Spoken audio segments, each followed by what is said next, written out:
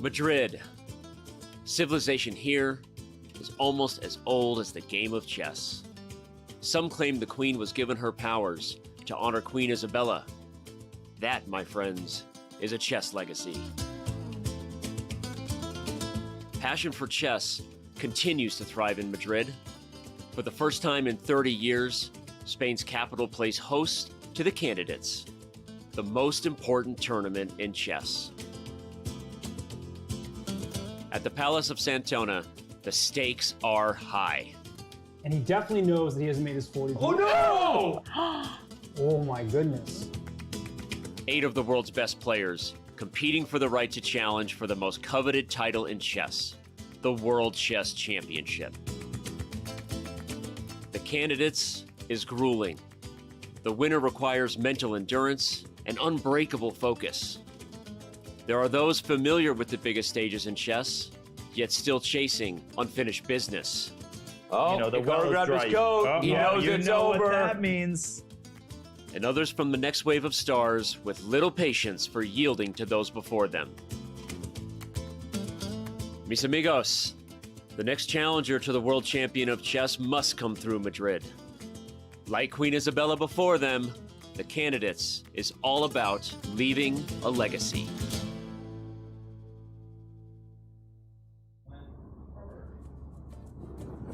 Mis amigos, welcome to round 11, 2022 FIDE Candidates. We see our friends of chess walking down the streets, coming to the venue. It's a bright, beautiful day here in Madrid. We see the Spanish commentator team getting set, fans getting their autographs as they will commentate the action that will unfold here at the Palacio de Santonia. The players not quite at their seats just yet. Liren's smaller chair is there, but he's playing quite well.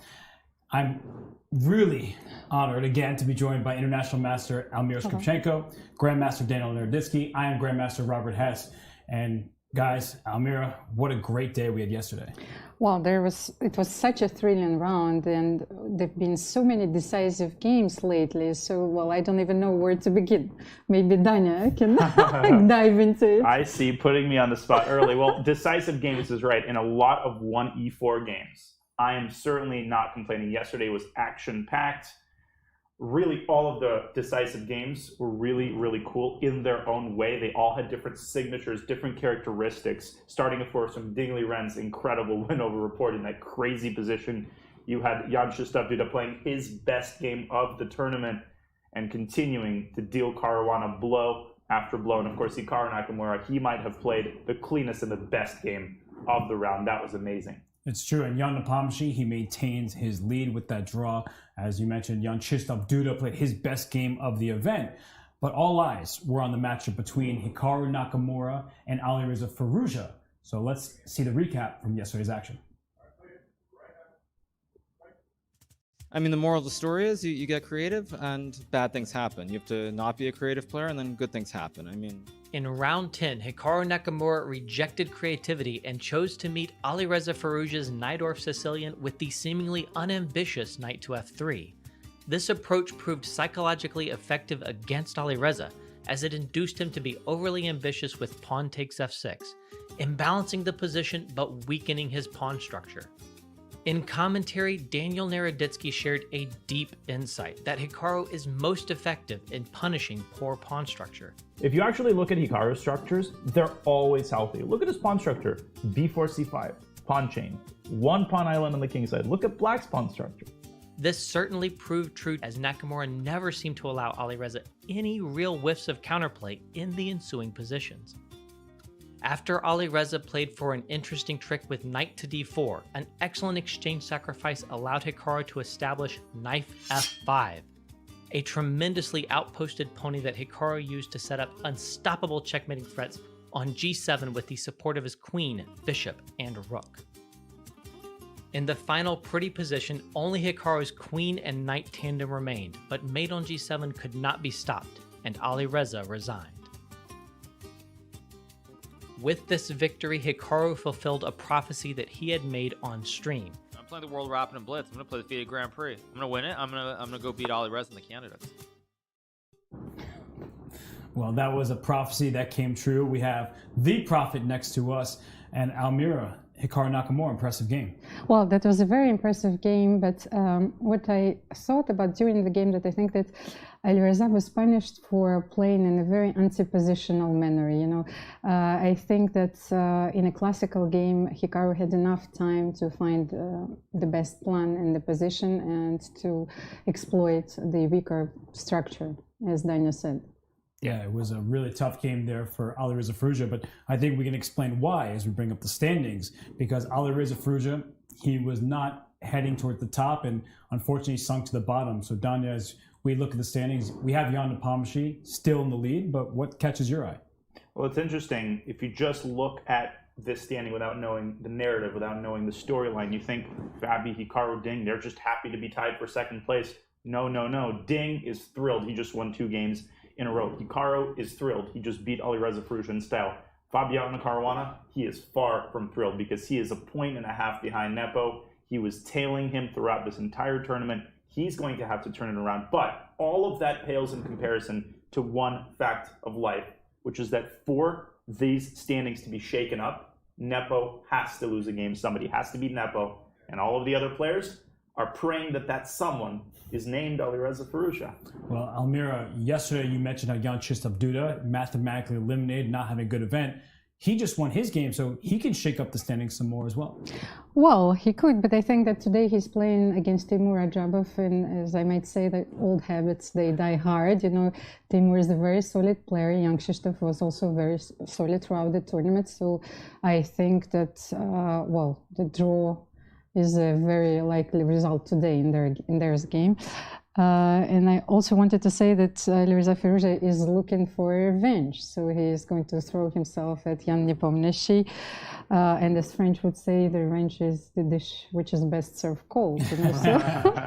Well, we will bring up the pairings in a bit, but before we do, we talked to Liren in the studio yesterday. He's a player now tied in second place. We asked him about his ambitions and what kind of risks he would take against Fabiano Caruana. Here is that interview. Depends on the position. He must came very well prepared like before. So the most important part, I think, is the opening. I need to handle the pressure he gave me. Then if I have some chance, of course, I pray for a win. Magnus Carlsen, of course, said that he wanted to play Alireza Firouzja. Alireza, not the top of the standings. Do you feel like second place? I know you came to the tournament wanting first, but do you feel like you're now right and tied for second place? Is that something you've been thinking about? Yes. Now I'm already tied for second place with Hikaru and Fabi. Yeah, I think we are fighting for the second place. We heard Ding Liren's thoughts. He knows that second place could be important. Usually second equals last at the candidates, but in this particular one with the storyline of Magnus Carlsen potentially declining a world championship match, second place could find their way in a championship match. And well, speaking of matches, today we have 4 great ones in store for us. Almira, we have Hikaru Nakamura taking on Richard Rapport. That should be a good one. Well, Richard Rapport is facing a very inspired Hikaru Nakamura because he's playing his second game with white pieces. He won yesterday, so he's certainly going to press today and to win another game, and Richard lost 2 games in a row.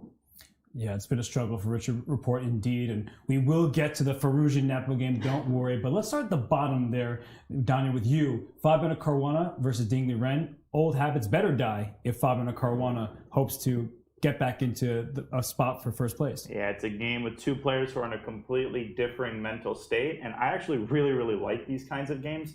Fabi, he's in a tailspin. Second half of the tournament has gone terribly. He's gotten half a point out of 3 games. Ding, he won 2 games in a row, both of them excellent. He's happy. He's happy to be in second place. He is looking to score the trifecta.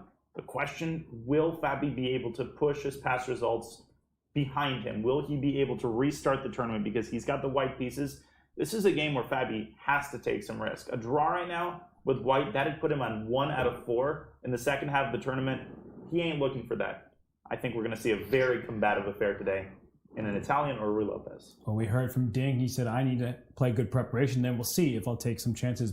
But Almir, a player who won his first game in 3 years of classical chess, Timur Rajabov, he has the white pieces against someone who definitely takes chances in Jan-Krzysztof Duda. Well, Jan-Krzysztof Duda won yesterday against Fabiano Caruana, and in somewhat what I might call one-sided game. He played almost perfectly yesterday, but he is black against Timur Rajabov, and as you can see, they haven't played so many classical games, and they made 2 draws, so I expect like a very calm game today. Okay, and well, all eyes will certainly be on the matchup between Alireza Firouzja and Jan Nepomniachtchi, just like all eyes were on a certain bullet match last night between Danya and Alireza. So, Danya, I think you'll have the most thoughts as you played the most games against Alireza out of anyone in recent times. Well, I'll qualify by saying that I think I know Alireza the best of everyone. Caveat asterisk in 30-second chess. But you know, Alireza has been really, really struggling. We've talked a lot about the fact that this is his first candidates tournament. He just doesn't have that much experience with these opponents. The nerves, the anxiety, it might be getting to him. You know what? Maybe a little change of scenery, maybe a little steam, blowing off some steam, doing something a little lighter, taking it a little bit less seriously. Maybe that'll pay off. Maybe that's what he needs just to take some of the stress off and play his best chess, because his problems haven't really been in the opening. They've been with his decision-making as a whole. Yesterday, of course, G takes F6. It's not about him not knowing theory. It's about him getting in his own head and making uncharacteristically poor decisions. Let's see if that little nighttime session will do him good today. And Almira, I mean, Donnie mentions blowing off some steam, relaxing, but he's lost 2 games in a row to Jan Nepomniachtchi in the first half of the candidates and before that in the Grand Chess Tour event. So on one hand, maybe he's relaxed, but when you lose 2 games in a row to somebody, doesn't that kind of spark your motivation? Well, it certainly does, but on the other hand, it reminds me of one great movie that I like very much, The Cincinnati Kid, you know, and especially of the last scene where Steve McQueen is desperately trying to win something, you know, even if it's a game of head and tails, you know, so you have to understand what is his state of mind right now. I think he desperately needs to win, and he's especially against Jan Nepomniachtchi. Yeah, it's an opponent that we've said has a target on his back, but especially in this matchup where Jan has won consecutive games. The youngster, the teenager who's played bullet all night, he is going to look for a victory for sure. And, well, I mean, I guess now that we've highlighted the matchups, it's my turn to go through the games, pick my potential winners. I'm not going to start with this game. This game is too much to ask for. I'm going to start with Hikaru Nakamura versus Richard Rapport. And to put on my Danny cap to go here and vote, I am going to go with Hikaru Nakamura. I know his many fans out there would love to hear that, but I think that Hikaru Nakamura is so well prepared, such good form at this point in the tournament, and for Richard Rapport, he struggled at the opening many times with the black pieces. So I'm going with Hikaru. Wow. Oh my gosh. Like everybody is picking Hikaru to win. 38 to 617. Yes, only 38 people have picked Richard Rapport, and now it's counting, 622 and going up for Hikaru. In this matchup between Alireza Firouzja and Jan Nepomniachtchi, it's a result that everybody in the world not named Jan Nepomniachtchi will like to hear. I'm going with Alireza. I do think that his hyper bullet session with our Daniel Naroditsky will serve him well. I think it'll help him relax. And I also think, like Hikaru said, that playing many games, it has you seeing tactics. So I think this will help Alireza Firouzja. So Jan Nepomniachtchi has not lost a game. This will be his first loss. Going to the next one between Rajabov and Duda. Jan-Krzysztof Duda showed great form yesterday, but I think the ultra solid team of Rajabov, this game is going to end in a draw. And last, but certainly not least, we have Fabiano Caruana with the white pieces against world number 2 and China number 1, Ding Liren.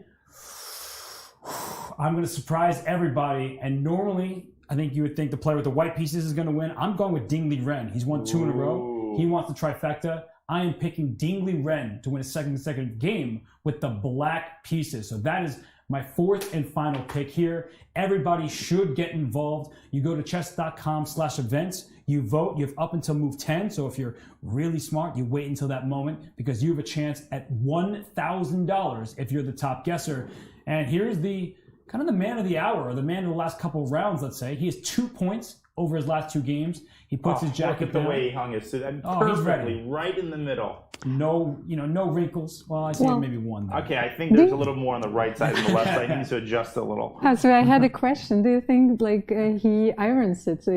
Do chess players iron their shirts or t-shirts? I am a chess player, and I can only speak for myself. I do like to iron my clothing. It's nice to look fresh, even though nobody gives me credit for it, Danny and Fabiano. But it is, I think, something that players, increasingly so, like to look sharp at the board. Well, I certainly think that Ding has the wind in its sails, as we can say, and he's feeling more confident. And especially during yesterday's interview, well, he shared with us that he used this opening idea, which he had in store for a while, and which was very useful against Richard's report. So his opening preparation is working. I think Ding Liren has been playing excellent chess ever since that first round loss to Jan Napomnishi. Maybe even the best chess of the tournament. It sounds very strange to say that because Jan Napomnishi is a point and a half ahead. But Ding Liren, yesterday we were talking about what ifs. He probably has spoiled the most chances, Danya. Yeah, and I wanted to make a point on a slightly different topic. What I'm really curious about is going to be Fabiano's preparation, because Ding with the black piece against 1e4 might be the most predictable player in the tournament. He is an e5 player. Now I'm going to say all of this and then he's going to play the Caro-Kann. So just you wait. But 99% of the time he plays e5. He plays usually the same systems within the Ruy Lopez and the Italian. He has an absolutely unbreakable repertoire. But we're talking here about Fabiano Caruana.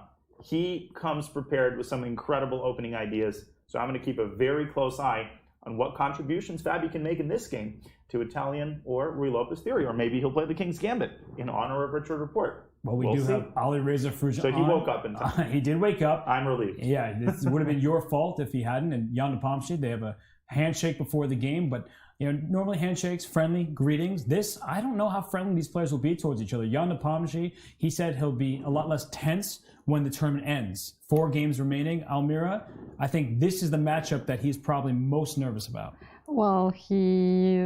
Well, and as you can see, he immediately went away from the chessboard. It's like you can feel the breath of your opponent, so it's extremely violent, this feeling. So I think that he's extremely nervous. And if you can feel his breath, I hope he brushed his teeth, because that would be better for all. And Richard Report, well, it would be better for all if he plays in every single tournament, because he is such an electric player. Not going his way. He has lost 3 of his last 4 games. He had a win in there, but still, he is on a bit of a losing streak. He will hope not to tilt, and he unfortunately has a player that Danya said yesterday, Hikaru Nakamura, when he gets a slightly better pawn structure, he knows how to maximize it. So Danya, I mean, we see report at the board, he's there first, although we did see Hikaru enter the playing hall. That coffee maybe is going to be Hikaru's juice.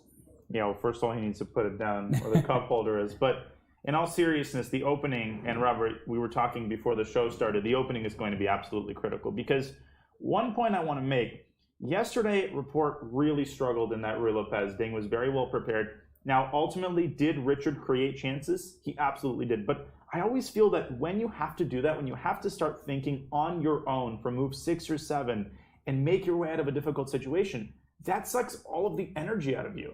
And then when the position becomes really tense, when you get a complex middle game, your well-prepared opponent has all of that energy and time to expend on playing the middle game well.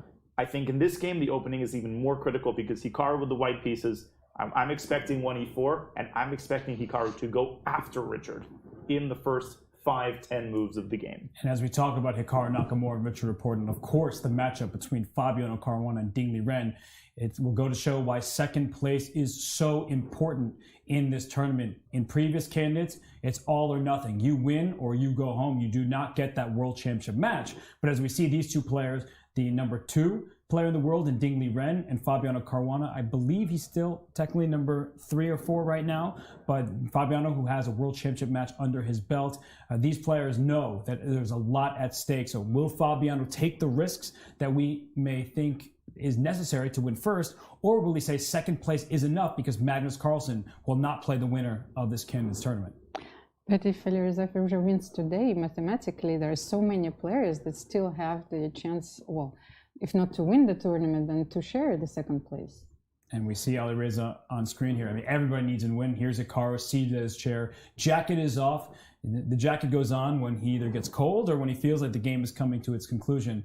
But you know that this is an important game for the most popular chess content creator on the planet, the biggest Twitch streamer for chess. And we see Jan-Krzysztof, I believe the last player to enter the tournament hall, but somebody who has jumped out of last place by himself into a tie with a couple others. And our first move of the day will be played by former Real Madrid striker Pedro Miyatovic. He scored the only goal in Champions League final in 1998 versus Juventus. And amongst these players, they hope to score the only goal, the only decisive game of this round, because they need Jan Napomnishi not to score. And for players like Liren, Fabiano Caruana, and Hikaru Nakamura, they need to get a victory. And as we await the start of the clocks on the first moves, I read an interview a while ago, I think with Wesley, where he mentioned that the most unpleasant games come when you're leading the tournament and you're playing somebody with nothing to lose. Alireza has nothing to lose right now. He's probably not going to come in first, probably not going to come in second, although, hey, if he wins all of his remaining games, never say never, and you can see him adopting a pensive pose there, maybe taking a little last-second nap. But Jan, Almira, you pointed out that he's nervous. It was clear even in the interview yesterday that the thing that he's most relieved about is that there's only 4 games left. Jan is nervous. Alireza has to try to exploit that and wage warfare on and off the board psychologically as well as with his pieces. And I think we all know how difficult it is to make a draw when you need it, and especially if you play for a draw in a very obvious manner. So what do you think, Robert, Danya? Is he going for his usual Petrov? And here we see the former Real Madrid striker, Miyatovic. Again, he scored the only goal in the Champions League final in 1998 versus Juventus. So he's a winner, and he hopes, and this is Alireza Firouzja, that his touch will be good enough to allow Firouzja to win this game against Jan Napomnishi. Alireza just wants the clocks to be started. We're about to find out if this will be a Petrov. Yeah, because they have to make... The ceremonial first move isn't actually the official first move of the game. No, it's not. You retract the move, the clocks are started, and there have been cases of the wrong move being made by the illustrious guest. And once again, a lot of 1e4s to kick off round 11. That's been played the majority of the time here in Madrid, which is where we commentate from. And that is Rey Enigma. If I recognize that outfit, unless it's someone posing as Rey Enigma, because all you need to do is put on that costume and I'll think it's Rey every single time. Mm-hmm. Yeah, no, it's definitely Rey Enigma. If there was an imposter, they'd be shooed out of the playing hall pretty quickly. Although you wouldn't know it's an imposter, right? Because it's an Enigma. And as we see in the top right-hand side of the screen between Firouzja and Jan Napomnishi, predictions have come true. That is a Petrov. And we see c4 played after the Black Knight jump in the center, capturing a pawn. In the top left, Hikaru Nakamura versus Richard Rapport. No move from Rapport. And that's not because he doesn't know what to do. We've seen this from him. It's a little bit of psychological play as he does put the pawn to c5. But he's the player who doesn't play instantly in the opening. Well, he certainly doesn't, but it's also... I have a feeling that sometimes he simply comes and he decides over the board, should I play the Caro-Kann or the Sicilian, or I played a game against him which started with e4, knight f6, e5, knight g8. So anything is possible in Richard's case. Wow, I mean, we went back to Firouzja and Nepo there, and look at Jan's face. He's a little bit of surprise. He knows his knight has to move in the top right, and he brings it back to f6. But it's an interesting line, so I'm going to bring up that game. We will get to all 4 games. We will not only focus on the game between Alireza and Jan Napomnishi, but the opening is quite interesting thus far. And these 2 pawns here on d4 and c4, we can go back, we'll analyze, see how we got here. But when we get to the live position, I'm sure we'll talk about how white has more advanced pawns, even though black is ahead in development with the 2 minor pieces. Yeah, this is sort of always been considered a second-rate move. c4 has been around for a while. This is not a novelty.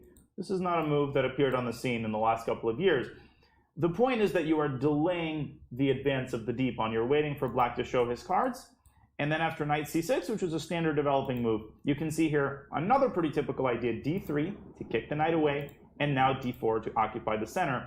And Robert, you can correct me if I'm wrong, but to me, and I don't know much about these lines, the instinctual reaction for black is to push the d pawn to d5, right? Contesting the center, And there's a high probability that you'll get an isolated queen pawn situation if white trades on d5 or black takes on c4. Well, I think that we should point out also the idea that white plays c4 to avoid the symmetrical type of structures in the center. If you, he avoids the lines with d4 and d5. And Robert, if you can come back like at the beginning, e4, just e4, Okay. for example, and try e6 here, d4, d5. Okay. So the exchange French, take on d5, knight f3, knight c6, knight f6, sorry, Yep. and c4.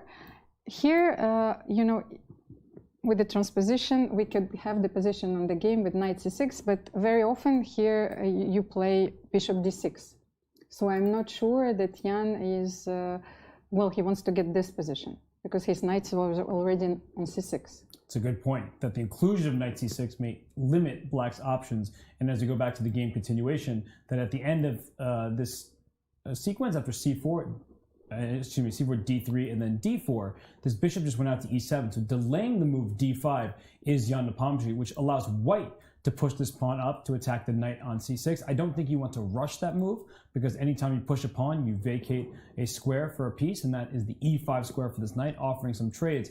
But Danya, what do you make of this opening choice from Alireza? He played it quickly, he played it confidently, and we're in rare territory. I like it. He just decided to get a position, a relatively quiet position, where both players have the room to be themselves, and a situation where the better player will win.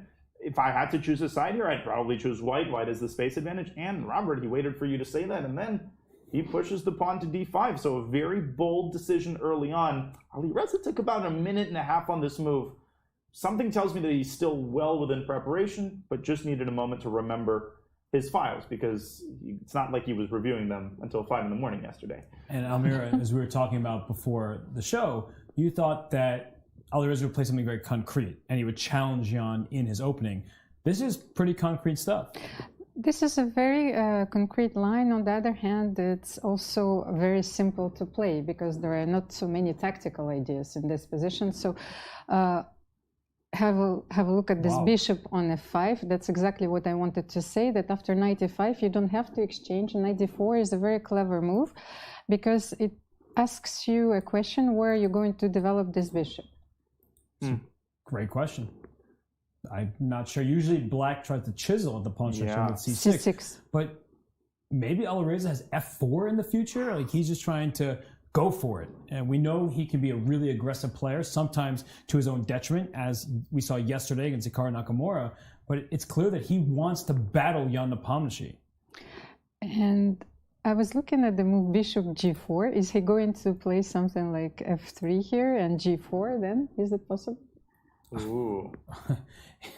I don't think he needs to be asked twice to choose some kind of adventurous line. I guess the good thing for white as well is the queen can always escape towards the other side of the board with queen to b3. So flexibility in this position for Alireza Firouzja, clearly not expected from Jan Nepomniachtchi. We brought him up on camera here. He's sipping that tea, but he's also about to spend some time trying to figure things out. Yeah, I don't think Jan is too concerned here, because I think it's worthwhile sometimes to ask, well, what's the worst case scenario? Let's say Jan just kind of develops his pieces normally. How bad could it possibly get? Well, the worst case scenario is that white's going to be slightly better. If Jan castles here, for example, and I do like the move c7, c6, not delaying, not procrastinating, and trying to cut into, as you said, chisel at white center immediately before white has completed his development. But let's say that Jan pushes that aside and he castles instead. Alireza is going to develop his knight to c3, his light squared bishop to e2, and he's going to castle. And the worst case scenario for black is that he gets a little bit cramped,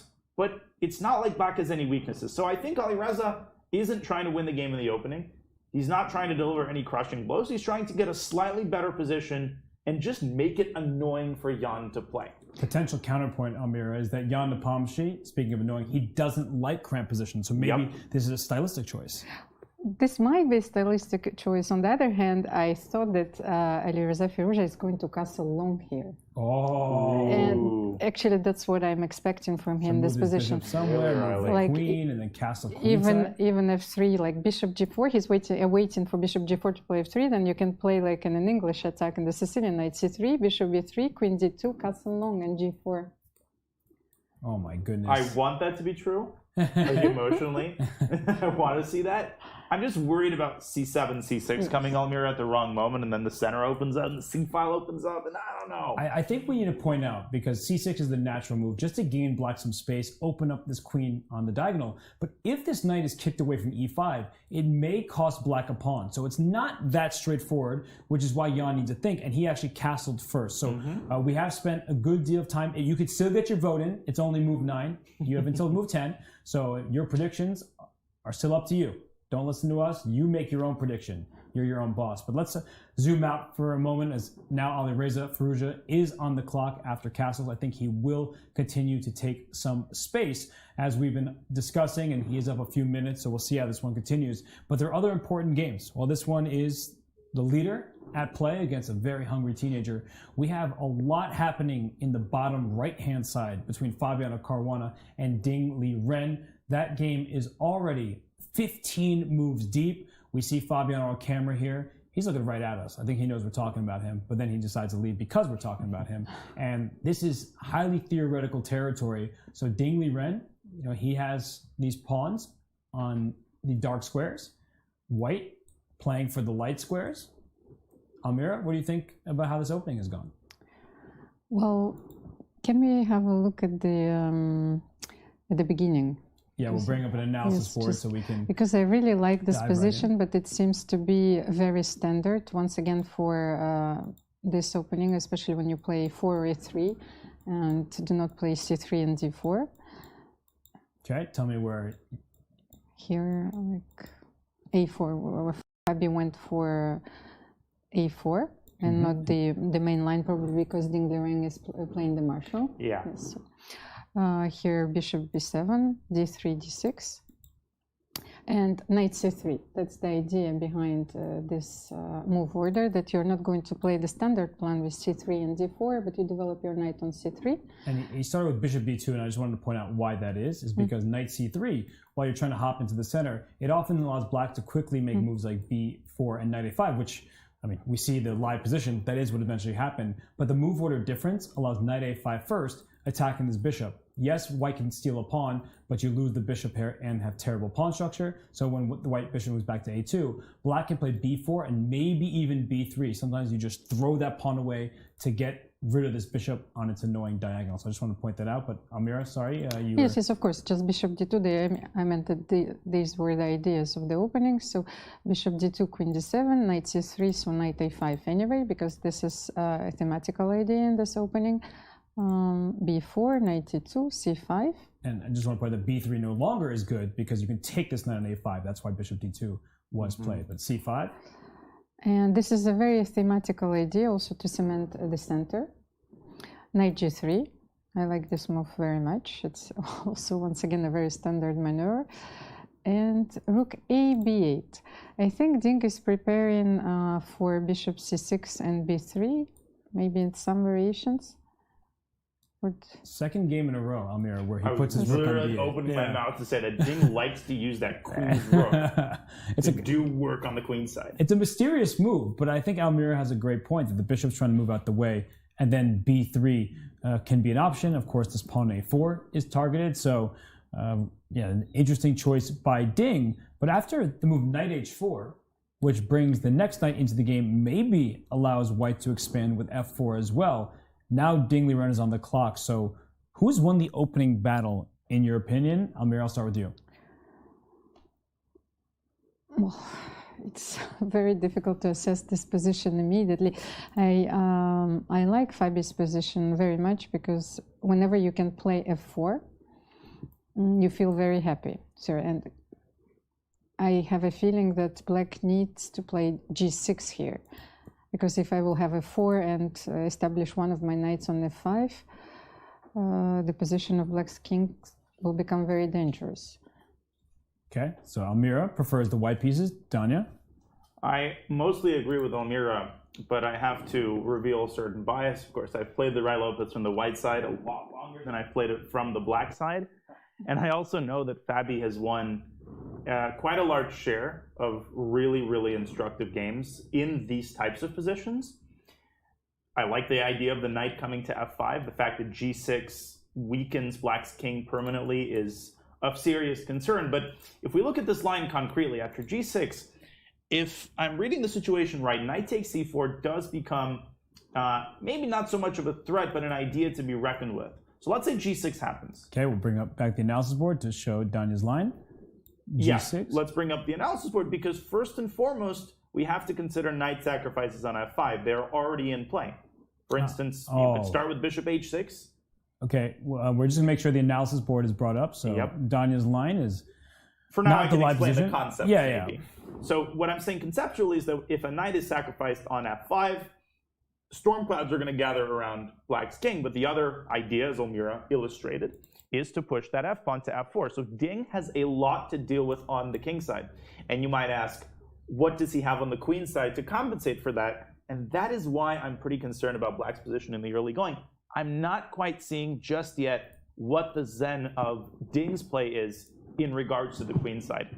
The idea of moving the bishop out from b7 and then going b3, well, there's always going to be that problem of the knight on a5 being hanging. So we'll see. We'll see. The eval bar doesn't seem concerned in the least, but in the early going, I like what Fabi has chosen here. I have to show your sacrifice with you. You could start with bishop h6 or not, but let's say this rook moves away and the knight comes to f5. So most people think, what are you doing? You're giving away a knight for just a pawn. But that's not just any pawn. After g takes f5, then we just take back, and you see the evaluation bar immediately go sky high because the plan is simple. Queen f3, queen g3, queen g7 with checkmate. Can we have that knife symbol? The knife sound again. Make that sound. The knife on f5, the bishop, which is kind of playing archery from back there towards the enemy king as well. And the plan is so straightforward for white. So there's nothing that black can do to hold on here without pieces defending the king. So your knight f5 sacrifice, it's a viable option.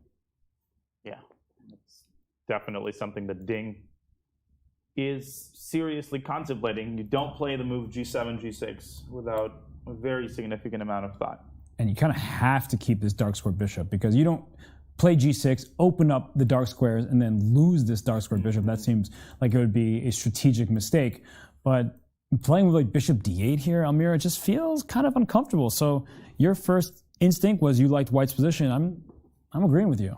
And also I wanted to show that if in this position you can also play bishop f8, let's say. But even this, after bishop f8, let's say rook f8, there's a simple idea like queen d2 might win immediately on the spot. I don't know, like if it is tactically justified, but and then king h8, yes, the only move probably here. Yeah, you probably have to go here, and this queen is coming up. It doesn't lead to immediate checkmate, but with this bishop still aiming this way and the queen coming in, it is starting to feel uncomfortable, isn't it?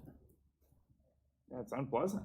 This is not fun, and Ding has to be very careful in the next 4 or 5 moves. I don't think there's any objective reason for concern yet, but these ideas like knight f5 and bishop h6, Fabi, he knows these positions so well, and I know that Ding knows that, and I think for that reason, he's taking extra care not to let the situation get out of control early.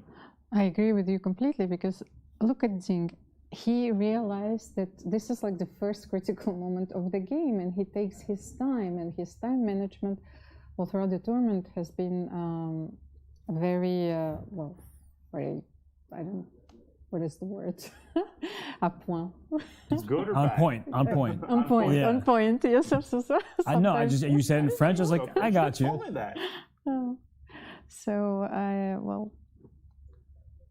And he plays g6 though, so I think Amir, I get what you're saying because we saw him go down on the clock against Hikaru Nakamura, and he understands those moments when he has to think. All right, this was a critical moment because if he doesn't play g6 and the knight just gets an f5 without eventually being kicked out of there, that could be a problem. So Ding Liren has already made 15 moves. Now Fabiano made his 16th, and he will have time remaining after spending an hour or so over the next bunch of moves. But it feels like Ding Liren, he's really a believer in his openings. Well, he doesn't I think we need to point one other thing out. Go for it. Which is that Fabi might still be in his preparation. The speed with which you played bishop h6, again, not a move that you play instantly unless you're familiar with the position. And if he plays knight hf5 right now, within like a minute, I'd be even more concerned for Ding, because that would mean he's still in his preparation upon sacrificing his knight. That's never fun to deal with. But you're absolutely right. Ding believes in the overall health of his position. He believes that he can manage even if he gets out-prepared in any particular game. And just judging by, honestly, how little time he spent, because the lines we were just looking at, they seem very scary for the black king. So you don't make these decisions lightly to push pawns where your king is. So g6, a move that he thought about, he just simply slides his rook over, and Fabiano plays knight h to f5. Within a minute. Okay, Ding Liren now on the clock, and this is a really, really big moment, because I think the natural temptation, oh my gosh, he's just Ding so also good. in his prep? He's so good, because I'm going to show us on the analysis board. I think the natural temptation was to bring the bishop back to f8, but the problem with bishop f8 is bishop to g5, and this knight has nowhere to go. It's not something you see very regularly, and not only does this knight have nowhere to go, so you have to protect it, knight h6 check will be an annoying threat with this bishop aiming at the f7 pawn, and you have to give up that dark square bishop. Your king side will be in trouble for the rest of the game. So bishop d8, going away from your king, it actually keeps your king safer in the long run, because you get to help control your own dark squares by leaving this bishop on the board. Wow. This is really fascinating. I'm just processing all of this. And I'm so interested to see when each of the players is actually going to exit their preparation. Elmira, go ahead. Well, I was thinking, how should we continue here? Like if we were in Fabi's shoes, maybe queen d2. Okay. And f4 next, or... And I guess for Ding Liren, he has this choice of bishop c6. We mentioned that a few times. You could even consider d5, right? Trying to blast open the center, because white's attention is firmly on the king side. And something we've talked about in previous rounds and is important to reinforce is that when somebody is attacking you on a flank, in this case the king side, you can often combat that pressure by playing in the center, distracting white's forces. And what? Knight g7. Knight g7. De-encountering the knight, but attacking the rook. So rook e7 or rook f8 is the big question here for black. This move actually makes sense to me, Robert. Yeah, but if I move my rook, are you going to bring your knight right back? No, knight g3, f5? Maybe the other knight's f5. Elmira's right. Oh, if I go this way, you bring... Or you do queen f3 because your knight's not protected here. Contact between the bishop on d8 and the knight on f6 has been severed. But queen f3, knight g4. Wait, so right here? Rook e7, queen f3, knight g4. There must be some sort of a tactic here. No, but that's why I wanted to play knight 3 f5, so you don't have this move, knight g4. But even here, knight f5 looks incredibly strong. I don't know which, probably this one, because in many variations the king would be attacking this knight, and you still can't take here because your king is ripped open. No, it's important to put the rook on f8. You need the services of the bishop on d8. You need that bishop to operate at its full potential. It's just kind of uncomfortable to put the rook in line with the bishop, but you're right, rook f8 seems to hold the balance, and we could see a draw by repetition. This would be force black probably to bring the rook back to e8, and the knight going on a wheel from g7 to f5, the rook sliding back and forth between e8 and f8. Wow, that would be a shocking turn of events. No, it's impossible. I would still prefer to play Danya's move h3, which he predicted yesterday in Hikaru's game. So here like knight g7, rook f8, and then h3. Okay. If you want to play knight g4, I will simply deprive you of any counterplay. What a position. A knight on g7? You almost never see that. I mean, I can probably count on one hand, especially in a Ruy Lopez like this. This is nuts. And that knight is actually quite safe. The reason it's safe is because the bishop on h6 is safe. Right. And the reason the bishop is safe is because of the pawn that we just put on h3 to stop knight g4. So the big question right now is maybe Fabi went for this line in the hopes, and this happens at the high level. You go for a line, and you know that there's an equalizing response. But what you say is, if my opponent finds 5-7 accurate moves in a row, I'm going to give them the draw. Otherwise, I'm going to get a big advantage. I'm taking a gamble. Maybe Fabi's doing that, but Almira, maybe you're right, and Fabi just wants a very complicated position. He's going to play a slow move in response to rook f8. What I was thinking is that do we have time for a slow move in this position? We know that b3 is a typical idea, even if we sacrifice a pawn. For example, if black plays b3, c takes b3, and knight c6, what should we do? Sacrifice this pawn once again and play b4 to open our bishop? It's a really big decision there because, yeah, this bishop is not much of a bishop with a pawn in the way, but playing b4 also has some risks because. Hi, everyone. I'm sorry, but we're A better pawn structure. Hi, everyone. That Ding Liren moved quickly, and we should remind everybody, as we catch up to the live board here with rook f8, he plays the accurate move, that Ding Liren has a pretty monster score against Fabiano Caruana throughout their history. Fabiano has beaten him just a couple of times, whereas Ding, I know some of the games were from childhood, but Ding Liren has beaten him much more often. So it's I wonder if that weighs on Fabiano. But you say childhood, and Almira, you are the Fabi whisperer. He plays h3. But just to complete the thought really quickly, a couple of days ago I was analyzing an opening, and I look at the games list, and there was a Fabi game from 2009 or something, and I was like, God, that game doesn't count. Then I looked at his rating. He's like 2680. Yeah. I'm like, 2009, that was 13 years ago. These guys have been GMs forever. But h3, amazing. Well, the same is true for Richard Rapport. We showed his game yesterday, and we said like it was played 8 years ago. And he was over 2,700. And he's over 2,700. It's like how strong they were when they were young. Yeah, no, I mean, we still got to count those games as we see their head-to-head history, how they match up against each other. We see that there are 5 wins for Ding Liren, 2 for Fabiano. They are the same age. And so those first couple games, those first couple wins for Ding Liren happened in these world youth events when they were young teenagers or maybe not even in their teens. But still, Ding Liren, 2806. We know that he's the #1 player from China, #2 player in the world, playing in his 3rd Candidates Tournament. But maybe the most interesting stat of all is that last one where Fabiano has beaten Magnus 5 times, and Ding Liren, despite being the next up in the rating list, has never taken down Magnus in classical chess. By the way, I wanted to bring up the topic of the tie breaks, because we know that, for example, if those 2 players will share for the 2nd place, how are we going to decide? Because there are tie breaks which, well, in the regulations, which are supposed to be in case of the tie, the 1st place. But how are we going to decide who is 2nd?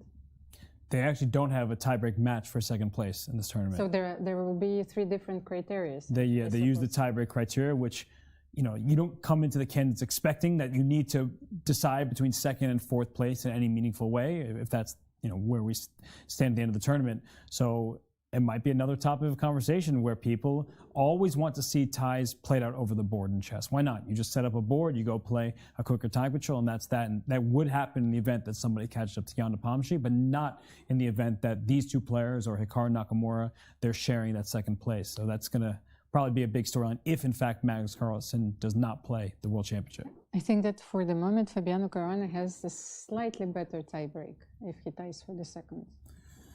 Oh, Fabiano, then he should be happy about that, but the last 3 rounds have not gone his way, so I'm guessing he's not thinking about tie breaks just yet, but it is something that we'll need to keep an eye on.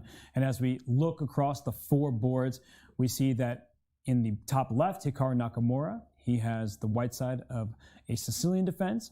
In the bottom left, we have Rajabov and Duda. They're playing a battle in the center with the d4 pawns and c5 pawns staring at each other. And at the top right, by the way, the c6 and take on d5 has happened, as has your move Almira f3, clearly not trying to trade light square bishops. But let's go to that game between Hikaru Nakamura and Richard Rapport. Nakamura enters the day tied for 2nd place. And, well, these types of positions extremely I wonder what opening this was. Definitely wasn't a Sicilian, not at all. But as a standard in many Sicilians, the d5 square is white's for the taking, but black has this dark square bishop unopposed on the diagonals, but staring into thin air. They're playing one of my favorite openings, the Yeah? Sveshnikov Sicilian. Oh, Yes, okay. like I was playing it for so many years, and makes me very happy that it became once again very popular recently. But Hikaru has chosen a very solid line once again. So he's saying, okay, let's get at me. Yeah. He's inviting Richard for a dance. And we could show how we got here. We'll bring up the analysis board to start from the beginning, where we had a Sicilian. We saw Richard play that move. And Richard has, by the way, played knight c6 very often in this event and others. And we see the quick move e5. So this is a committal choice. We saw in the game between Hikaru and Alireza, the knight went back to f3, but that was a slightly different position. And that's important because white can take advantage of the fact that d6 square is currently available to his pieces. Although, Robert, may I interrupt you for just a second? The reason Hikaru took some time instead of knight db5, which for decades was considered the only move, recently the ridiculous-looking move knight de2 has been making appearances at the highest level, followed by knight g3. So I feel like Hikaru may have thought about taking this onto an offbeat path, but then thought better of it and decided to go down the more conventional Sveshnikov path. Right. Go on. So he says, let's go knight to b5. d6 play to make sure that knight isn't going in there, which would force black to give up that dark square bishop. Bishop g5. This is all well-known theory.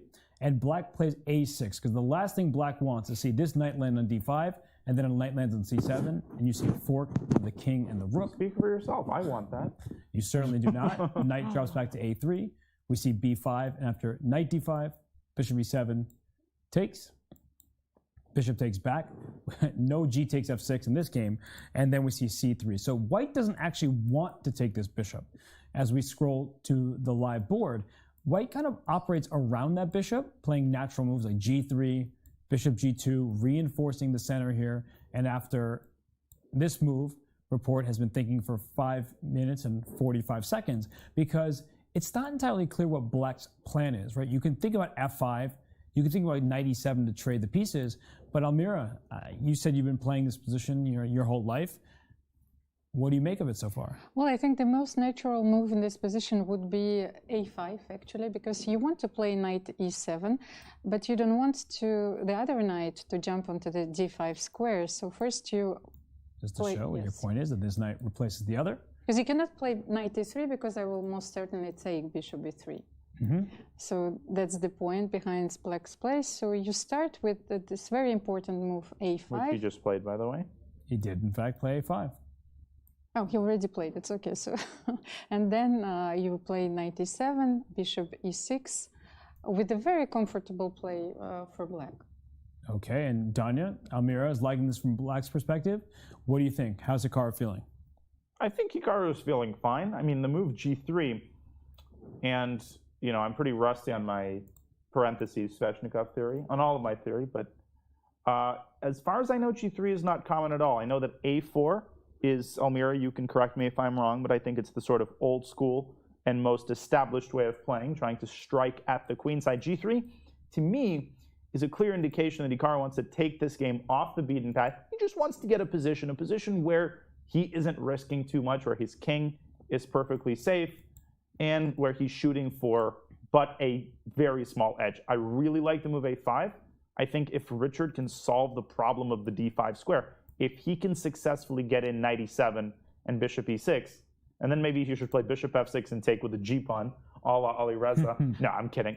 But if he can solve the problem of the d5 square, he'll be completely fine, and his pawn structure is totally and completely healthy. I like the way it's looking for him so far. Position is equal, I think. And Hikaru spent more time, so that leads me to believe he wasn't expecting this today or wasn't as well prepared in this opening as he was in others. And if we're honest about yesterday's game, and Hikaru himself said this, he had no advantage after the first dozen or so moves. It was only until Alireza took it upon himself to make things complicated, unnecessarily so. So maybe he's relying on that again, Almira, where he's saying Richard likes spicy chess. He doesn't want a positional battle. He's going to throw his piece at me at some point, and I can take advantage of him overstepping. Exactly, that's what I meant, that he's inviting him for a dance, maybe for a dance flamenco, who knows. But I wanted to underline that Hikaru has a very healthy position. So Yes.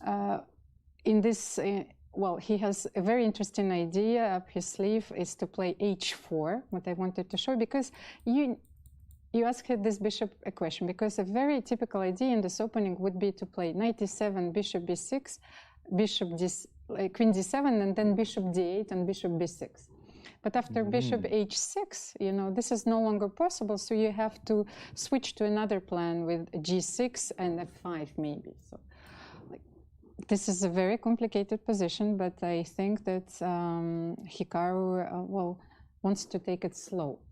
And the good thing for Hikaru is he has like 5 different moves that all keep the status quo, which maintains the evaluation bar where it sits. But I like what you were saying, that Black's plan is actually quite clear. Knight e7, bishop e6. And so oftentimes people play this move bishop h3. And it says that Black's has a bit of advantage after bishop takes e3 and rook takes h3. And the reason why is Almira's move a5. Without this move, let's say this knight came to e7, don't take my knight. We're going to pretend you can't take my knight on b4, okay? I know the evaluation bar is going to go down, but if you can't take my knight and have to take this one instead, this is like the worst possible scenario. And this is the player who's playing the white side of the Sicilian's dreams. Playing as a dark square bishop, even if it was on e7, looking a little bit better, but the knight on d5 cannot be touched. It's on an outpost. So it doesn't look like Hikaru can establish that in this game. Not for the moment, but this is certainly your dream position. So maybe even if you trade a few rooks, so you can take with maybe a rook on d5.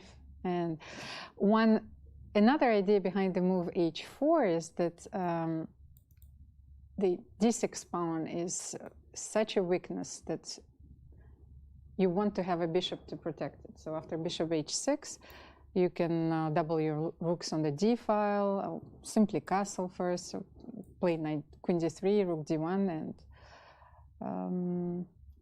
could be a bit unpleasant, although I still feel that the position is very balanced. It's such a good point, though, that the d6 pawn is behind that white knight on d5, so we don't always look at that. We just look at the square. That we love that d5 square, but a large reason why is because you can stop that pawn in its tracks and then go after it. And Hikaru decides to castle instead of playing h4 first.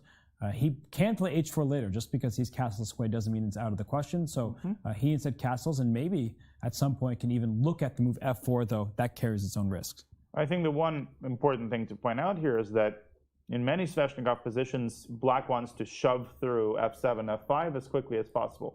I don't think this is one of those situations. I think this would fully justify the placement of Hikaru's bishop on g2.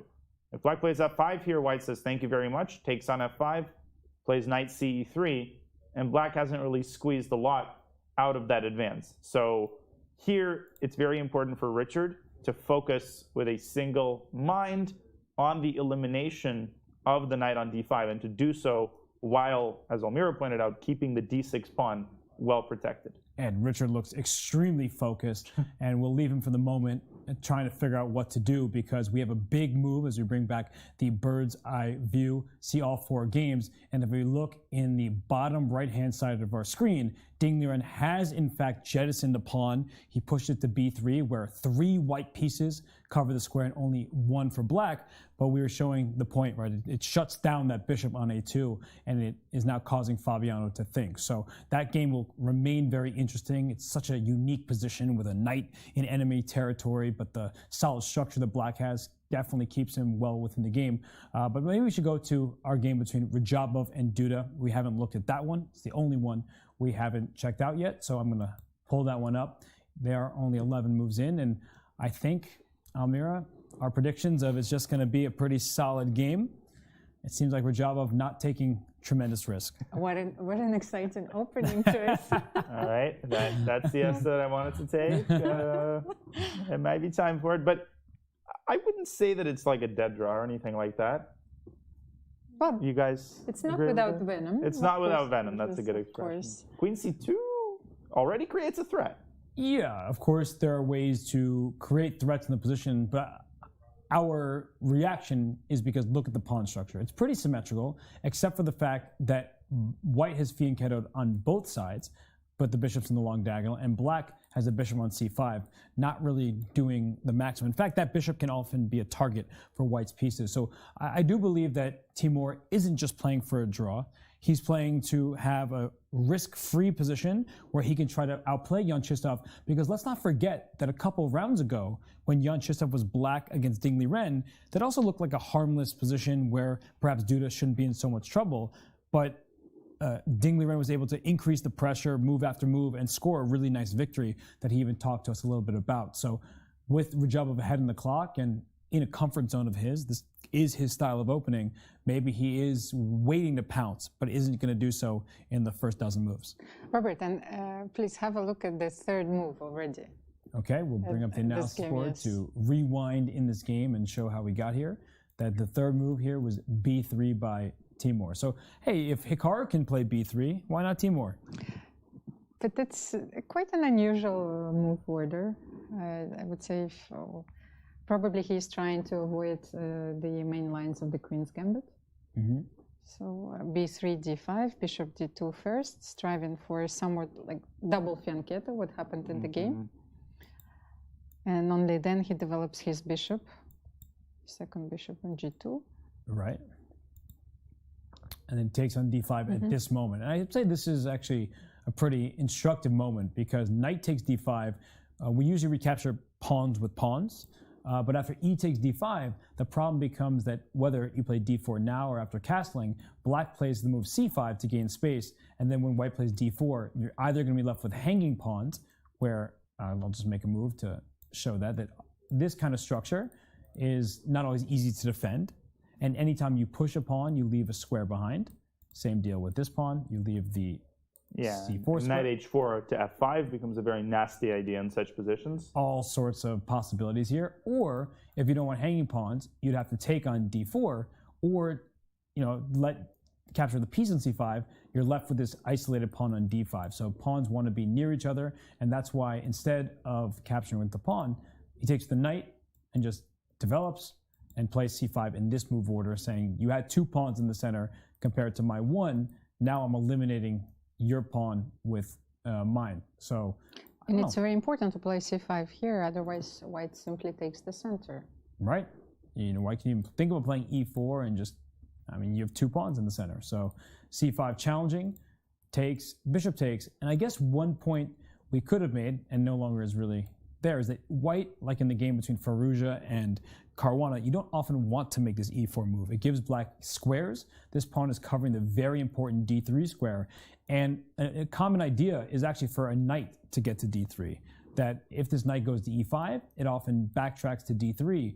And black's open file isn't going to amount to much with this queen on d8 trying to use it. So it's a really actually interesting kind of technical battle. It's not as clear as like, threatening checkmate but putting a knight on f5, things like that. But the nuances become extremely important. Well, I think this was a very important point about the knight on d3, because very often the two knights, if you would trade the bishops, are a little bit stronger than black's two knights. And what I think Timur tried to obtain against Ding here is somewhere more realistic. He would try to squeeze something out of the c6 square in a long-term battle. Yeah, that's important, right? Because there's no pawn that can defend that square, so that's a place where maybe a knight will go, or if we can kick this bishop out eventually, use it for a rook. And this bishop is just worse than the bishop on b2, right? That bishop has the entire length of the board. It's the best diagonal to be on, and so that's maybe going to keep Radjabov with a slight edge. But right now is Radjabov's move. He needs to prove it. That's the thing, is you can get an advantage, the computer can like your position, but if you don't actually create some threats, at some moment, black just neutralizes it and maintains the equality. So not the most exciting game yet, but I do believe that it could heat up in the future. And Timur is investing a significant amount of time in this position, precisely because I think he realizes that if Duda goes knight b to d7, and then rook c8, and then queen e7, all he really needs is like 3 or 4 moves, and he's completely consolidated. So the last thing I'll say is that queen c2 was a very appealing move to be initially, And maybe we could just very quickly show what threat it creates. If you play queen c2 and then random moves, such as a6, there is the incredibly nasty knight g5. And if bishop takes g2, the point is you have this crushing intermezzo, bishop takes f6, with a mate threat on h7. But the reason queen c2 isn't quite as good as it looks is because of the simple, I think, knight bd7. And when the knights are connected, the sting is taken out of any bishop takes f6 move. So knight g5 is no longer dangerous. And what's more is that the queen on c2 can be targeted. I'll let you finish showing the line. But the queen on c2 can be targeted by a black rook on c8. And so Timur has decided to delay that move in favor of preparing a queenside expansion with a3. I like that approach. And we will see if Jan-Krzysztof manages to complete the neutralization of any small edge that Timur might still have in the next couple of moves. And we saw Jan-Krzysztof play an a5 type of move against Ding Liren, but that comes with consequences. After you move the pawn to a5, the b5 square often can become white for the taking, and this b6 pawn will be a target if this bishop ever had to leave. So it's a big moment as well for Jan-Krzysztof. He will have to make a concession, either with the bishop forced back or with his pawn going forward, but leaving squares behind. But we will leave this one behind just for the moment. We won't lose sight of it completely. We have to pay attention to all of these fantastic players. But I mean, we have to have our eyes set on Alireza Firouzja's clock against Jan Napomnishi. The board is interesting, but the clock, he's up 20 minutes against perhaps the fastest player in the game. How many games have you played yesterday? How many games did we play? Exactly 250. Oh my gosh. But they were 30-second games. Yeah, so but that's not as much as it sounds. It's a The ton. interesting thing is Alireza was playing exclusively d4 against me, so maybe he was suspicious of a certain Jan Napomnishi using those 30-second games to prepare. And here he doubles back and plays one e4. But the only other time, as far as I remember, that Jan was down a significant amount of time near the opening was against Fabiano Caruana.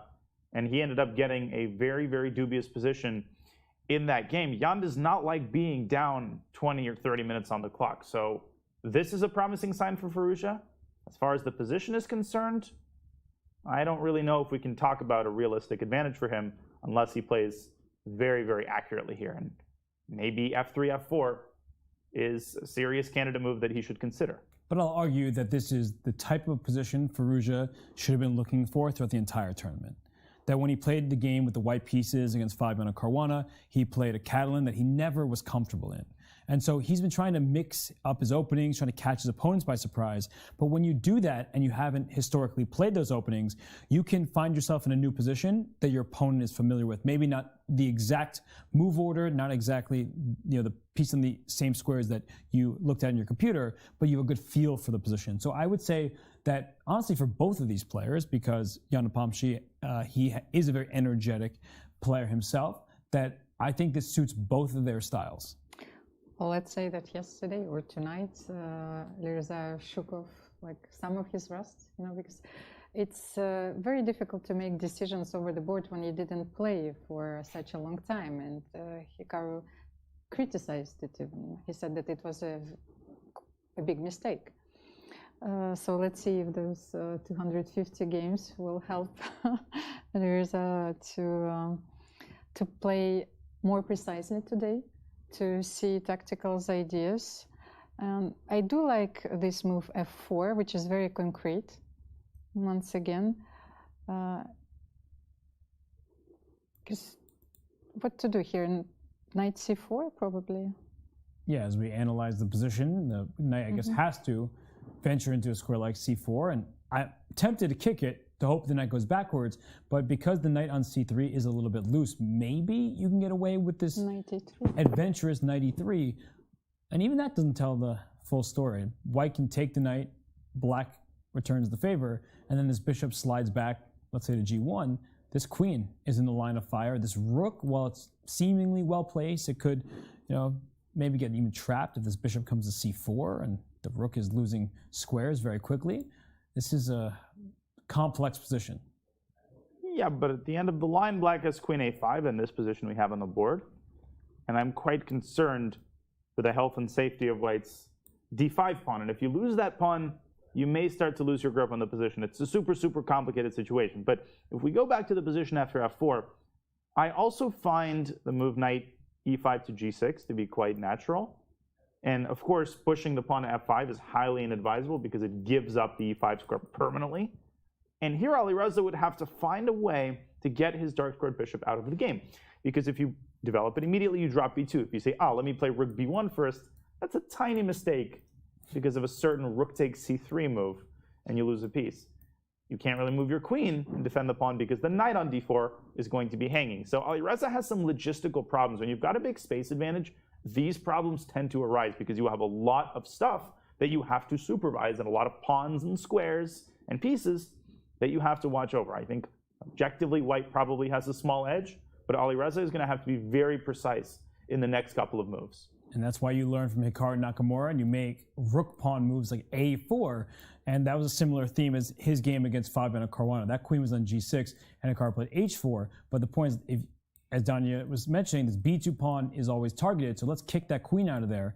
And if you make the move a5, you hand over the b5 square for the rest of the game. And white has two knights and a bishop that all would be happy to sit there. So yeah, it's a really fun position, honestly. This bishop on e7, not looking very good. Black's knights for the moment, they're fine, but they don't necessarily have the clearest future. But this d5 pawn, I think that's really one of the big storylines here, is that a pawn that has gone too far? No, it looks like, the Roman Empire, like with all its borders, right, which potentially could be attacked, from every side. Right, the Goths from c8 and the Visigoths from e8 and the Ostrogoths from b6. So white is having some trouble keeping his empire alive. I like that comparison by Elmira, and I think Alireza is doing the right thing, taking his first significant think in this position. It's not an easy one to figure out, to parse through all the details. And he wants to play f4 to kick that knight, but he is concerned about the knight going into c4. It's probably his first thought, and the knight going to g6, as you mentioned, also seems all right. But as we look at Alireza, the impact of a long night of hyper bullet chess, I can't quite tell if he's feeling exhausted or if he's feeling rejuvenated, because sometimes just 19, I slept 2-3 hours when I was 19 and felt completely fine. I could take 6 exams the next day and then play 3 classical games. Well, this is the candidates we're talking about, but it's no big deal. Yeah, for you it could be rejuvenating. For him, you could maybe see him have a little sleep in his eye. It depends on the occasion, but I do think my ultimate point was that having fun can often be the best form of preparation, because sometimes, and this is true of any discipline and from people I've spoken to, whether mathematicians or writers, that if you're just in the weeds nonstop and you're spending 14 hours a day doing that, there's something called writer's block, right? And sometimes you're just like, I'm not enjoying this. And so when you get that joy back, it can actually help you play even better, or whatever the other profession is, you do that better. I agree with you, but this is so different, once again, from what I've been taught to, Yeah. The model is completely different now than it was like 20, 30 years ago. So you wouldn't sacrifice everything on the altar of a chess game. So I think bringing the joy and the element of pleasure is very important when you do something even on such a high level. Yeah. And I have one last thing to add on that topic. I think there will definitely be people who hold it against, let's say, Alireza for quote-unquote not taking it seriously enough, or quote-unquote self-sabotaging the rest of his chances. He doesn't care because he knows he can't win the candidates. I think, to be completely frank, that's an absurd accusation. And I think none of us can possibly imagine the pressure that these players are under. We're literally in Madrid. We're like 100 feet from the players. We're breathing in the smoke of the tournament, and yet we still can't possibly imagine all of the influences, all of the pressure that these players have to deal with morning to night, from the moment they wake up and step into the shower to the moment they pull back the blanket at 6 a.m. and lie down for 5 hours of sleep before playing Nepo. So I don't think we need to always take everything so seriously. I think it's a given that all of these players want to win more than anything in the world, because this is what they do. They live and breathe chess. And like you said, sometimes having a little bit of fun, 2 hours of levity, 2 hours of just blowing off steam, sometimes that can be helpful. And, I think we should be We should relax. Well, I think the conversation would be different if Jan Nepomniachtchi was doing it. Oh yeah, Because that is true. all the seriousness that Alireza has been giving this tournament hasn't been working out.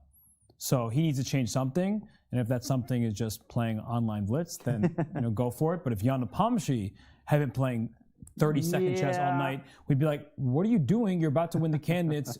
That's not good preparation. So I do think that it depends on the person. We have Alireza Firouzja on screen here. He's working hard at the chessboard. He will try to take down Jan Nepomniachtchi in what is a really interesting game with chances for both. And, well, he's going to be working for a while, so I think it's a perfect time for us to go on our first break of the day. But don't worry, we certainly will be back with all the coverage from the 11th round of the 2022 FIDE Candidates. And this tournament, it's ongoing, but we have many other great events, even when it concludes. We have the I Am Not a GM Speed Chess Championship. We have Eric Rosen, the Stalemate King, taking on James Canty III, who's been razor sharp in his battles recently. So that will be the finals of the I Am Not a GM Speed Chess Championship, Thursday, July 7th, 10:30 a.m. Pacific, 7:30 p.m. Central Eastern European? Central European, not Central Eastern. I'm on Eastern time in New York, so I have this in my head. Central European time, right here on Chess.com. We'll be back for more from the Palacio de Santonia in just a few.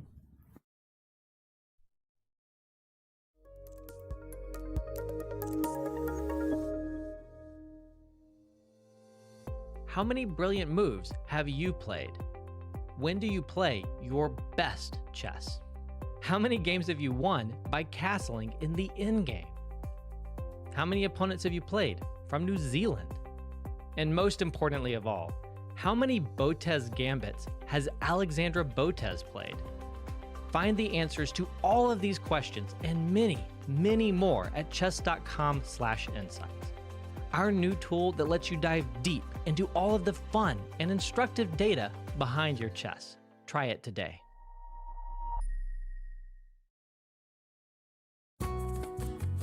El ajedrez puede ser jugado por todo el mundo y ese es el enfoque primordial de ajedrez con cabeza. Demostrar que todo el mundo, aunque no sepas nada de ajedrez, puede acercarse al ajedrez y disfrutar del ajedrez. Pues en este club ahora mismo hay 300 personas de socios. Entonces hay de todas las edades, de niños que van de los 4 años hasta señoras y señores que tienen 85.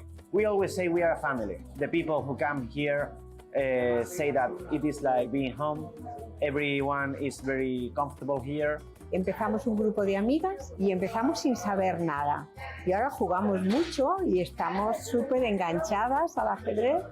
He salido muchas veces a jugar por las calles de Madrid con el Club de Ajedrez con Cabeza y hoy, por ejemplo, pues en la primera inauguración de este club no me la podía perder y nada, pues estaba aquí esta mañana pues jugando con todo el mundo.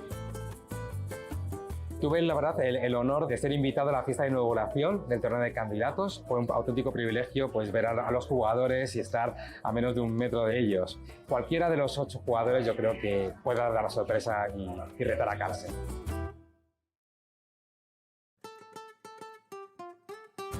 The defending champion Jan Napomnishi is back at the candidates, effecting his 2nd straight bid to challenge for the World Chess Championship.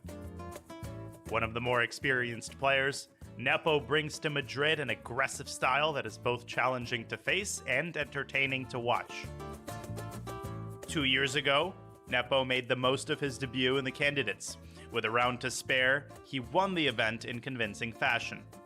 That's all he needed. Jan Nepomniachtchi is the 2021 World Chess Championship challenger. That victory led Nepo to a World Championship match with Carlsen and also secured his return to the candidates in Madrid this year. Despite being one of only 2 players in the field to have won the candidates, the expectations for Nepo were not particularly high this time around. However, his confidence from having won here before, in addition to his years of competitive experience, may offer him a shot to turn some heads. If Nepo should pull a major upset and face Magnus Carlsen again, the two know each other well. Nepo has competed against Carlsen for decades, ever since the two prodigies were 12 years old. Chess Kid is fun. Chess is great for the brain, but it's also fun to play. And Chess Kid makes it easy to have fun. Whether your child is a total beginner or a prodigy, they can hop on and find a well-matched opponent from around the world at any time. Chess Kid is the safe, parent-approved way for your child to play chess online. Chess Kid is educational. To kids, it feels just like playing, but chess is a great way to learn patience, strategy, and critical thinking. Chess Kid features a comprehensive training program that guides kids to level up on their way to mastery. This curriculum is designed to work with Common Core standards and global educational guidelines. There are more than 50,000 chess puzzles and a whole library of entertaining videos that teach strategies, tactics, openings, and endgames specifically for kids. Chess Kid is easy. Whether you're a parent helping your child, a coach managing dozens of kids, or a school of hundreds, Chess Kid helps you organize your students and monitor their progress. Each child receives a weekly report card that shows how many lessons, puzzles, and games were completed. You can also organize kids into clubs and send them messages. Chess Kid is the online home of scholastic chess for thousands of kids, parents, schools, and coaches. Signing up is free and easy, so what are you waiting for?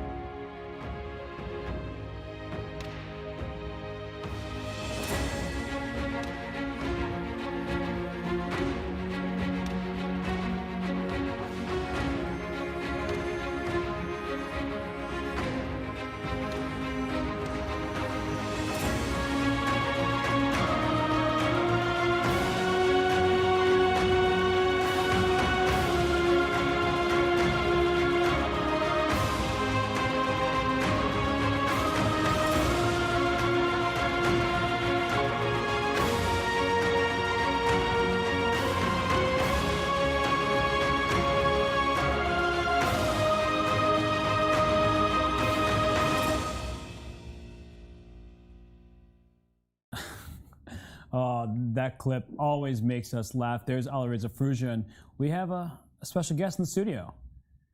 Robert, my microphone working? It's honestly honor to be here. It's my plans.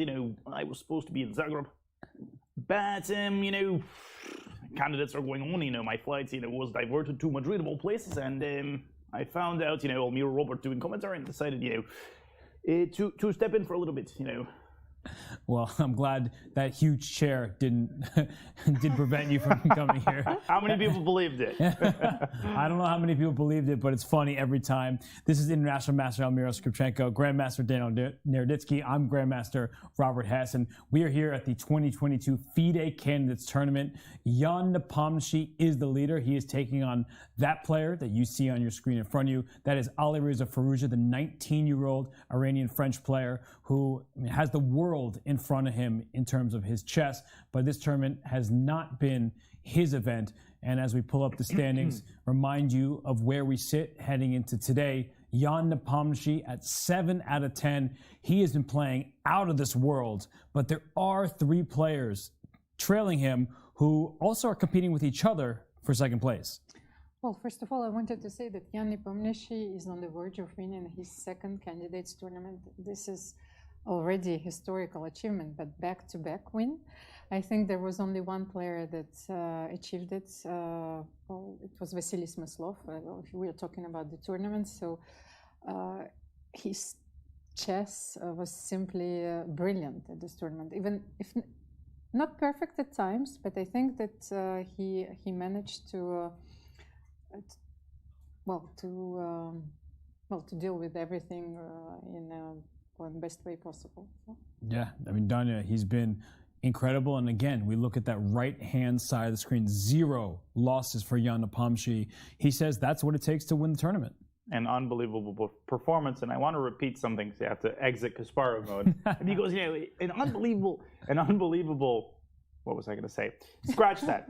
What I was going to say before is that, and I think I made this point after the second or third round, or that I was commentating, this is off on the wrong foot, but basically, after Jan lost to Magnus, a lot of people succumb to this kind of recency effect, where they look at a player's most immediate tournament performance and they make all conclusions on the basis of it. And they say, well, Jan got crushed by Magnus, he's done for, he has no chances in the candidates. What are you saying? Jan is one of the favorites. He's played well in the candidates before. He plays well in very important tournaments. He has a track record of playing well under pressure. Yes, he had a bad world championship.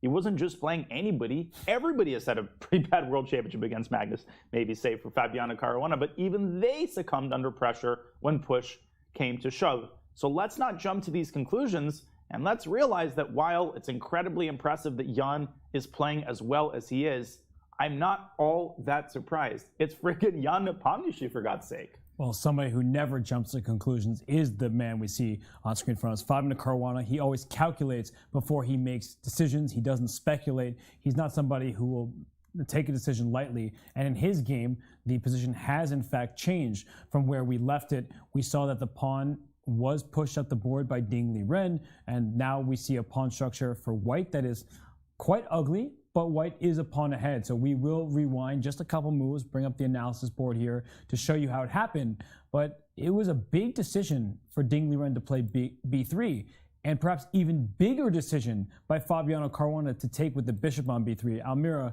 what do you make of Fabiano's choice? Actually, this is a very important positional decision because he doesn't want to play the position with cb3, knight c6. He prefers to exchange this, very bad bishop against quite a powerful knight, and bishop b3 is once again a very important decision in this game. Although I have the feeling that the position is somewhat still balanced because Ding sacrificed the pawn, but he has a pair of bishops which might become active at some point. So he will be able to activate his bishop also via bishop a5. Not immediately, but he has this possibility. And Danya, we were kind of praising this knight on g7. What an interesting gallop to that square. But maybe that's a horse that's not going to be able to get out of the stable. I'll be honest, I think it's time to start thinking about getting off the board and repeating moves with knight f5, rook e8, knight g7. Because the reality is that white is essentially out of fuel on the king side. The decision to play b3, I think, was an excellent one, not only from a positional point of view and from the point of view of eliminating Fabi's strongest attacker on a2, but also from the point of view of ruining the queenside pawn structure and tying down the queen to the b3 pawn. Anytime you play queen f3 now, you have to deal with the total destruction of your queenside. And once again, Ding putting his queen's rook to incredibly good use. And with every ticking second, I feel like Fabi, it's getting likelier and likelier that he might just admit to the fact that his opening experiment hasn't really been successful, and half a point is better than 0 points. Although it looks like that admission might come even a bit too late, because after the move rook e7, there's no longer... Are you telling me knight f5 isn't good here anymore? There's no longer the same pressure, and the move knight to f5, hoping to just make this draw. It seems that black can simply take on f5, and after knight takes f5, that this rook can come up to e6. There's no bishop stopping it from going there. And queen f3, there's knight e8, I think, and the rook slides over to g6. That's right. Perfect defense here for black's pieces. Okay. Amira, It's too late for that. if Fabiano can't bail out, are we starting to sense that he might be in a bit of danger? Could be. I was also looking at the move rook e7, queen f3, but you might as well have their knight e8. Right, you're attacking my knight, I move my knight, and I may not win your piece, but after the simple trade, there's no attack at all for white. This bishop may look scary, but your queen is never getting to f6 with my bishop covering the square. And as we've been highlighting, b3, b2, all these problems on the queen side exist.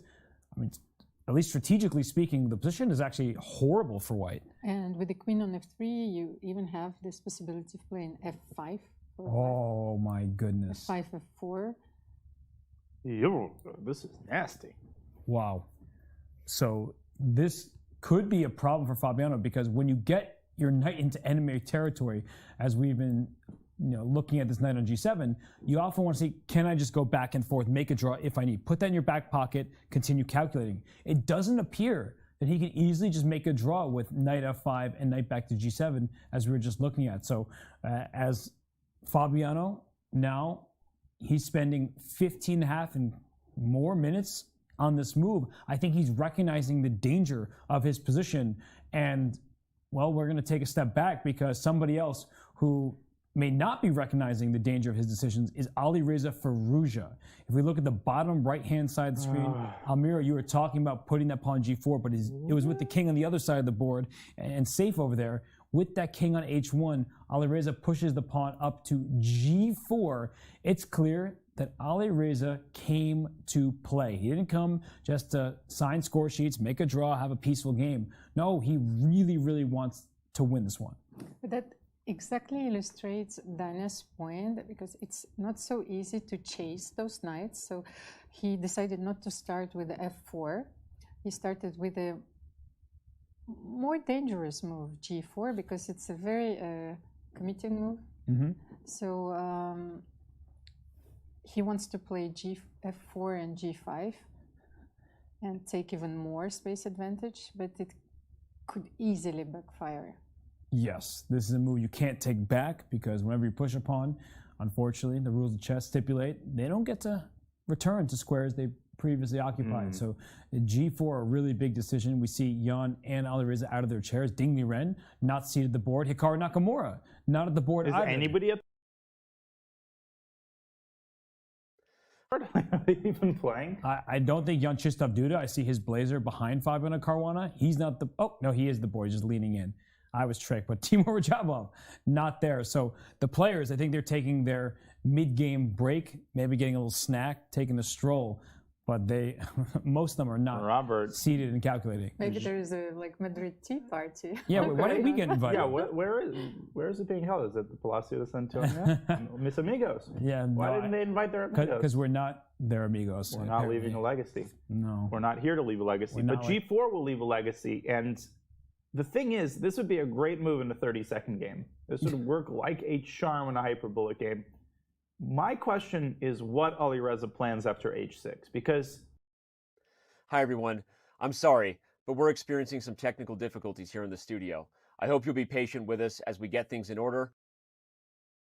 Because if you play g5 anyway, obstinately, then black will take on g5, and don't forget about that b2 pawn, which is still hanging. Maybe... Hi, everyone.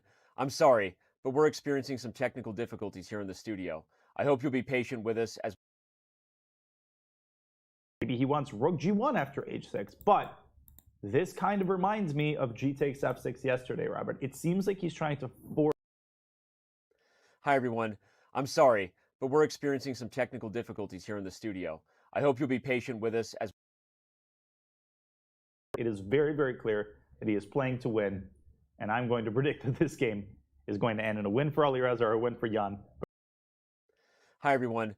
I'm sorry, but we're experiencing some technical difficulties here in the studio. I hope you'll be patient with us as... G1 after h6. But right. This... Because f4 just drops the pawn on g4. Hi, everyone. I'm sorry, but we're experiencing some technical difficulties here in the studio. I hope you'll be patient with us as...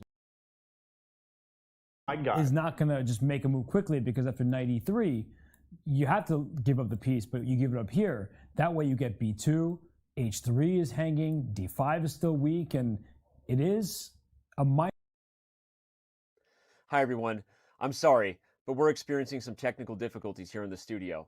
I hope you'll be patient with us as we get things in order before we return back to the broadcast. This video will now play on loop.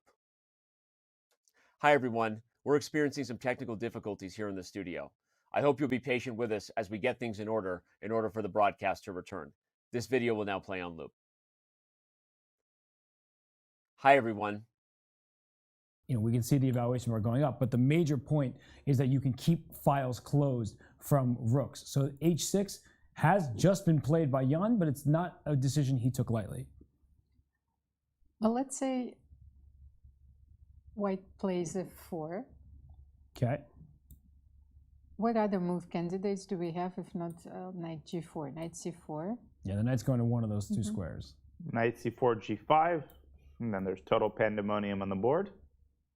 But Jan is very good in such positions. Like, this is a very concrete position. You know how good Jan's calculation is, but not just calculation in general. Calculation in these incredibly concrete, chaotic positions. You don't want to mess with Nepo in these situations. And Firouzja, I'm starting to get a little bit concerned. This move g4, Robert, Omira, I'm a skeptic until proven otherwise. Yeah, maybe it just looks so attractive because of the idea of g5.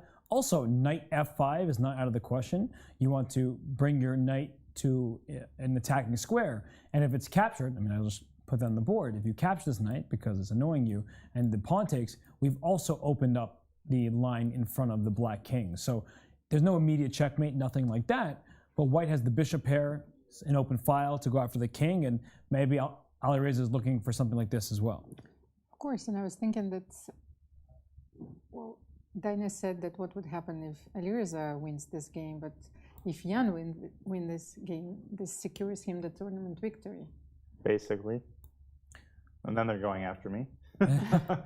Yeah, everyone will be mad for Alireza staying up all night, but Alireza comes to this tournament as one of the highest rated players in the field. We see that he was third in the world before the tournament started, but when this tournament ends, it might be Jan Napomnishi with that world ranking, despite entering at number 7. And he has a winning record. He has won 2 in a row against Alireza Firouzja. So Jan Napomnishi, with his second candidates appearance, he might be making his second candidates win, and he has beaten Magnus 4 times. Unfortunately for him, 0 of those wins came at the last World Championship. Crazy that he's beaten Magnus 4 times.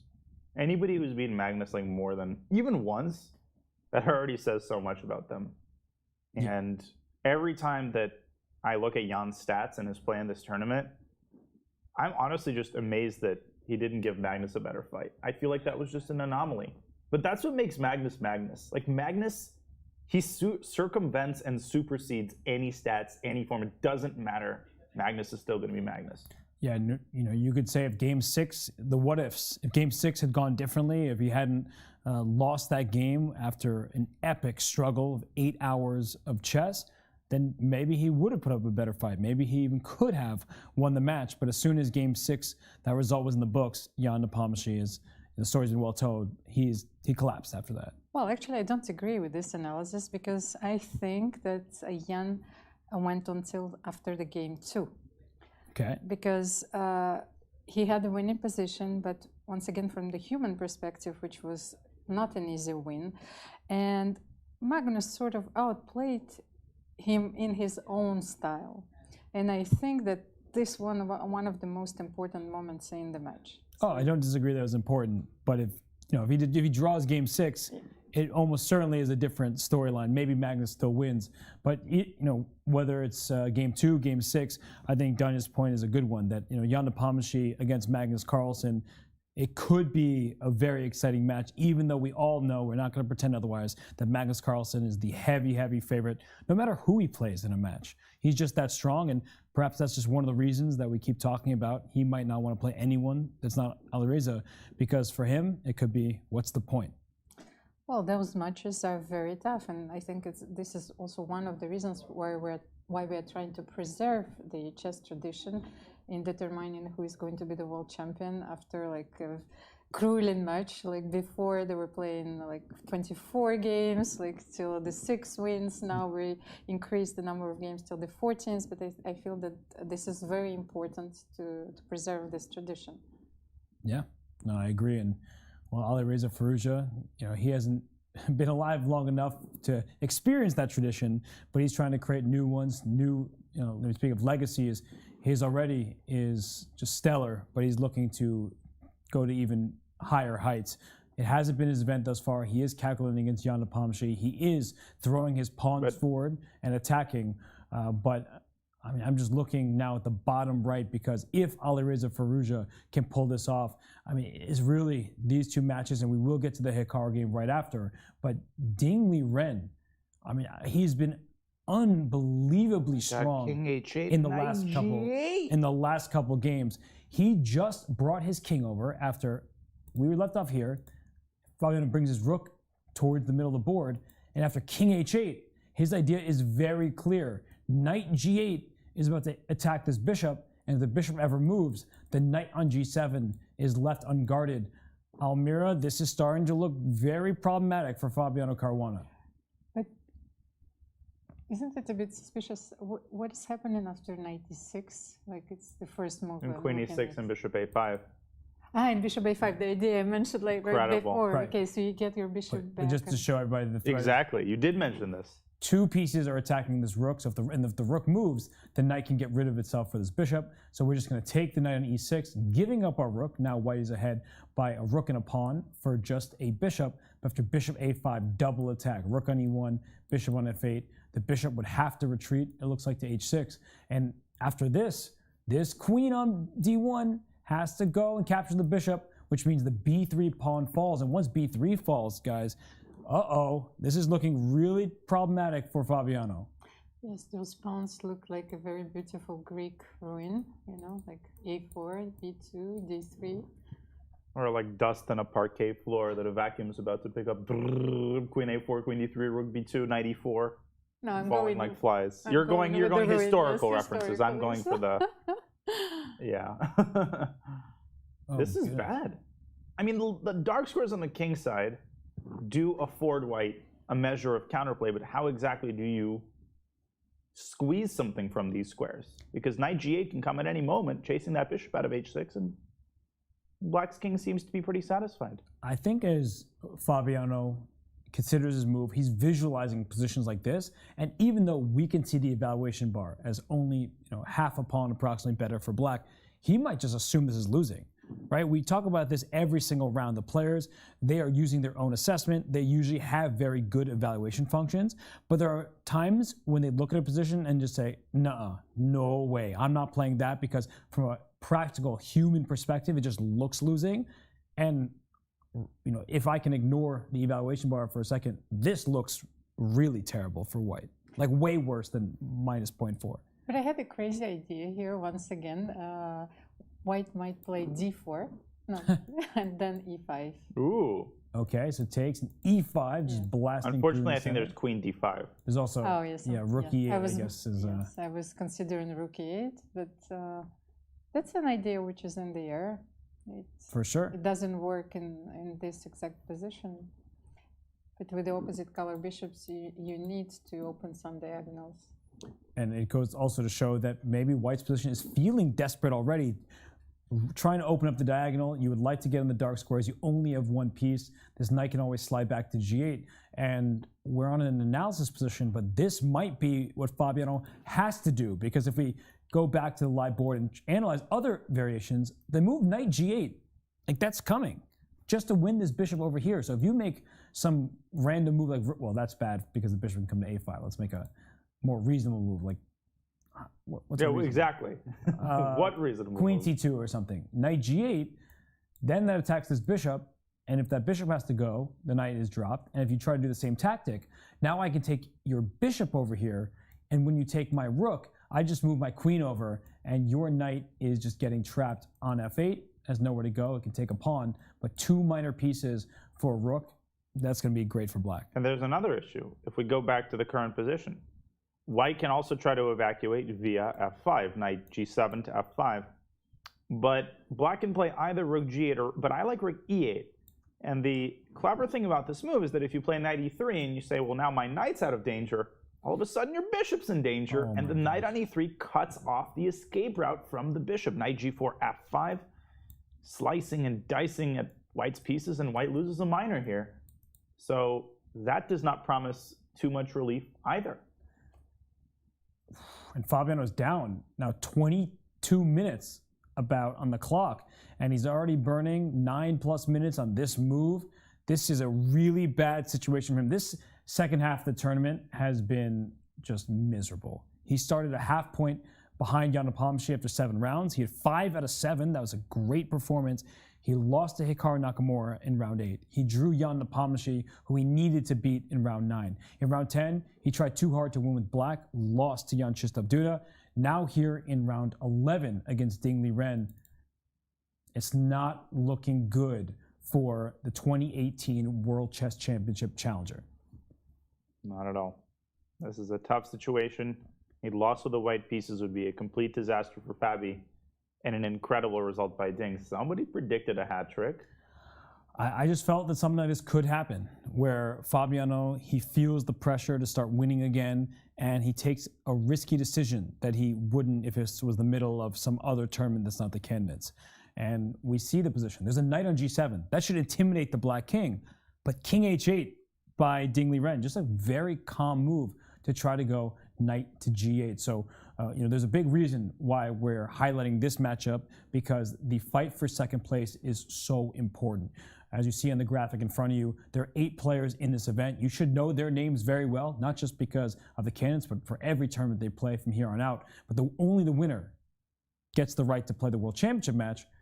But if Magnus declines, the top 2 play for the World Chess Championship. And for Fabiano Caruana, it seemed like a certainty early in this event. There's no way he could get worse than second. He said himself, as he sat in Danya's chair, this is a 2-horse race, and maybe he just spoke too soon, and something, Almir, I don't know how to figure out what it is, but something has just been off with him. Well, yeah, we've seen this in his latest games in this tournament, because there's always something which didn't work, and I feel that his energy is down. His style consumes a lot of energy. So as I said, he calculates a lot. He goes for very complicated positions. Sometimes he needs to remember a lot of lines, even if he's going for very dubious ones. But this means that you spend so much time at the chessboard, and this is not just a simple position, a healthy position where you're executing one plan. You have to calculate everything on every move. So I feel that he's really exhausted. Yeah, I completely agree. I think it's a wonderful assessment. To some degree, of course, all players are striving for complex positions, but for Fabi, Almira, I agree. He especially goes for these incredibly tense positions, usually with all of the pieces still remaining on the board. I mean, we saw that here. And when his opponents are well prepared and confident, and when Fabi starts getting tired, that really backfires. But I just can't get past how quickly Ding is playing, how confidently he's playing, and with what mojo and tactical awareness he's playing. Yeah, and a few things here. I mean, for Fabiano, I believe he's in the mindset that it's first or bust. I think he believes that Magnus Carlsen will play the World Chess Championship just by the way he's playing, right? He took unnecessary risk. If he was just happy with second place against Jan-Krzysztof yesterday, he didn't have to play like that. So I really believe that he is looking at first place and nothing else, and that's why he's willing to play in such a style that we normally don't see from him. And then from the perspective of Liren, if he can win this 3rd straight game, I think the question that everyone wants to answer to is, why not in the first half? Why did he start 3 out of 7? And in the previous candidates, he also struggled mightily and then had the best performance in the second half. He beat Jan Nepomniachtchi in the final round. He had other great games. So to this point in his 3rd candidates, in the second half of the tournament, he scored 6 wins with only 1 loss to Anish Giri in 2021, and then a bunch of draws. So +5 in the second half. He might be a slow starter, but he is now trying to catch up. It isn't necessarily too late, but I guess that's the big question for Liren, is what happens in the first half? Well, and also I have the feeling that now, I've said it before, his opening preparations works, and I I also think that this is true for this game, that he has analyzed this position. That's why he's playing so quickly. Oh, you think he actually had it analyzed? Well, maybe not before this tournament, Yeah. but as he said yesterday, that was an idea he had in store for a while. Yes. And he's very confident now. I also feel that there are different types of player, and Ting is this type of player which increases his form, which gets his form after a few rounds. So maybe he needs those rounds of warm-up, Well, he's certainly warmed up, and it's not happy for Fabiano Caruana. He looks nervous, right? We talked about this during the rounds, that he changes his posture when it seems like he's nervous. When he's confident, he's perched over the board. He's always ready to make his move, but he seems nervous. He looks nervous, and it's going to be a struggle for him. And somebody who has benefited from Fabiano Caruana's struggles is Hikaru Nakamura. Hikaru beat Fabiano in their head-to-head matchup. Hikaru lost the next game to Timur Rajabov, bounced back into Alireza Firouzja, and now he plays the man we see on screen who he looked a little perplexed about what's happening in his game. So it's a pretty big moment for Richard Rapport. A knight just came forward to attack his queen. We don't think that Richard is in the business of blundering his queen, but he's trying to figure out, can I just take this knight in f5, which of course will be recaptured, though oftentimes we assume, and we said you can never assume, especially in the candidates, that this is just equal. It doesn't look so equal to us, does it, Almira? Well, first of all, we got a very important piece of information that Richard Rapport is playing this opening for the first time in his life. So that's why maybe Hikaru was a little bit surprised, and it took some time in the opening phase. And what come to us maybe as natural, Richard has to think about those decisions, in order to get a total grasp on the position, because we might think and say well, bishop f5 is out of the question, because this bishop on g2 is, of course, much stronger than the bishop on g5, even if we're talking about the opposite color bishops. Well, Sveshnikov player who played already hundreds of games, he will just brush away, this bishop f5 movement. I will say, I certainly will do something with my queen, play queen c7 and bring the rook on d8. But on the other hand, Richard doesn't like to be under the attack. So he doesn't like the idea of keeping this knight on f5. And this pawn on d6, which you had highlighted earlier, is now under attack twice. So it might cost a pawn to move the queen. But I believe we agree, Danya, that taking on f5 looks worse for black, even if the material remains even. I think this is kind of a crime against humanity when you have the option of moving the queen. I think the question to which Richard is dedicating his time is where he should put his queen, and there's a very interesting tactical detail here. Move queen d7 at first seemed, to me, to be the most natural. And the point of this move is that queen takes d6 seems to be impossible on account of bishop takes f5. But if you extend this line, again, no assumptions. You got to keep calculating. There is this sudden queen takes e5, skewering the two bishops, which are both undefended on the fifth rank. Black loses a pawn at a minimum, and compensation is scant. So after queen takes d6, I think black is fine, but black might actually have to trade queens here and seek compensation in the endgame. Now, you want to play b4 in this position. Maybe you should start with bishop g5 to e7 to get rid of the knight, and then play b4. I feel like with that queenside play coupled with good rook position, and on top of it, the bishop on g2, which is really lame owing to that e4 pawn, unquestionably gives black full compensation for the pawn. So if anything, I think Richard might actually be looking for a way to put Hikaru under some pressure here. Yeah, no, I think it's a great summary, because as Almira was mentioning, that it's Rapport's first time playing the Sveshnikov, and if you don't know the ideas, you could just say, I'm going to take on f5. Of course, he is a top 10 player. He is fantastic, but going down a pawn is not an easy decision. It does appear that thanks to the queenside play, black can and should give this pawn away on d6, and well, somebody who knows that kind of decision-making well is Almira, who's played this opening throughout her life, so you have to be willing to give material, and I think Richard is the type of player who's okay with that. Well, he's willing to give more than the d6 pawn. I think what he's worried about actually, like, I think that any queen moves is possible in this position: queen d7, queen c7, queen a7. Pinning the f2 pawn, so you want to have this f4 move. But what do you do? Let's say I will play queen a7. How do you continue after h4? I still want to play this move. I guess I have to go back to maybe not the most pleasant square. But... And here I have this possibility of playing knight e3. So maybe he's trying to assess the resulting position. Yeah, and I think that the little eval shifts are not important because this at b4, c4, this type of position is really not clear. But I think the big problem for white is that this bishop gets to wrap around to b6 and takes advantage of all of these dark squares that are now vulnerable. You don't have pawns to cover a d4 or c5 square. That's a very important maneuver. If you don't play bishop d8, bishop b6 in this position, you are worse. Yes. So it's very important to have it like at all times. And that goes with the understanding, right? If you've played this position, you know that I need to get my bishop to this diagonal. Even if it was on g5, we have to go d8, b6, all that stuff. And Richard doesn't look comfortable. Like, he keeps squirming in his chair. He's trying to figure this out, but I don't know if he's feeling as comfortable as he should given the true evaluation of the position. Of course, but there's another idea he might not like after knight s3.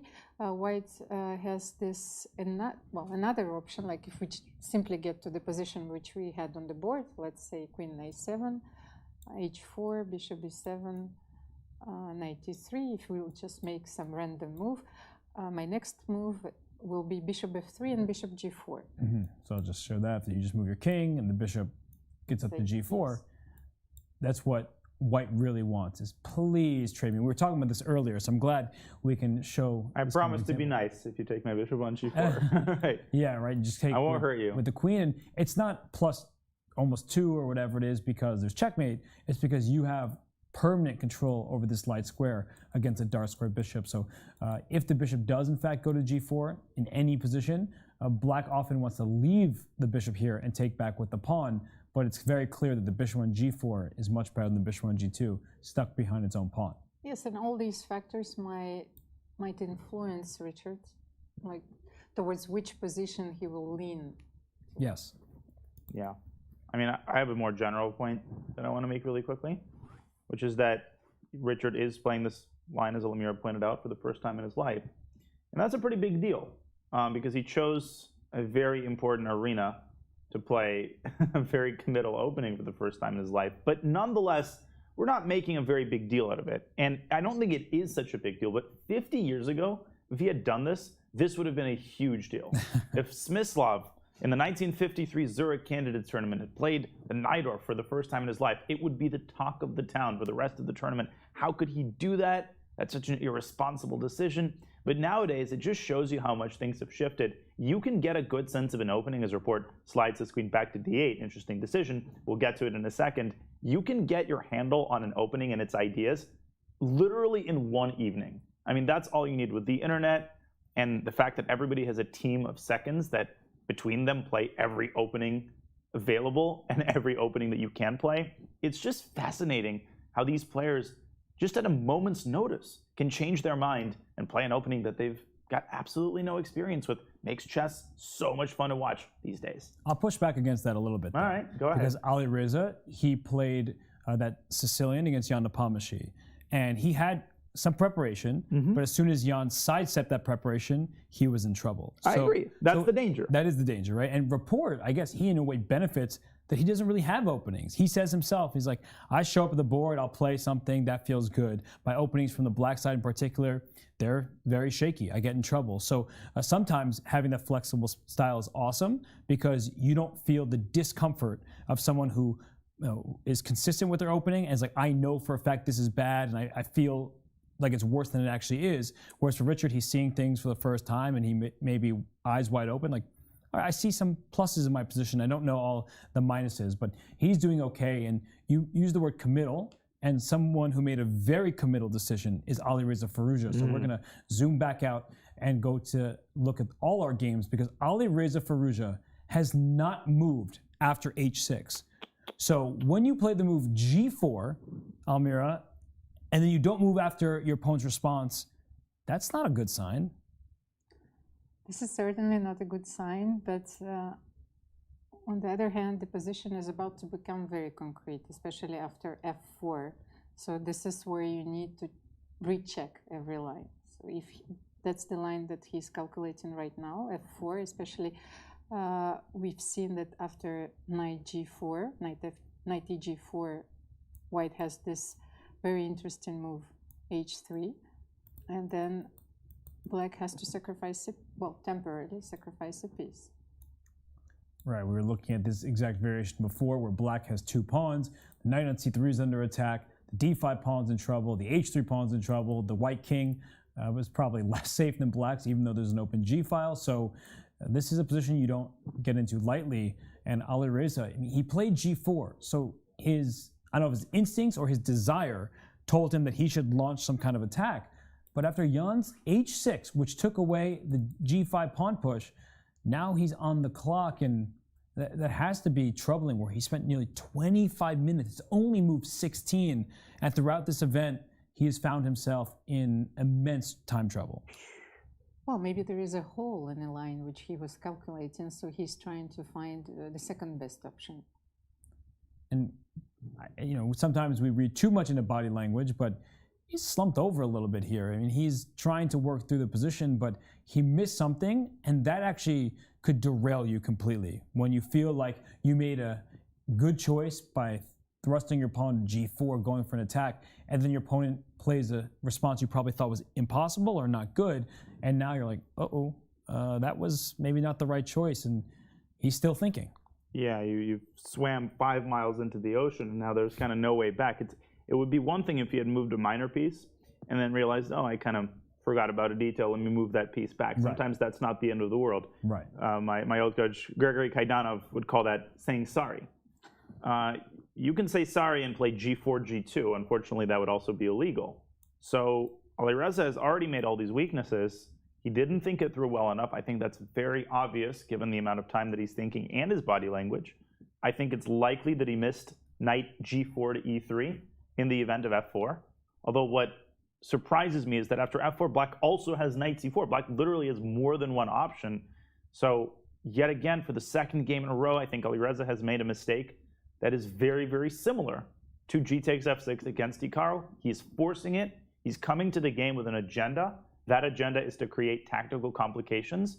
And rather than letting the position come to him, he's trying to impose his will on the position. And when you're playing somebody who's in as good a form as Jan Napomnishi and Hikaru Nakamura, you can't get away with that. And I think he's learning that in a very, very painful way in this year's candidates. But I had another question, Daniel. Don't you think that those games actually illustrate a very important point that maybe he's lacking something in his chess education? He, like g takes f6, g4, for example, those who would study at Botvinnik chess school would never be admitted in the first place. Well, if Botvinnik would have a glance at those games, that this is not possible. That's true. Although Botvinnik also looked at Kasparov's games, and I think he said that kid has not a lot of potential. But I would agree with you, Almira, if I didn't have as much experience playing him in Blitz and Bullet as I did. Now you might say, well, what can Blitz and 30-second chess possibly tell you about a chess player's knowledge and education?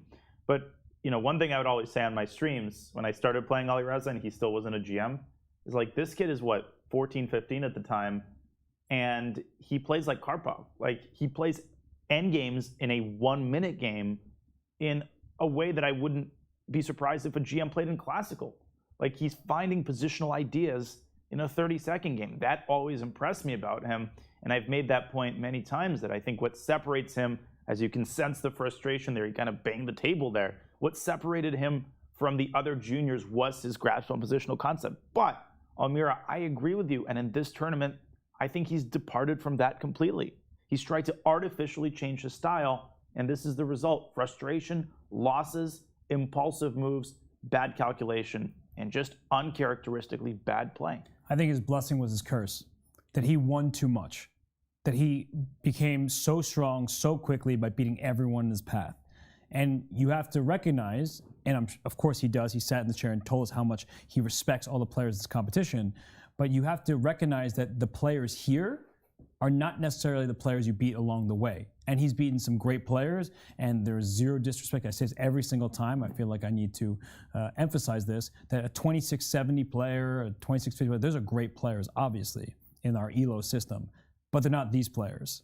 And when you play them for 14 rounds in a row, and you come into game 1 against Timur Rajaba with the black pieces, you sacrifice an exchange, you get yourself in big trouble, and then a few rounds later, you play against Jan Napomnishi, you play a really sharp opening with some preparation. As soon as Jan deviates from your preparation, your position falls apart. Then you play against Fabiano Caruana. You play an opening you don't play. And Fabiano handles it pretty normally, nothing too extraordinary, just kind of good moves. And then again, something happens where Alireza Firouzja mishandles it. So I feel like I said, maybe the fact that he won so much, that he's historic, and he is historic. Alireza Firouzja made history as the youngest player to 2800. He was handpicked by Magnus Carlsen. He said the pressure doesn't get to him, and maybe that's true in a sense, but I have to imagine that when you win so much, you expect to keep winning because you're dominant.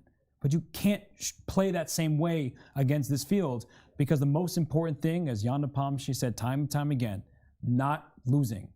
And because Jan hasn't lost and some of these other players have dropped a few games, that's why Jan's in the lead. And I think Alireza, his success has been his struggle here. Excellent points. Well, at the same time, he said it when he was in the studio. Like, I think it's so important for him to prove that he belongs here, that he belongs at the top level. So he would beat strongest players, at the moment, that maybe this adds up an extra pressure on him, not winning the tournament, and he wants to prove that he is legitimate. Yeah. So you would say, Dania, that those moves are mostly a sign of his impatience because he wants to win so hard. Yeah, I don't think it's, I think it's exactly the fact that he has departed from his usual style. If you look at his games from Tata Steel, for example, one of his more successful performances, lots of brilliant positional wins. I remember a game he played against David Anton Guijarro that I showed my students, quick queen trade. Literally yesterday in a hyper bullet match, I made this comment to myself, he trades queens every game. He's outplaying me in these equal endgames. I was playing the King's Indian. He was taking on e5 95% of the time. Again, what can 30-second chess reveal about a player's chess personality? Well, it reveals your instincts, and his instincts are in many ways positional. Yes, he loves attacking. Yes, he's young. Yes, he calculates well, but he's departed from who he is as a chess player this tournament, I think. That's really hurting him. Yeah, and he looks like he's hurting a bit because I think he's fiddling with a pawn, but his position now, because he pushed his pawn up to g4, may be difficult. 52 minutes, oh my goodness. He's going to play a really important role in this tournament. I mean, of course, some of his games already have been impactful for the standings, but he's in the middle of his game against Jan Nepomniachtchi right now. He plays Jan-Krzysztof due to the black, but look at those final 2 rounds. He gets the white pieces against Liren. He gets black against Fabiano Caruana, a player who he struggled with throughout his career. 0 wins, 3 losses, and that can really impact who finishes in second or even first place. Yeah, these are going to be critical. And hey, this next move is going to be critical. This game is not over yet. Let's be completely clear. This game is still going. He's thought for over 30 minutes, but he has to avoid imploding.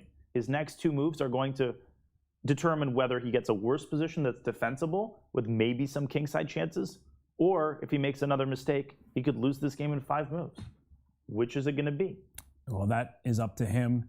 He is on the clock for over 32 minutes. Wow. He's had some big things in this event, and perhaps none bigger than right now against tournament leader Jan Nepomniachtchi. But we can't only focus on the game between Alireza and Jan.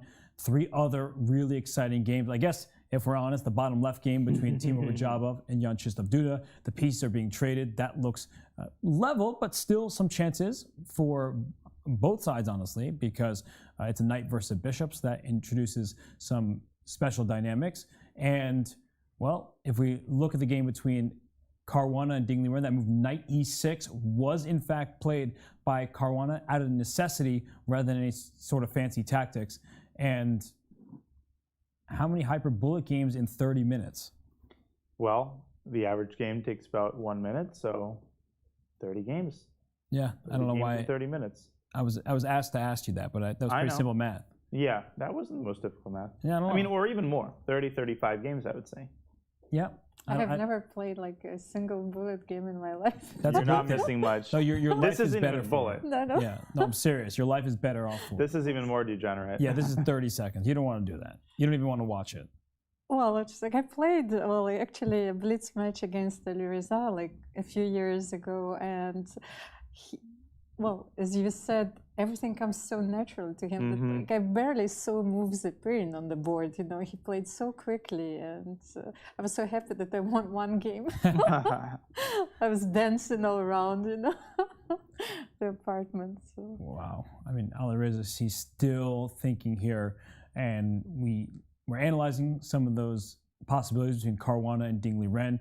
Fabiano down almost 30 minutes in the clock, and he's played that 96 move. Ding Liren, he looks cool as a cucumber. He's won 2 straight games. He's now looking like he's about to make his move, but maybe he didn't expect 96, or is there something that he's calculating more deeply? Because you would think after 96 he would recapture the knight, but perhaps he's even thinking about F takes E6. Is there a universe where this happens? I think there definitely is. The drawback of F takes E6 is that it kind of creates more kingside weaknesses. I think he will take with the queen. Right, just to show your point is that the bishop still goes back, and once we get this position where bishop takes and queen takes over here, that the rook comes down to b3 and the pawn structure is less healthy rather than the queen coming down into the open. Well, he has spent over 10 minutes here. So, Almira, what do you think? F takes E6? Likely? Nah, I don't think so. No, I don't like this move at all, and I think he's simply calculating the line with queen e6, queen b3, and trying to assess if he has like winning chances there. Yeah, we saw Alireza sit for a big think yesterday and take with a pawn rather than with his queen. I don't expect Ding Liren to fall victim to the same fate, but the more he thinks, the more I have to wonder, like, is he going outside the box? But he can comfortably play for an advantage with queen takes e6. I think you're right that he's looking deep into the position, and as we highlighted and we've mentioned many times now, I mean, Ding Liren, he's a very objective player. So when we see a clash between Caruana and Ding Liren, there are a lot of similarities there of very well prepared players. Typically, they don't tilt, although right now, Fabiano, especially if this game doesn't go his way, we could call that tilting for sure. But these players have not played all that many games between the two of them, but I think they've, in many ways, stabilized as a top 5 player, unquestionably. Well, it's such a different tournament trajectory for those players before this game, so it certainly influences their choices. But I'm a bit worried here. I cannot find anything else than queen e6, bishop f8, and bishop a5. Could you keep the dark square bishop on the board and search for some compensation, or this is too much? Yeah, and also Ding just grabbed his head, so I mean, maybe he thinks he missed something. Yeah, he is. He doesn't look comfortable all of a sudden, and that should give Fabiano Caruana a little bit of breathing room, because he, instead of Ding responding instantly to every move that he plays, now he's sitting and thinking what to us seems like a very natural reply. But okay, we're gonna again zoom out for a second here while Ding Liren thinks, because Alireza Firouzja, he threw his next pawn up the board with h4, and Jan Nepomniachtchi instantly replied with the best move, a very principal move, rook to e8. So, oh my goodness, he's just throwing all the pawns forward, holding nothing back. I don't think any of us are really believing in it. He could lose this in literally 7 moves. I mean, I think he's going to play rook g1. Yeah, exactly. I think he's going to play rook g1. But then already black could start invading the queen side with knight e5 to c4. And it's that fundamental fact that white's so overextended here, and to that, very nasty soup, Alireza also added the fact that his king is now wide open. So if he plays g5 in this position, the critical detail is that black can take on b2. c3 hangs, and if you take, after queen b2 gf, you might say, oh, I'm up a piece because I'm attacking e7. Big deal. Bishop takes f6, and white can resign because literally everything totally collapses here. Every piece is under attack. Literally. And there's zero attack for white against black's king, so this would just be a done deal. This is crazy. This is the candidates right here. First place on the line. And, you know, there's been a lot said about players against Jan Nepomniachtchi not necessarily playing their best, but Jan always deserves credit. He is not necessarily taking risks, but he's making the most of those moments when his opponents do too much. So Alireza, he came today clearly looking for result. In chess, you need to be objective rather than subjective. And when you play for result, you lose that objectivity. Almira, objectivity out the window, and here come those pawns, but I don't think they're coming soon enough. Well, Jan is looking very calm once again. This is what impressed me most during this tournament. Not only his opening preparation, it's also that he navigated through the troubled waters, you know, when he forgot his preparation against Hikaru. He got poised once again, so he saved the game, and saved the game against also Fabiano. So here he knows already that he has the advantage. And that's why he's playing very quickly. And I'm trying to look at the very direct line. What happens if white plays g5 immediately? So knight Right. h5 probably? Yep. With the idea of playing knight g3. Oh, goodness. Another square to invade, and if rook to g1. And now you continue assaulting the king side, maybe with knight e5 to g6, also preventing f4. Oh, gosh. Look at these squares on the king side. f4, g3, h4, e file, d4, b2. Ugh. It's like one of these games where you just are playing hope chess. You're like, I'm going to throw my pawns forward and I'm going to checkmate you. And then your opponent makes two very regular moves. And then you realize that you can't just checkmate someone because you want to. So for Alireza Firouzja, we're only 17 moves into this game. He continues to burn clock. But more importantly, he's burned his bridges. And there's nothing he can do about it because his pawns can't move backwards. His position is on the verge of collapsing. And I mean, we've never really seen this kind of dominance from a player in the candidates. And Jan Nepomniachtchi, he made history in the first half. He's looking to win another game. Well, this is certainly true. But I wanted to have one last glance at that position that we analyzed, because if he's going to sacrifice everything, so g5, knight h5. Okay, we'll rook analyze g1. this. Just 1 second, because I'm trying to find a reasonable chance to continue that. Did he make a move, by the way? Sorry to interrupt you, Almira. I was just... He played g5. We won't... Okay. Wow. So just wanted to be sure about that line. Knight h5, rook g1. Okay, we will analyze this position. Yes. Knight g6, and maybe, well, he simply takes on h6 and be what it may. Yeah, although... Seems completely lost to me. Yeah. I could probably Bishop just... h4. Bishop h4, knight g3 is a huge threat also. Everything is coming, right? I mean, just the attack is... There's no attack for white. There's zero. It's not like, oh, if I do this, this, and this, you know, I get to your king. Give me 5 white moves in a row, and you still can't mate the king. What is it that Alireza is even hoping for here? Hope chess has to hope for something. I don't even know what he's hoping for. Or is he hoping for knight e4 then, not g takes h6? Yeah. Yes, maybe, well, this is a different possibility. This, I think, is a more resilient chance. I agree. And this at least keeps the tension over here. Maybe g takes h6 is happening next. I don't know if I can afford taking on g5, but I'll look at it, because if you take with the bishop on g5, not only are you losing sight of your pawn on b2, but if I trade, this f4 square is just a problem. You will have rook e4 also, this exchange sacrifice. I'm going to have everything, right? Like I can just bring my knight into the f4 square, either knight, And there's just never attack. Even if you push this pawn up to h5, oh, that actually looks a little bit annoying. So maybe I shouldn't allow that. But it still is good for black. Still black has many. That's how good the position sources, is. yeah. But I can bring my knight into f4 over here, and And what happens then if I take with h pawn, h takes g5? But now the g No, file is- not with the bishop. Ah, okay, before. So here, just take. Yeah, you could do that. It seems like it closes down the king side, so black's king is feeling much safer. And bishop f8. Yeah, bishop f8 just looks really strong. And Nepo played in instantly, I think. What did he do? He took it. Took on g5. Okay, so. And then he's going to go knight h5. He's going knight h5 and knight g6. Transpose. Transposition. Yeah. Yes.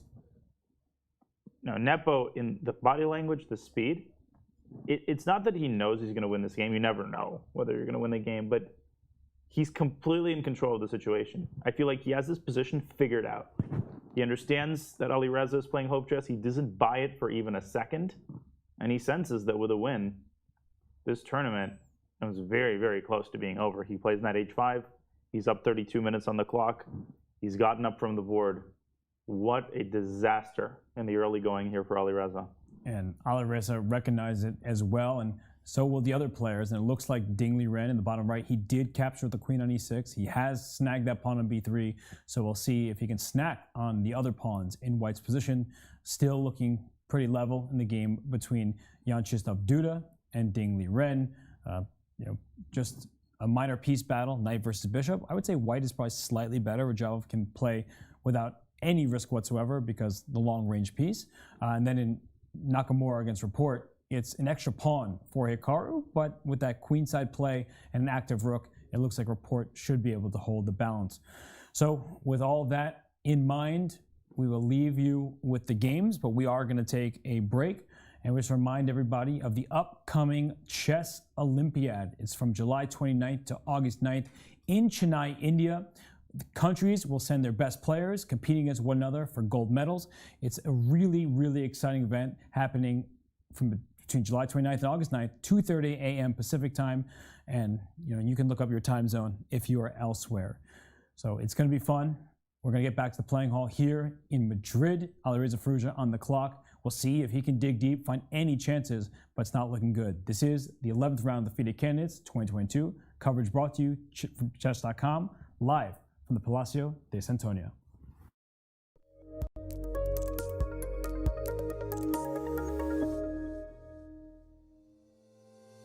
How many brilliant moves have you played? When do you play your best chess? How many games have you won by castling in the endgame? How many opponents have you played from New Zealand? And most importantly of all, how many Botez gambits has Alexandra Botez played? Find the answers to all of these questions and many, many more at chess.com/insights. Our new tool that lets you dive deep into all of the fun and instructive data behind your chess. Try it today. Apparently, this is the horse she rode in on, literally. Queen Isabella herself on a knight, a noble steed, changed the world forever. It's why everyone in Madrid knows the game of chess. They know that the Candidates is here. They know that, that this is one of the capital cities of our great game. And it's all because of that lady right there on that noble steed. Now that's a 9. Thank God for Queen Isabella changing the rules, right? And giving the Queen her powers. I know that in the filming we're really running with this, but in my head it was the Queen of France. So that begs the question, who is the Chess.com historian, and can I fire them? Well, you'd have to fire yourself, I think. Yeah, that's a good point. That's called as an outtake, I believe they call it in the business. Outtake. So read it. Mike's going to say it was the Queen of Spain next time. He knows. Yeah. He knows. Yeah. We got to find more about this lady and find more about what the people know here.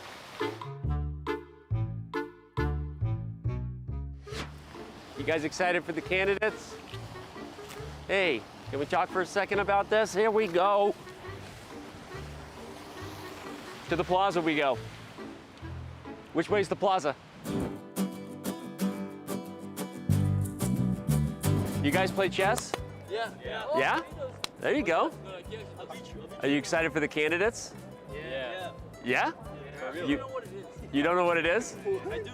Actually. Okay, what is it? We watched the Queen's Gambit. Oh, you watched the Queen's Gambit? No, Me too. Okay. You guys actually play chess, like on your phone? No, he does. Yeah? What do you play on, Chess.com? Yeah.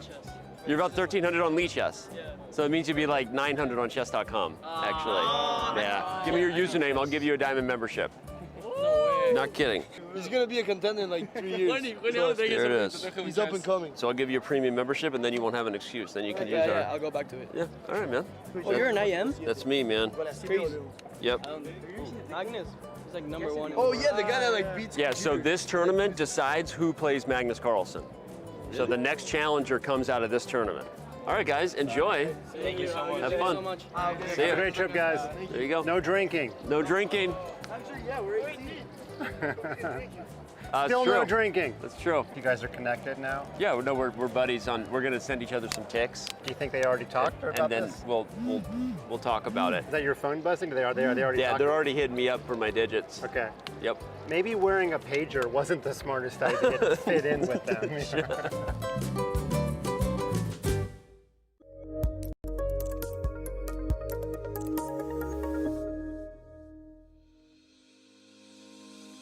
Want to hold a massive chess tournament with dozens of clubs or hundreds of players?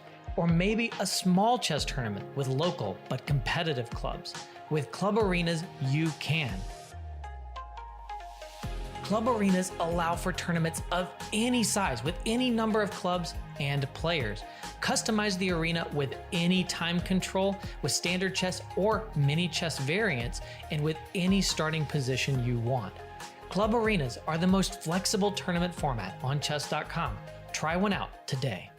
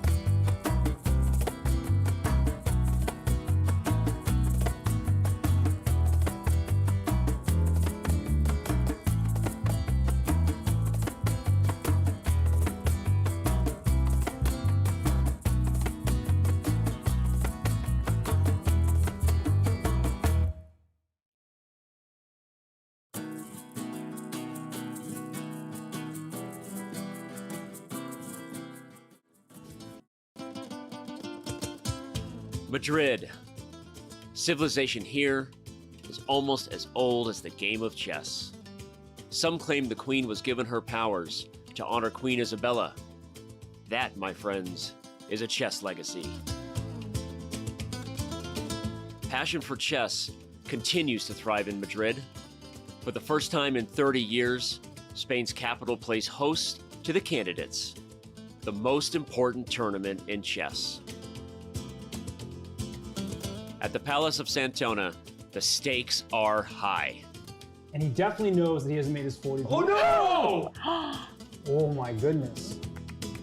8 of the world's best players competing for the right to challenge for the most coveted title in chess, the World Chess Championship. The Candidates is grueling. The winner requires mental endurance and unbreakable focus. There are those familiar with the biggest stages in chess, yet still chasing unfinished business.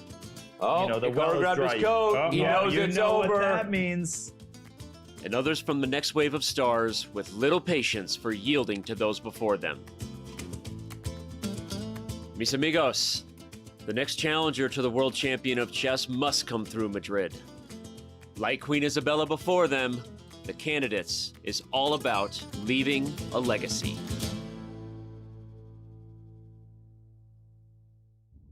And what a legacy these players are leaving at the beautiful Palacio de Santoña. The artwork is incredible.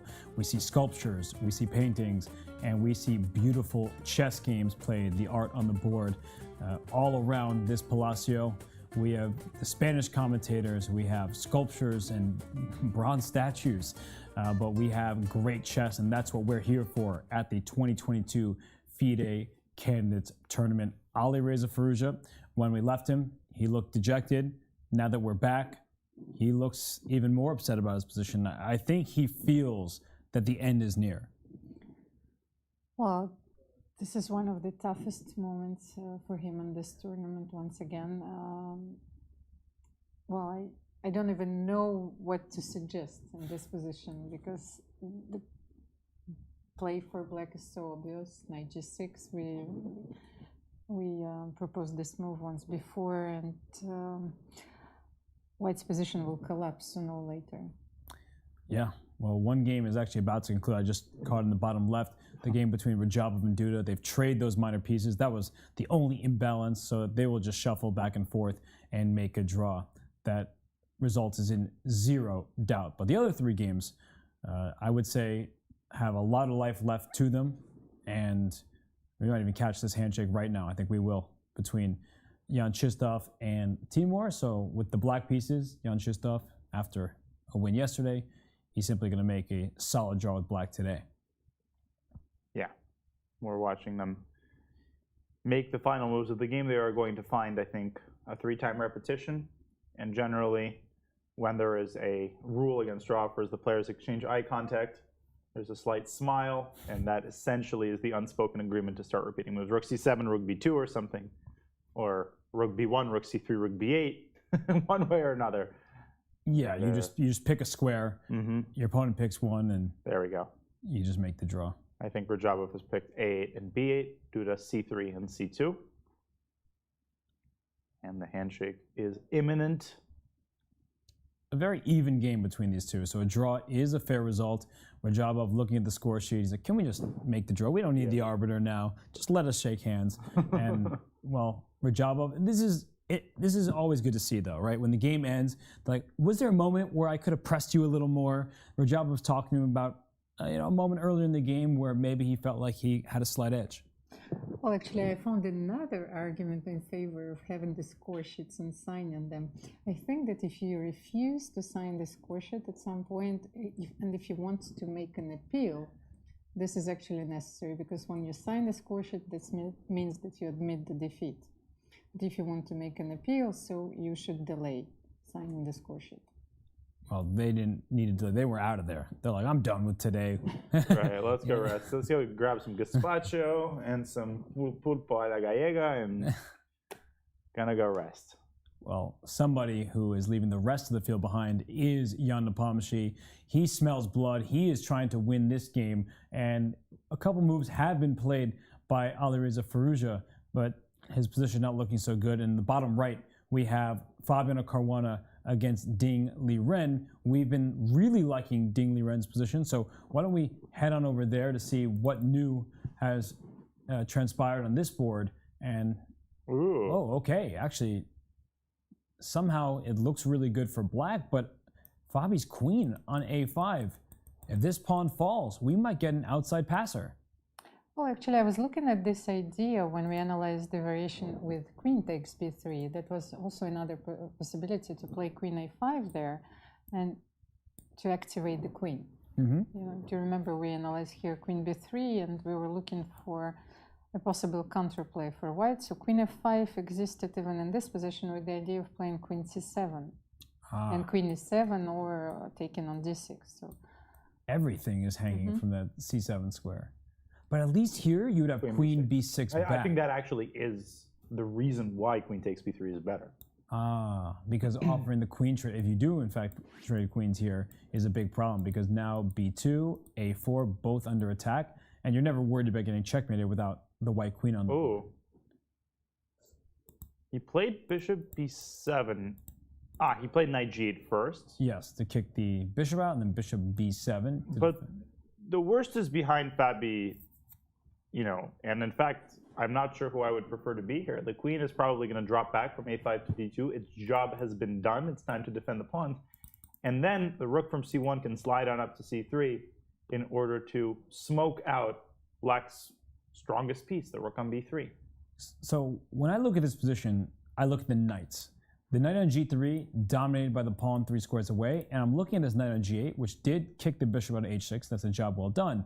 But I would love to get my knight to c6 and then maybe to d4 or b4. So I think both players need to figure out how to improve their knights. This knight would probably like to be on a square like c4, something like that. So eventually it's going to maneuver over to the queen side. But as we've been indicating, 2 pawns are under attack. Fabi plays queen d2 to defend them both.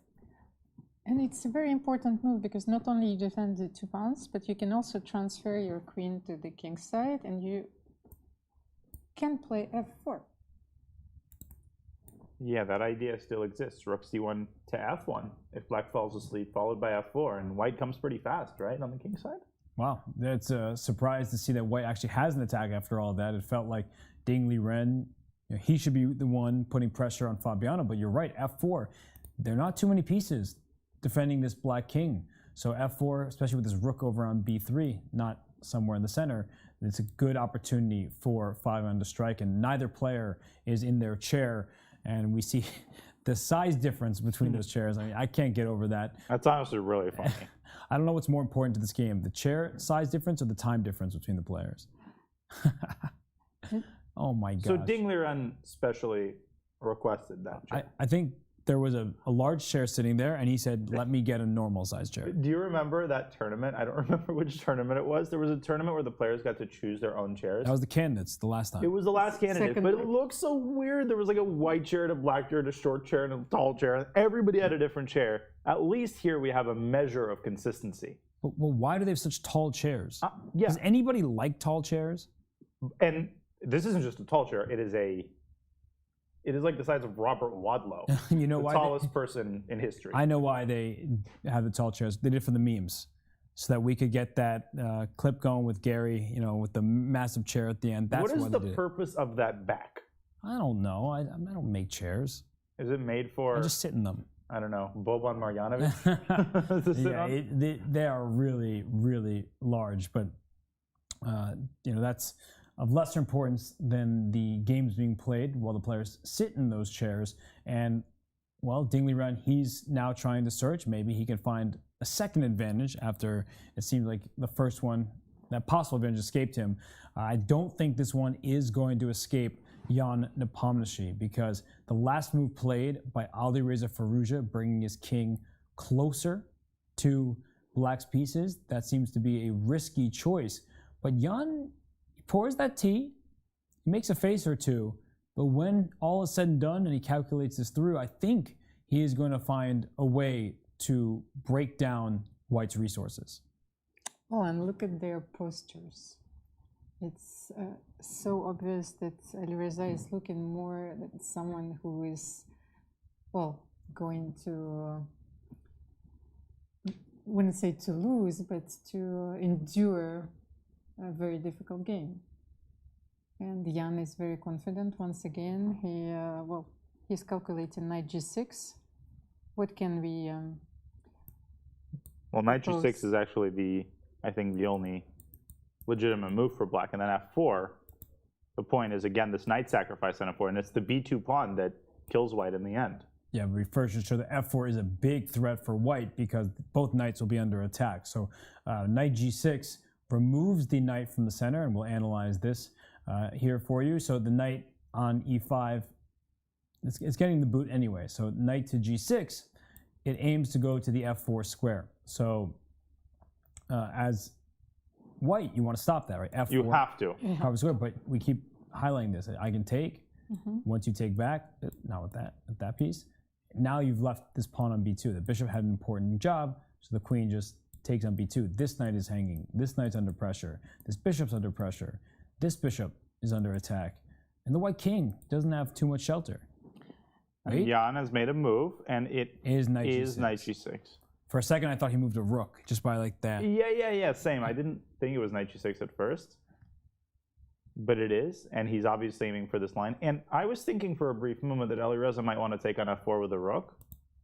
The point being, you're at least getting rid of black's knights, but after bishop f4, queen b2, knight e4, I thought, okay, white's got the minor pieces in the center, but there's a beautiful move here, rook c8 to c4, exploiting the pin, skewering 3 pieces on the 4th rank, and after bishop e3, another blow, bishop takes g5, bang, and everything collapses.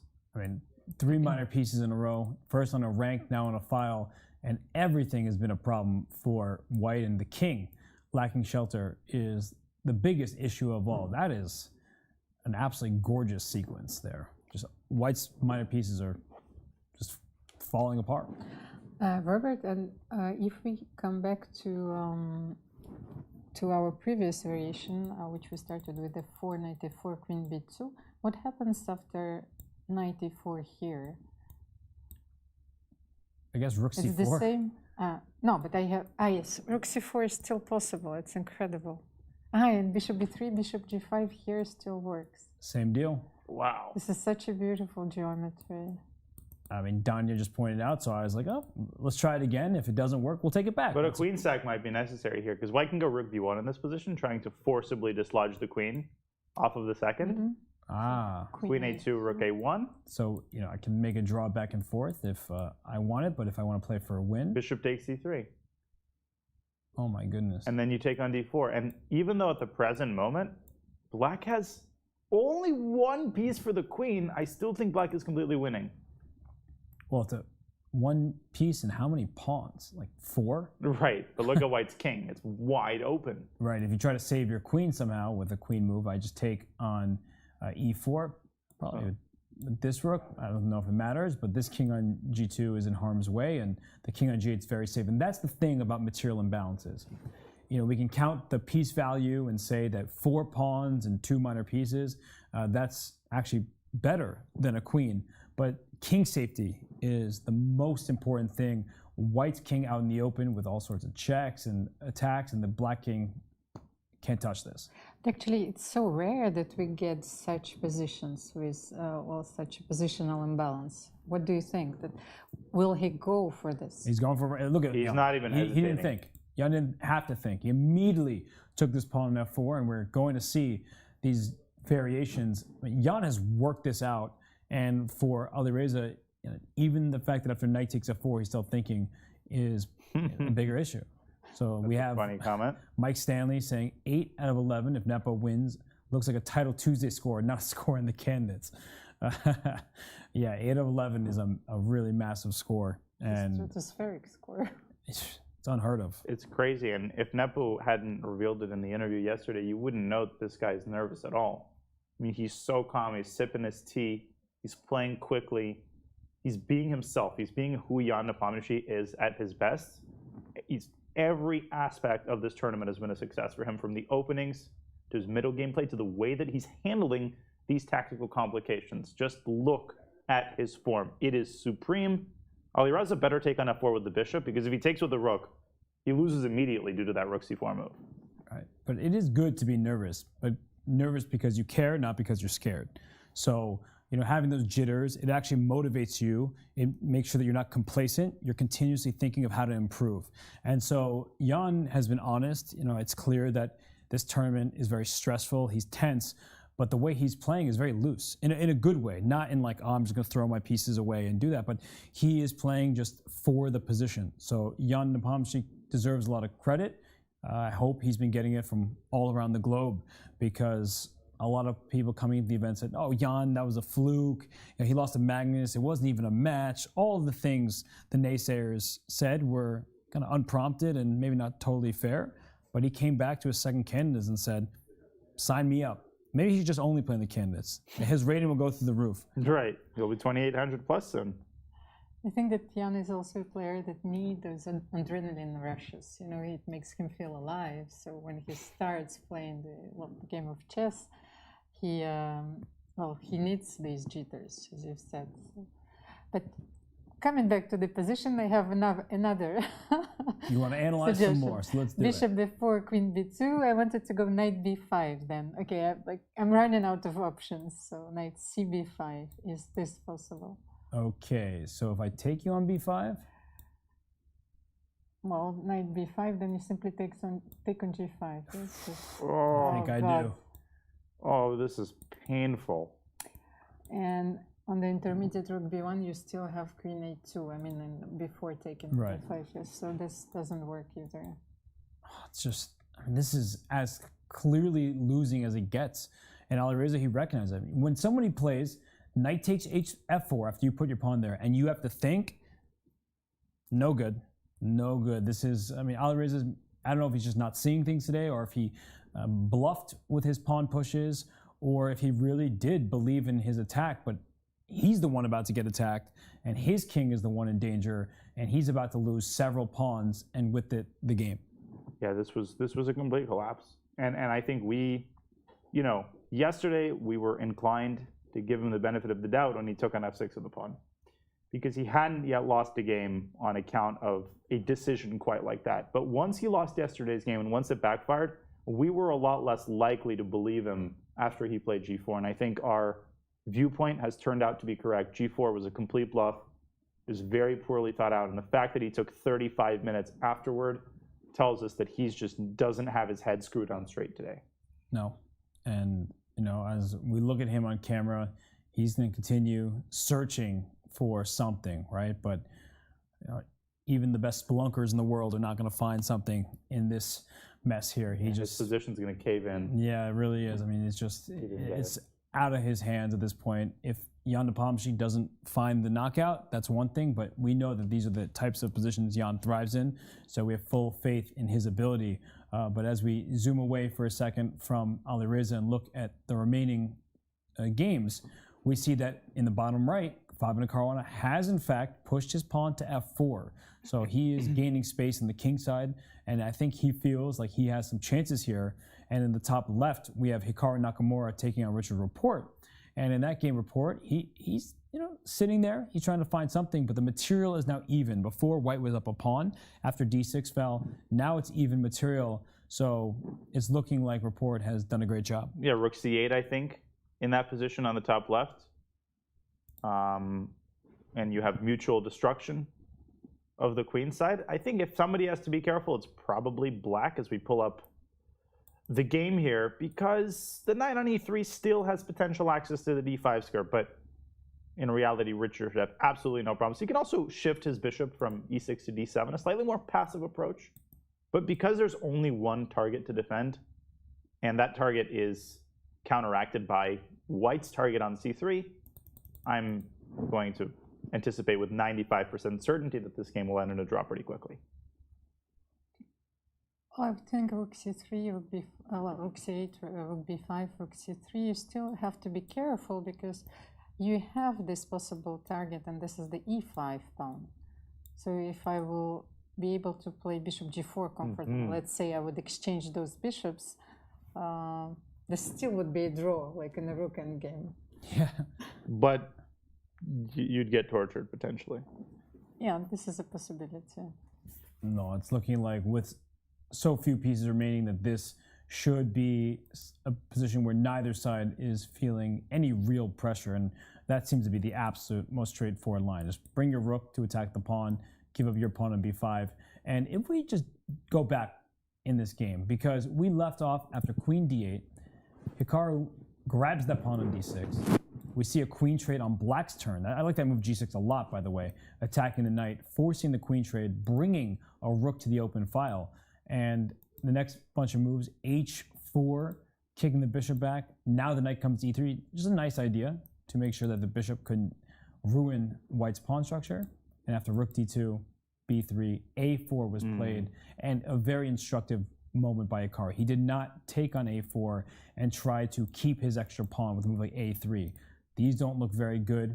The bishop can always slide back to put pressure here. The rook comes to b3, so this would be playing for a loss rather than playing for a win. I still feel that queen d8 is a small inaccuracy in this position, and I don't like queen d6. I would still go for h4 here and knight e3. Right, so no matter what, knight to e3, and Amira is still trying to press for a win by controlling this d5 square. Not really pressing for a win, but well, as you rightfully pointed out, those endgames after you sacrifice a pawn might eventually get better for black. Yeah. I mean, Richard tried effecting something like that, but, you know, as we've come to expect, Hikaru's endgame play was stellar, and I don't think either side had any realistic chances once they got into this endgame. Yeah. So this one is looking like it should be a draw. We are going to back up and go to the game between Fabiano Caruana and Ding Liren, because so much has changed here. And we were praising Ding Liren's play, the fact that he'd won 2 games in a row. But as we look at the position, as it's evolved, this is looking really good for Fabi. All of a sudden, the person who was previously in second place, who with 2 losses in his first 3 games in the second half, 1 draw sandwiched between them, now, if he brings his knight up to f5, he's going for an attack. But g5 once again? Yeah, I mean, if we backtrack here, f6 was played, and after f4, we saw a trade, and Ding Liren played Very g5. panicky move. But it's concrete. He's trying to go after the b2 pawn. Yeah, in fact, it does look kind of good for black at first glance. You hit the knight, and the pawn on b2 is under attack. So Ding Liren must have thought that this would be good for him. But if this knight jumps into f5 after rook takes b2, do I have this opportunity to play d4 perhaps? But d4 I have... d4 is a very pretty move. Rook takes d2, I guess, is forced? Yes, right, because I've cut off the circulation. de and just maybe rook d3. And somehow black is holding. Rook d3 is a very important move here. Because you're making contact with the bishop, immobilizing the knight. My thought was that if you move your rook anywhere else, right, even rook to e2, then I take on d6 and I have a passer going. But from a ways away, didn't quite see that rook d3 was so strong, keeping that pawn stuck in place. And so after e takes d6, this bishop takes on e4, this knight is under attack, bishop is under attack, and it seems that when all is said and done, after knight g3, you try to take this bishop, then the king comes to f2 first, I take the bishop back, and okay, it's looking like anyone's game. Wow, that's a cool line. But if we come back to the position before d4, the Eva VAR clearly seems to believe that following rook takes b2, there is some sort of tactical idea. Now, that I do notice that the queen on e5 and the king on h8 are unforkable squares. So is there a move like knight takes d6? Well, the fans are rooting for a move like knight takes d6. A lot of I think it works. Cheering for Fabi. It's actually quite simple. Rook takes d2 is forced, because if you take the knight, you lose the rook. Right, and the threat is the bishop, but more importantly, the knight f7 check. So rook takes queen, knight Go f7. around, take the queen. King has to go. And now this rook is under attack, so you can't just take this knight on e5. But the critical final move, you might say, oh, wait a second, rook e2, and both of your minors are hanging, but you can move the knight and simultaneously defend the bishop. And black is simply lost here, because you're going to drop the c5 pawn.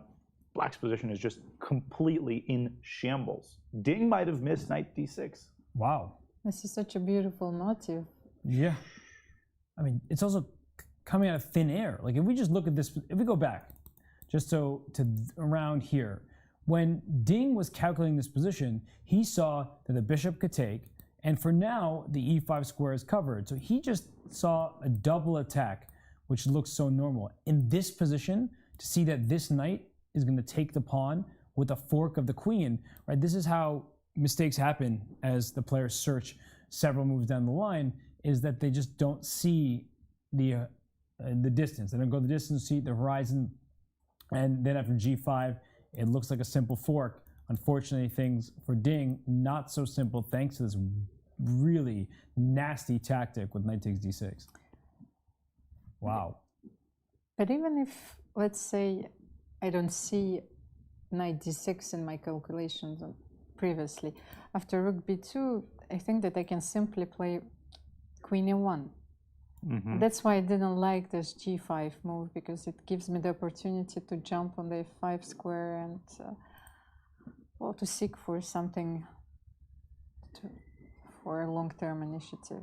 We have a bunch of people in chat rooting for Ding, so we had some Fabi fans, also plenty of Ding fans. But you're right, Amir, that even if you don't win on the spot, this queen e1 move, it'll keep up the pressure against this king over there on h8. So I'm with you. That this f6 g5 maneuver, it's odd. I don't think it is cohesive, and I don't think it works with the situation of the black king and the fact that all these pawns are really weak, even without the tactics, right? d6 is weak, f6 is going to become a target. So yeah, this looks like a wrong choice.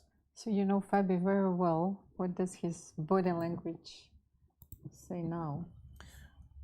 Depends on whether he sees knight takes d6. Yeah, he'll see it. No, this is, for Fabiano, this is a piece of cake, because at this point, it becomes increasingly obvious. Like if he sits and he's diving deeply right, we're suggesting moves, bouncing around, seeing the eval bar. He doesn't have, there's no one alerting him. That's why I always say the difference between playing a game and doing a puzzle. When you're doing a puzzle, you know that there's an answer there. If you gave this to Fabiano as a puzzle, he'd solve it in 3 seconds. But he's not on alert that there's a tactic. And I've been a cruel coach in the past where I give a puzzle, quote unquote, that's just equal. And so so I've had students sit, they calculate, they do it, and after a while, they're like, I think it's just equal. Knight f5 on the board, by the way. But they go, it's just equal. And then I'm like, good, you solved it. And they're like, what? Why would you give me a position just equal? I'm like, because you need to use your brain. You can't make assumptions, like we've been saying all event. So now that we're here, it's much easier to see. But also, if you showed Ding Liren this position and then gave him an opportunity to go back, he would never play g5, because now it's really clear. And as Ding Liren sits at the board, he's going to look at that b2 pawn, but he probably won't take it because of the repercussions of knight takes d6. I have a funny story on the subject of puzzles being equal, but I'll save it for a little bit later. I wanted to put forward a hypothesis, and we don't have to do any specific analysis, about where Ding lost control of the game. I actually think it was before g5. Remember that moment when Ding took a while on queen takes e6? I actually think that in that position, he might have misevaluated the situation, and he might have thought that the dark squares give white a big initiative. He might have started souring on his prospect, and I feel like that might have influenced the subsequent course of the game. If he didn't like his position, that might explain why he didn't take on b3 with the queen. He might have been holding himself back and thinking that he was already on the defensive. So if you ask him after the game, I think that he might say that he thought that he was already worse, and so he might not be too surprised now that he's actually worse, when in reality, if he had played queen takes b3, only black can be better in that position. So a misevaluation may stand at the heart of, partially, of what went wrong for Ding here in the middle game after an excellently played opening. Yeah, no, that very well could be the case, because you start seeing ghosts, you start worrying about your king, and you say, my king on h8, a dark square bishop right in front of it, there could be a checkmating attack if I'm not careful. So you keep your queen towards your king, which is what he ended up doing.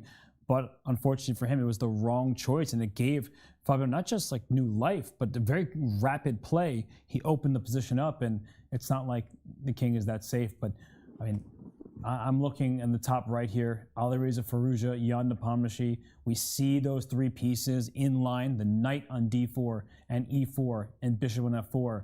Will Jan find these ideas with rook to c4? It's obviously well within his capabilities, but he's double, triple checking. He's verifying that it actually is the right choice, because the last thing you want to do is make a quick move. Your opponent actually doesn't give the pieces back, and now you're down material without a checkmate, and you're like, ooh, that's not how this should have gone. What a complicated position. We were analyzing rook c4, but this idea of the queen sacrifice, I think you guys would agree with me, is very, very hard to find. When you're looking in your mind, you're saying, okay, rook c4, bishop b3. Now Jan will definitely see bishop takes g5. That move's pretty obvious. But after rook b1, it is really, really hard to determine that black does well with the queen sacrifice. bishop takes e3 after queen a2, rook a1, it's genuinely really, really hard to see. Maybe Jan goes for this and decides to make a draw. Maybe he goes for this knowing that a draw is in his pocket.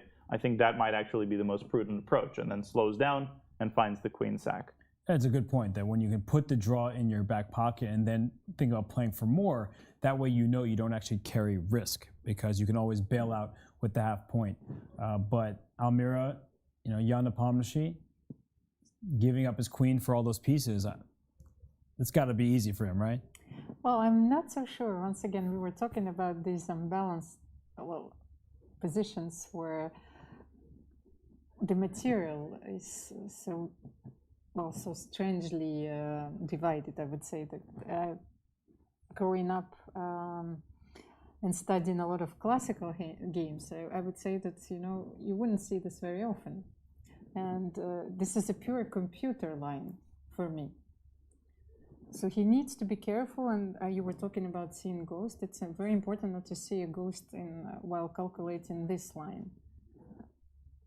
Yeah, I think that's fair. It does feel engine-like, but if there is a player who can calculate like an engine, Jan Nepomniachtchi, he'll be one of the first people you name, because he has this style that is ambitious, but also one where if you put him in a tactical melee, he solves it. Right? He has the correct style for it, whereas a player who typically plays more solidly, we've talked about Rajabov throughout this event, where he likes more quiet positions, and then when there have been certain moments, it feels like he doesn't take the risky approach, and it may just be a feeling rather than a fact. But I think for Jan, he knows, not just senses, he knows that he is winning here, and that I think will help him find the right path forward.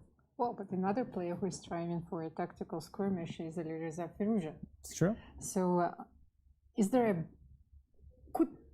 a possibility that both of them could be blindsided by something? Sometimes you believe your opponent, and you don't go for the variation. Yeah, I mean, the position is incredibly complex. I think that chair is doing a good job keeping Nepo's jacket unwrinkled. So that's the reason why the chair is so tall. It's to keep the jackets unwrinkled. How did we not think of that? The spoolmaster, of course, would. Indeed. But the position is incredibly complex. There's this idea of rook b1, rook a1. And we've seen crazier things happen. Nepo's win is not guaranteed. He needs to find 3 or 4 more very precise moves. And I'm sure that Alireza is remaining hopeful. He's on to his second hour. You could totally see Nepo spending 25, 30 minutes here. And if Alireza can get him below 30 minutes, I think that we might be talking about a comeback here. But let's see what Nepo chooses in this position. This is a critical moment. Can he find rook c4 or bishop e7 to d8, which seems to be the other move, which preserves a massive initiative? Yeah, well, backwards moves are the hardest to find in chess, and we've had plenty throughout this tournament. Bishop d8, we've been so focused on the rook coming up into the action, but bishop d8, I mean, that might in fact be the best move, because the knight on e4 is under attack, behind it is this bishop on e2, but it also walks into a fork. So I think this is a much harder move to play. Even if it's good, the evaluation bar says, hello, black is winning. This knight says hello to 2 different rooks over here, and that already looks wrong. So the reason why this is, I guess, so good for black is you give up even more material. If the queen takes on e2, then you take on d4, this bishop is hanging, this king is wide open. We can see that black's pieces are swarming. But if the knight takes on e2 and the rook comes down here, if we just pause for a second, white is actually up a rook for just 1 pawn. So yeah, this is not an easy variation to go down, not at all. No, and the line goes on, like rook b1, and now if rook takes e2 check, you slide the king back to h1, and apparently rook takes knight check is a mistake, taking a piece with check. So this game is far from over, and I agree with you, Robert. Bishop d8 is a tremendously difficult move, but rook c4 it is. There was no way he was playing bishop d8. Rook c4 is definitely the more human of the 2 moves. Rook c4. And Problems now bishop galore. e3 is forced. And that's the thing for Alireza. He has no choice. Right? He has to play bishop e3. So he's thinking because he feels like he's in trouble, but he's going to play bishop e3 right now. And I'm curious how quickly our tournament leader, Jan Nepomniachtchi, will respond to bishop e3. Because if he just comes back to the board, doesn't even sit down and just plays bishop takes g5, we'll be like, Jan sees it all. If he starts thinking, that's where you question Jan. You know it's the right thing to do, to think, but you're like, maybe he doesn't see it all the way through. Well, bishop b3 is the only move in this position once again, so you cannot start the line with bishop with rook c4 and then think after bishop b3. So I think that he calculated at least till a point where he knows that it's a draw, and then he has a choice. And we just saw Alireza yawn at the board, so I wonder why that might be. A late night of bullet chess not helping his exhaustion levels. And Jan Nepomniachtchi, he's looked fresh throughout the event. He really seems to be in good shape. He also hasn't played that many moves relative to his competition. And you often expect if you're winning games, there have to be long battles against the opponent where you grind them down. But many of Jan's wins have actually been before the time control. So he is a player who is in good form. He's just kind of just crushing some of his opposition, and it's mesmerizing. I used that word before, but it's true. Because he spent in his free days in his bed. Right. Yeah, he said That's that. what he said, yes, Yep. exactly. This is pure discipline. Yeah, he knows what he's here for. And I think also when you're nervous, you've got 4 rounds left or 5 rounds left, and you're leading the tournament, somehow the sights of Madrid, bishop takes g5 instantly, there's our answer, seem to be a little bit less beautiful than if you're here as a tourist. And I think Alireza is going to play rook b1 almost instantly. Well, he looks like he's about to think, and while he does so, if you're new to chess, you didn't watch the last World Chess Championship, you might not be so familiar with Jan Nepomniachtchi, the top Russian player in the world. So here's a little profile. You can learn a bit about him. The defending champion Jan Nepomniachtchi is back at the Candidates, effecting his second straight bid to challenge for the World Chess Championship. One of the more experienced players, Nepo brings to Madrid an aggressive style that is both challenging to face and entertaining to watch. 2 years ago, Nepo made the most of his debut in the Candidates. With a round to spare, he won the event in convincing fashion. That's all he needed. Jan Nepomniachtchi is the 2021 World Chess Championship challenger. That victory led Nepo to a World Championship match with Carlsen and also secured his return to the Candidates in Madrid this year. Despite being one of only 2 players in the field to have won the Candidates, the expectations for Nepo were not particularly high this time around. However, his confidence from having won here before, in addition to his years of competitive experience, may offer him a shot to turn some heads. If Nepo should pull a major upset and face Magnus Carlsen again, the two know each other well. Nepo has competed against Carlsen for decades, ever since the two prodigies were 12 years old. Well, Jan Nepomniachtchi, the expectations might not have been high from some of the prognosticators, but his performance is through the roof. We see his upcoming schedule. He looks like he's on the verge of victory against Alireza Firouzja. Then he gets double whites against Hikaru Nakamura and Richard Rapport before finishing the tournament against Jan-Krzysztof Duda. He can't be stopped. I mean, if he wins today against Alireza, I think his strategy is quite simple. I think he's going to try to make draws against Hikaru and Richard. That is slightly risky strategy. If we think about it, he wins this game today, he might jump to a 2-point lead. So draws are going to be perfectly sufficient to preserve a huge lead going to the final round. If he doesn't win today as Alireza plays rook b1, I think we're going to see him changing his strategy a little bit, and I think we're going to see him taking a little bit more risk against Hikaru. I know what I want selfishly, but either way, this is a great final set of pairings for Jan. He's comfortable against all of these players. Man, oh man, this guy is a beast. Now, we were discussing this before the round started, how difficult it to make a draw with black when all you need is a draw, but on the other hand, you want to have a playable position. So this fragile balance between having an equal position and not a very passive one. So you wouldn't be doomed, right.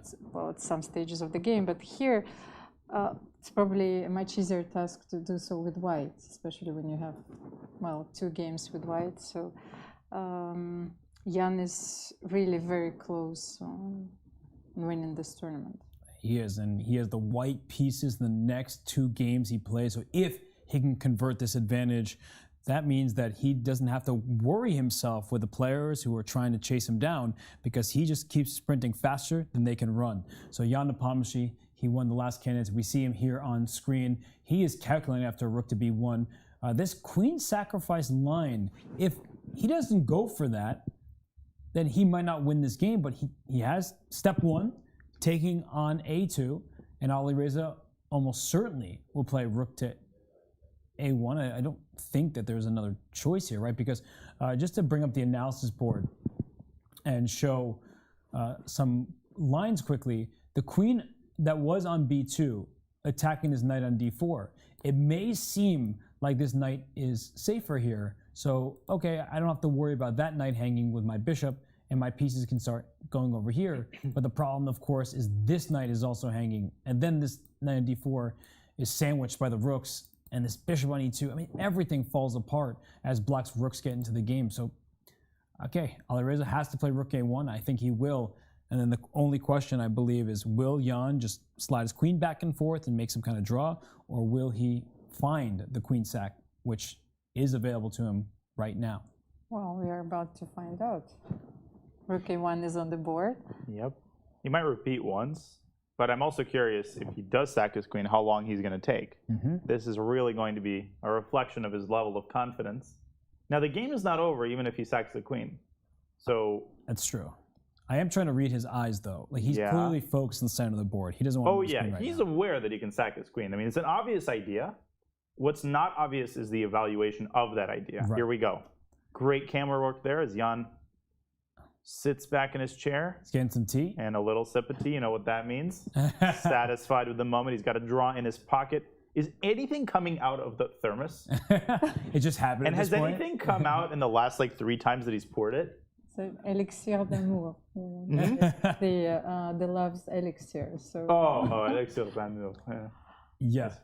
Well, as he drinks tea or not tea, we have a funny video to show you from Jan Nepomniachtchi earlier in the event. Jan pours that tea, he makes a face or two, but when all is said and done and he calculates this through, I think he is going to find a way to break down White's resources.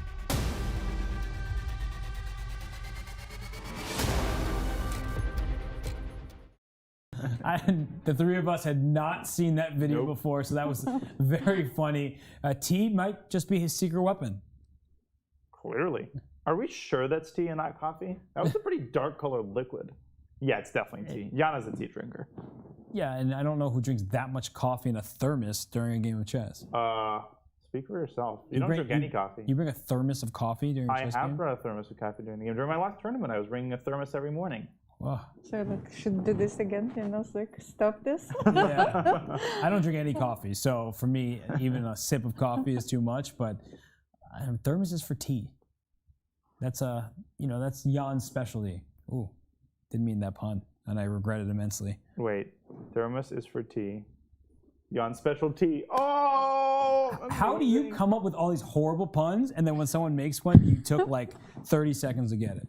You're on a mission, aren't you? You're hurting my feelings here. Do you think we can compete with those Argentinian football commentators? That we're on the verge of becoming, that famous, with our. Oh my God! I didn't know he has a. Oh, he does it. Yeah, one of those two. So here, I'm still interested. I have now that voice ringing in my ear. Pepe Cuenca, right? Exactly. He's like the chess version of that. Jan, though, big moment here because he can. It's not officially over, mathematically speaking, but he can send a message to players who are trying to catch up to him, saying, "No, don't even think about it." And he sacrificed his queen, but he took on d4 with his rook. Transposition. Or no. Oh, so what he's doing is he's giving himself an extra option. After Alireza takes the queen, Nepo could play bishop g5 takes e3 as we pull up the analysis board and transpose into the position we were looking at. But he can also take Alireza's queen and get to a position where white has an exchange for 3 pawns. So rook takes. Now you take on e3. You don't take the knight because the bishop was hanging. Knight takes d6. After something like rook e5, ugh, white could get mated here.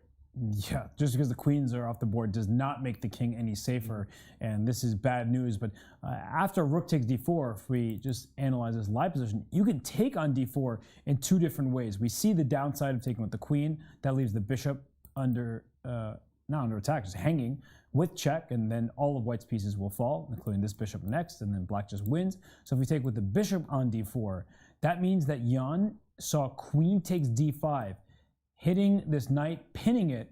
And look at this position, right? If I move my bishop somewhere, unfortunately bishop f3 will run to knight h4 check. Black is down a rook for 5 pawns. Black isn't even down material. White has no pawns left. That's amazing. And once you take on f3, you take on e4 next because you have 2 attackers. And then you're, I'm going to put this in air quotes, down in exchange, but you have 5 pawns and a bishop for a rook. No. This is just unbelievable stuff. I don't think I have ever seen a game on a top level where, like, well, white or black didn't have any pawns left for it's crazy. Some material. Wow, and look at Jan, ultra precise with rook takes d4. And bishop takes e3 first. That looks more normal because this knight is protected 2 different ways, and you can take a hanging bishop and then take that knight. We don't have to worry. But he instead goes rook takes d4, and as we get Alireza move, rook takes a2. Is he going to take the bishop or is he going to take the queen? Another big decision. I think both moves have their pros and cons. Bishop takes e3 takes some serious guts to play, though. Maybe rook d1 is a more practical and more pragmatic decision. Right, because that way you don't have to worry about the queen being on the board and the imbalance. I think that you're right, Almir. The rook takes d1, it makes sure that you don't really have losing chances. After rook takes d1, I mistakenly said rook takes. White should take back with the bishop in order so that after bishop takes e3, at least knight f4 check doesn't come with like a semi-fork. Okay, Jan has indeed taken black's queen. So we might just get this exact variation. So Jan takes the queen on d1, and he just comes back to the board only to make his move. Right, and then gets up again. Yeah. It's the pressure because you wait for your opponent's move. It's the waiting time. You know, he can't stand it at the board. And bishop takes d1 play by Alireza, who looks very unhappy with how things have gone in this game. But the game is far from over. If Alireza defends accurately, he does have a passer. He is up in exchange. And if he manages to get a pair of rooks off the board, you never know if he can set this d5 pawn in motion. I'm very skeptical. He's got no time. But Jan can't relax just yet. Right, you're saying this pawn on d5, and if you try to do the same thing with rook e5, this is not going to go so well because already rook takes f7 is available, and with the rook still in the f file, this changes things. So I think that what Jan is going to have to do is just sit his rook on a square like e7, and you are correct though. It's 3 pawns and a bishop, the dark square bishop, for a rook. That sounds like too much, but there is a pass pawn, and that changes the nature of the material imbalance. So you think that offers him a practical chance to save the game? I would put this at about 20-80, but not 0-100. I would put it very heavily in Jan's favor, and it's not just because of the board. The body language has said a lot throughout this game, where Alireza, he's looked a bit lost. And I don't mean that from a win-loss perspective, but he's floundered. He's pushed pawns, then he had thought. I played g4. Jan pretty quickly responded with h6, and then he started thinking again. So I feel like the way that Alireza has been, his posture hasn't been great, but he is sitting up now, and I mean, look at him, right? He's got his hand on his face. He just doesn't look very happy. Oh, he's not. But knowing Alireza decently well, I think one of his greatest strengths actually lies in endgame defense. Like, he can save some completely lost positions. So I don't think we've heard, I don't think he's said his last word yet. I think he's going to put Nepo through, force him to jump through a couple of hoops. But in general, I agree with you. The body language, the time left on his clock, The fact that Nepo's play is pretty straightforward, the knight from g6 coming to f4, all of that taken together should give Nepo enough to win this critical game. And Jan looks like he's hunting. I mean, the way he's staring at this chessboard, right? He is not going to let this one slip out of his grasp. He's kind of like a hawk. You know, he sees that the prey is there. Let me go take what is mine. And this could be his second consecutive candidates win. But let's take a step back as we've been focused on this game. Two others are still in progress. We have in the top left, Hikaru Nakamura and Richard Report. That game looking quite level. Richard needs to play a few accurate moves, but the game does seem like it should be heading towards a draw. And then in the bottom right, somehow Fabiano Caruana, opposite color bishops against Liren, but with a much safer king. It should be a nice edge for him. So will he be able to convert it? That would be really huge for his tournament after a couple losses in the last 3 rounds. So we'll leave Fabiano to it. We'll leave Jan to it. And in the meantime, we're going to take a short break. But when we come back, it is more of Chess.com's coverage of round 11 of the 2022 FIDE Candidates. So we're here today at the Candidates. We're in the media room with Liren's notoriously large chair, and Farm Master Mike is having a battle of his own to become Food Master Mike. We're gonna see how he's getting on. Lydia, don't make me eat anymore. This is like a pizza simul. Please be done. At least get some water or something. It's terrible here.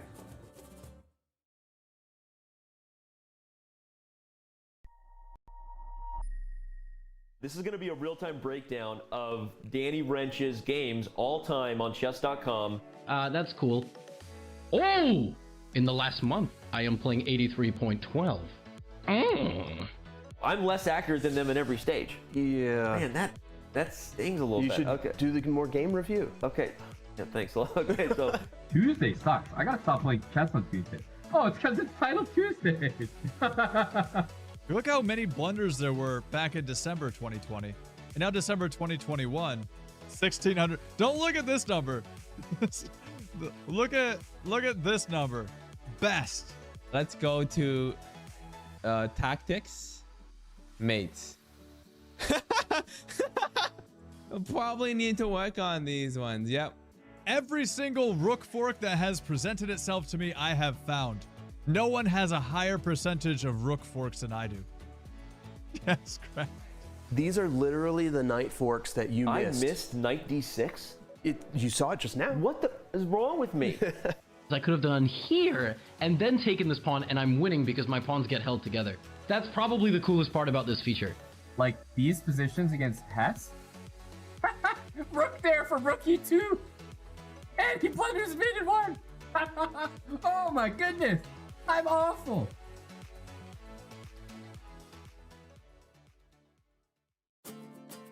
The FIDE Candidates is the most important tournament in chess. Taking place every 2 years, the Candidates qualifies the victor to challenge the reigning world champion in a World Chess Championship title match. The 2022 Candidates will feature 8 of the world's best chess players. They've all earned their spots through 2 years of fierce competition. They now head to Madrid, Spain, where everything will be settled over the board. One of those 8 spots is always reserved for the previous World Chess Championship challenger. Jan Napomnishi would love nothing more than a second chance at the throne, but he has to get through 7 other great players in Madrid first. 2 spots went to the top finishers of the most prestigious open chess tournament in the world, the FIDE Chess.com Grand Swiss. Alireza Firouzja won the Grand Swiss, turned the heads of everyone in doing so, and has become the youngest player in history to cross the 2,800 ELO rating barrier. He would become the youngest World Chess Champion of all time should he win the Candidates and ultimately the World Chess Championship match. Fabiano Caruana joined him, taking the other spot from the Grand Swiss. The US #1 and 3rd highest rated player in the history of our game is also the only person to never lose a classical chess game to Magnus Carlsen in a World Chess Championship match. 2 of the spots were claimed by the winners of the dramatic 2022 FIDE Grand Prix cycle.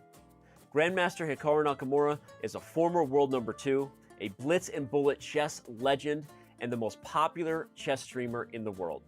He was joined by GM Richard Rapport. The Hungarian #1 is one of the most creative and dangerous minds in the game today, and nobody is looking forward to facing him in Madrid.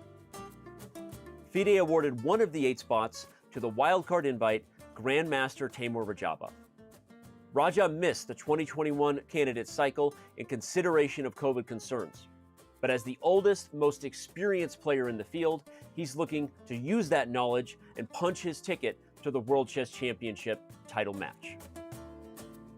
And finally, 2 spots go to the top 2 finishers of the world's largest knockout tournament, the absolutely grueling FIDE World Cup. Jan-Krzysztof Duda, the Polish #1, punched his ticket by ousting none other than world champion Magnus Carlsen in the semifinals of that event. Duda would ultimately defeat Karyakin in the final to win the World Cup.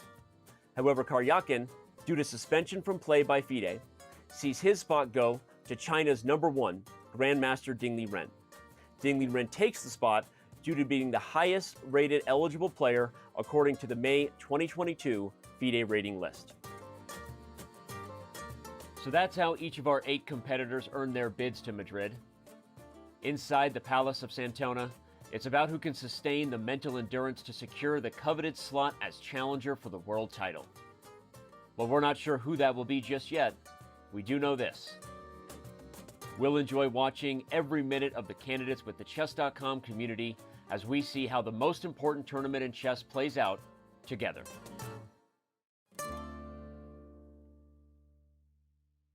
Want to play chess online or learn how to improve? Join us at the #1 chess destination in the world, Chess.com. With thousands of people playing at any moment, you'll quickly find a game with someone at your level, whether you're a beginner or a grandmaster. Chess.com makes learning fun and easy. Sharpen your tactics with puzzles and enhance your strategy with our lessons by top masters. Learn from your own games with our easy-to-use analysis tool. Chess.com has everything you need to take your game to the next level. Signing up is free and easy. Join Chess.com today.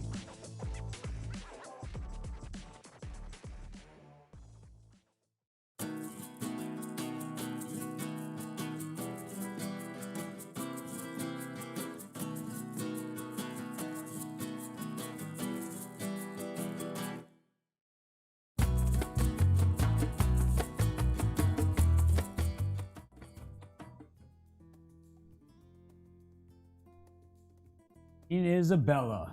What a legacy she has left. It's amigos. Queen Isabella. Just like the candidates here in Madrid, they look to leave a legacy as like the one she left behind, influencing our royal game of chess. And somebody who's going to influence our game for many years to come is the player you see on screen in front of you. That is Grandmaster Alireza Firouzja, the youngest player to ever crack the 2,800 rating threshold. Unfortunately for him, in this game against Jan Nepomniachtchi, he's struggling, but Mis Amigos is correct. Thank you, Pablo Morris. To reset, to remind you of who we are, this is International Master Almira Skripchenko, Grandmaster Daniel Naroditsky. I am Grandmaster Robert Hess, and we've been treated to some great games in the 11th round here at the FIDE Candidates. So Alireza, maybe it hasn't been such a great day for him, but the other games the players are still slugging it out. Well, I wanted to say that I'm not sure that we will know who we are at the end of the tournament. It's getting more and more difficult, but I think that Fabi has a very nice advantage. Yeah. Look at those pawns. F6, G5, D6, C5, if he will get to them. Whoa, and a big development in the top left of our screen here.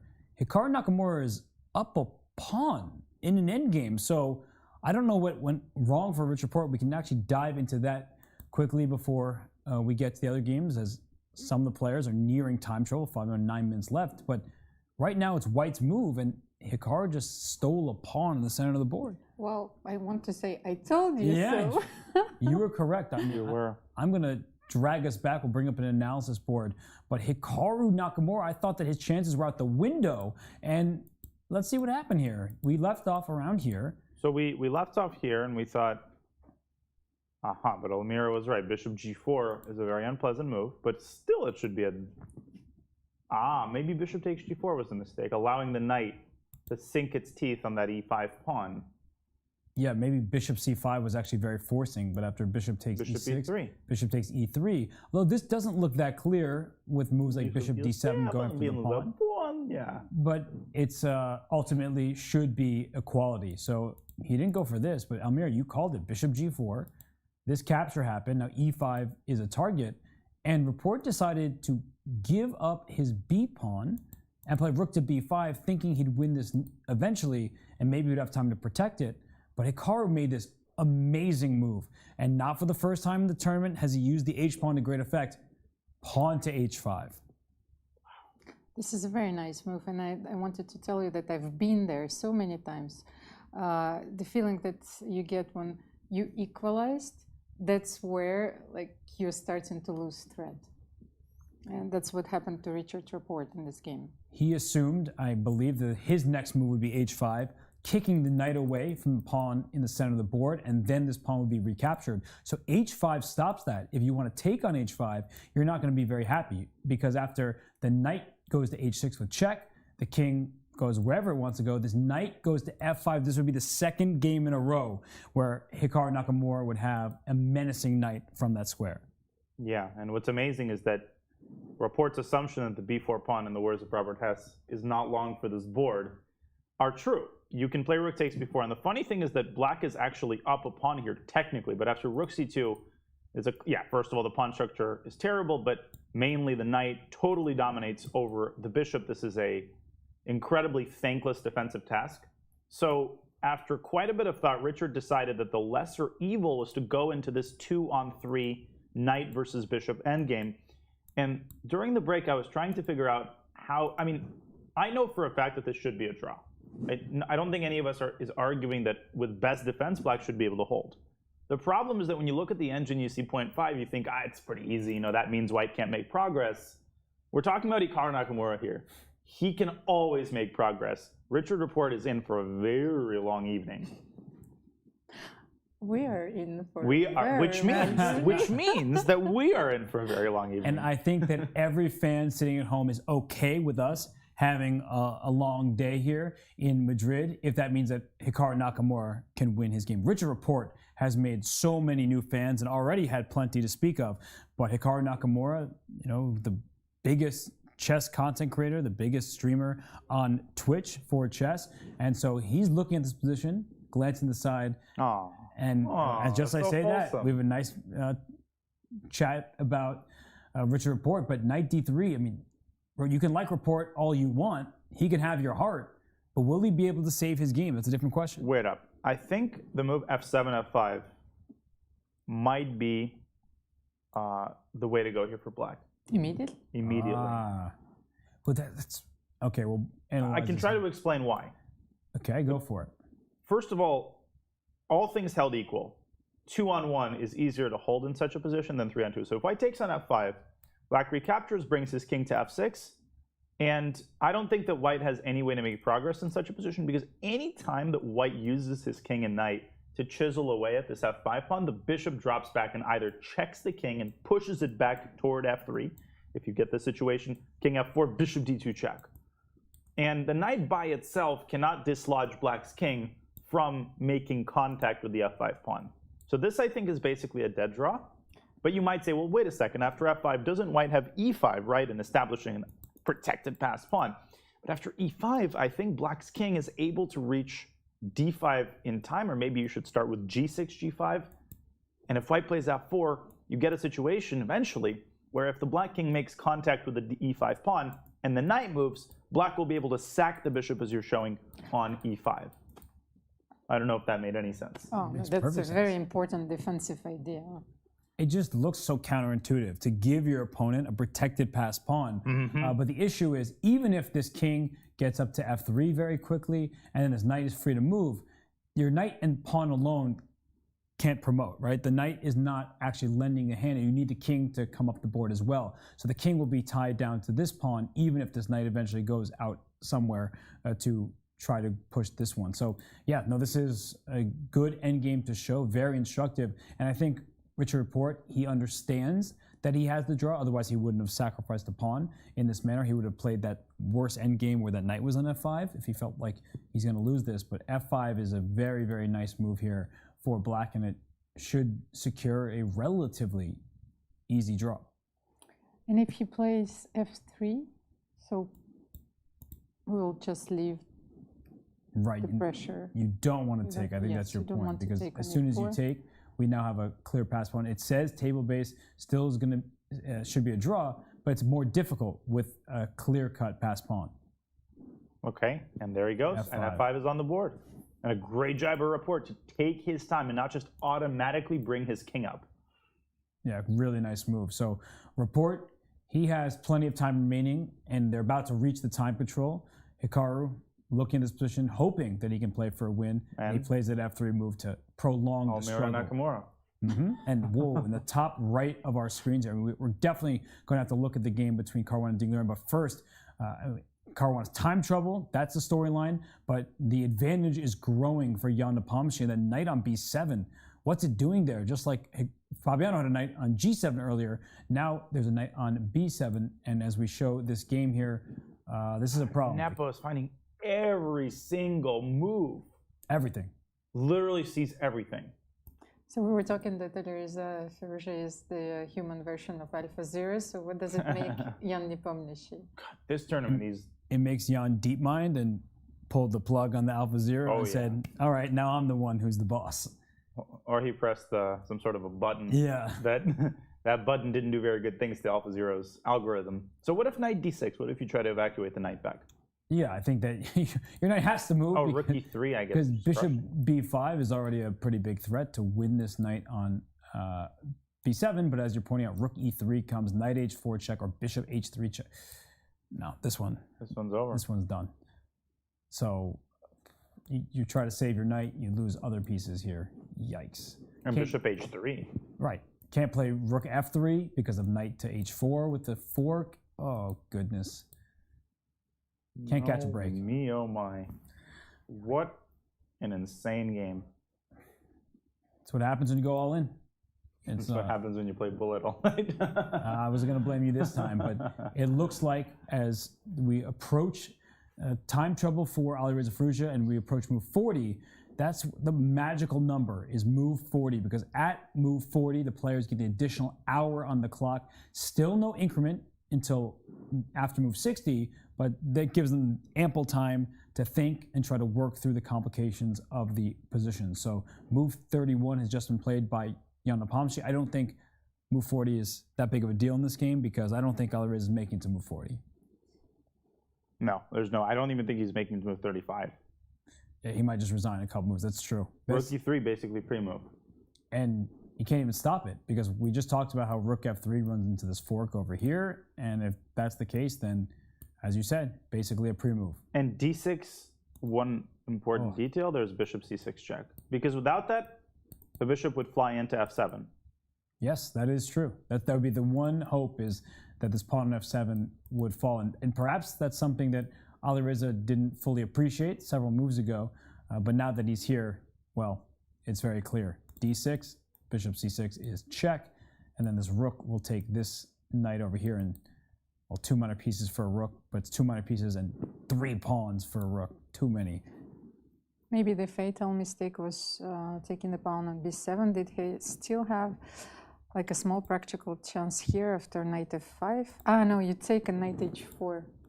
So I think bishop b3. Yeah, bishop b3. He had to maybe go rook e2, exploiting the fact that after knight f4 check, there's rook takes f4, so that would be a horrible blunder. Loose rooks drop off, as they say. And if you played rook e2, I think that the game continues. Yeah, it's still clearly not good. Black just plays b6, and if you try to, you can't even go rook e1 because of knight f4 check now. So black, it has 3 pawns and a bishop for a rook. It's just too much material, though, with chances remaining. That's the number one thing is for Firouzja. He needed to keep chances alive, even if the position remained bad. So Alireza, he might be thinking about resigning here, and well, that's bad news for the rest of the tournament. And while he sits and thinks, we have 2 other games going, and Fabiano Caruana, he's looking at that game. He's like, please, Alireza, please do something. Too late. That's not just bad news. That's unthinkably disastrous news for the rest of the tournament. It is. And I mean, the position for Liren in the bottom right-hand side of our screen, Fabiano's 4 minutes, 30 seconds, but he just made his 38th move. And Liren's position is extremely unpleasant. And he brings his rook back towards c8, going completely on the defensive. And I think that is the most prudent option. He's got to go rook c8 to f8. That f6 pawn is a catastrophe, a really, really bad weakness. But can't White just keep piling up and play on all sides of the board? I wanted to say that you could play bishop c3 and queen c2 takes g5. That's how bad I see. Oh my goodness. That's a good move. That's the best move I've ever seen. Or how well you see, depending on how you look at it. That's definitely maybe something like queen g2 or queen f2. Yeah, no. Queen g3 then with the same idea. So many options here for White, and this bishop on b7 not playing in this game. It's stuck behind this pawn on e4, and maybe at some point Black needs to think about playing d5, but that carries its own risks, especially with a move like e5 for White. So the move played by Fabiano, he needs to move quickly. He does in fact play bishop c3. Rook f8 is absolutely forced. Played quickly by Ding. And Fabi on his final move, it's the 40th move of this game. He has just 3 minutes and 20 seconds. And while his position is advantageous, this is those type of moments where you throw away all hopes to win. Not necessarily that he will do that, but I've played countless games where I'm about to make my 40th move. I need to do something quickly. And I say, whatever, that looks fine. And then my opponent responds and I'm like, well, it's just equal. I can't win anymore. Oh, those are very painful memories. Mm-hmm. I think White's advantage is pretty stable here because Black's not really ever going to play f6, f5, which would be the only way for Black to eradicate his main weakness. So as long as White keeps the f5 square under pretty decent control, White can enjoy life. The question is, enjoying life is enough. You also have to make progress, and you kind of have to use the principle of two weaknesses here, I think, because just the f6 pawn, Black can somehow defend. If White can play b2, b4 at some point, or maybe h3, h4, and create a second weakness, then that's when Black's position might start to crumble. For sure. But if Black gets this move d5 in at the right moment, then maybe there's some pressure going the other way. And that's, I guess, what we're talking about. We're totally right, that you need to create a second weakness, because maybe if you don't do it now, you won't get the chance. And if Black gets that move d5 in and trades off some pawns, that's where you're like, oh gosh, my best opportunity is behind me. So Fabiano down under 2 minutes. I know it's only one move, so of course he will not lose on time, but he's worried that he's going to lose his advantage here. But is it realistic for Black to think about queen e6 and king g6? Aha, you really want to play f5 now. Not only, I want to unpin. For sure. And queen e6 also supports any kind of d5 push. So I don't think any of us see any kind of conclusive threat unless you don't see what I'm going for and blunder a pawn on g5 immediately. But you're right. I mean, king g6, queen e6, and you sit on the position, it's better for White. But if this queen goes here and this rook goes to f7, then you're asking your opponent, how are you going to beat me? I actually still have everything under control. I quite like the idea of throwing an h4, because if you throw an h4, h6, the point is that anytime Black plays f5, then the g5 pawn is going to end up a lot weaker. So then maybe you can get your queen from c2 to g3 and preemptively aim at that g5 pawn to further discourage Black from preparing f6, f5. For sure. And I like queen f2 because it also plays well with your b4 idea. You may say, wait, your queen just went to the king side. What are you talking about b4? But this queen may want to sneak into this b6 square, especially if a bishop ends up on b4. And that's the type of thing that you need, right? The principle of two weaknesses, create another target, and that target could be d6. There's already a target in f6, one on g5. And Fabiano, he made his 40th move here, queen f2, and the position, it remains good for him. I think that Black, as you were saying, Danya, you don't really have too many choices. You kind of have to shuffle because the move d5 would probably be a little bit too risky. But as we get back to the other games, we see in the top left, Nakamura and Report have reached time control. It's 3 pawns and a knight versus a bishop and 2.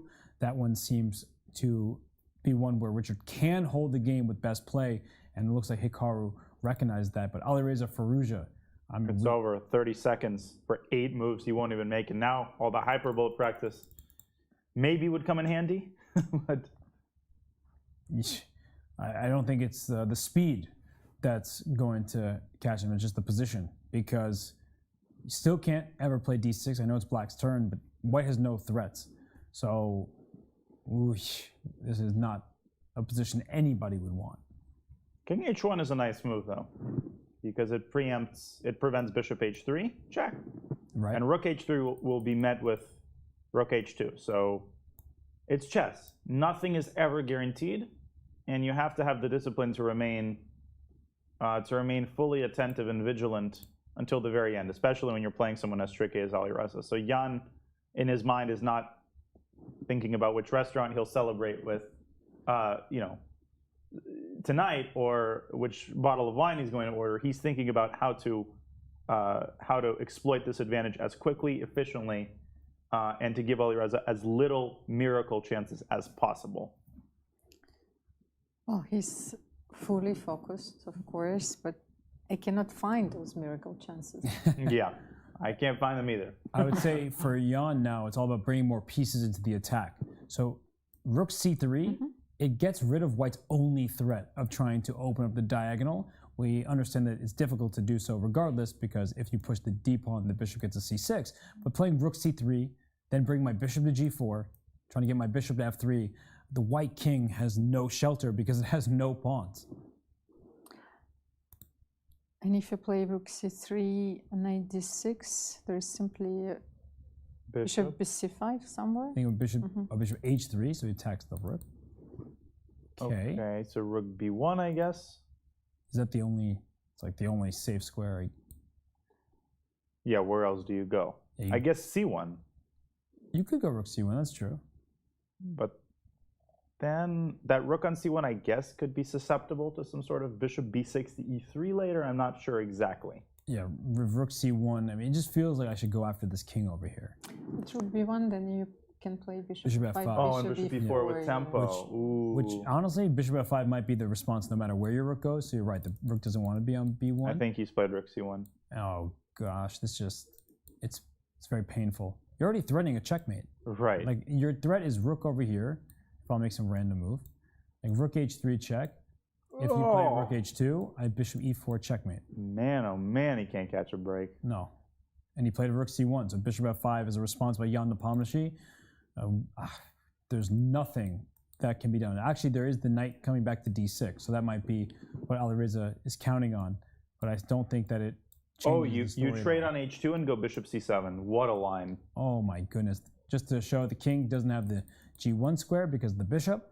If the king goes to g2, the knight comes in with check. So the rook blocks, but after a swap, there it is. Pinning and winning this knight. That would be 2 minor pieces and a couple pawns for rook. No, that's donezo. Wow. Bishop f5 ends it.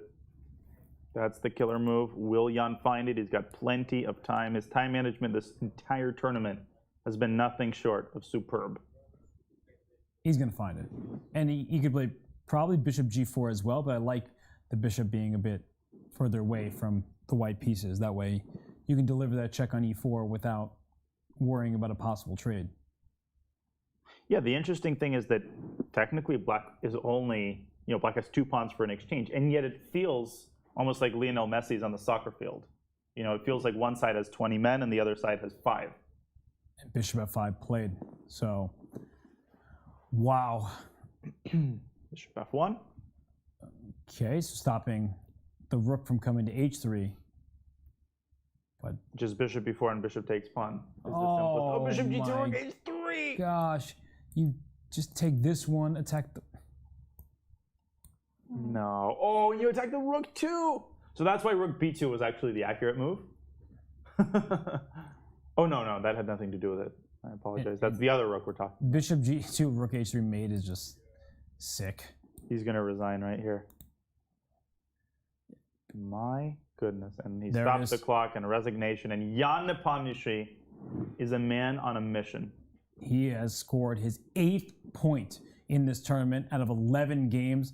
The highest score ever in Candidates history is 8.5 points out of 14, and he already has 8 points after 11 rounds. I mean, just an unbelievable display by the winner of the previous Candidates cycle, and now Alireza Firouzja, the 19-year-old.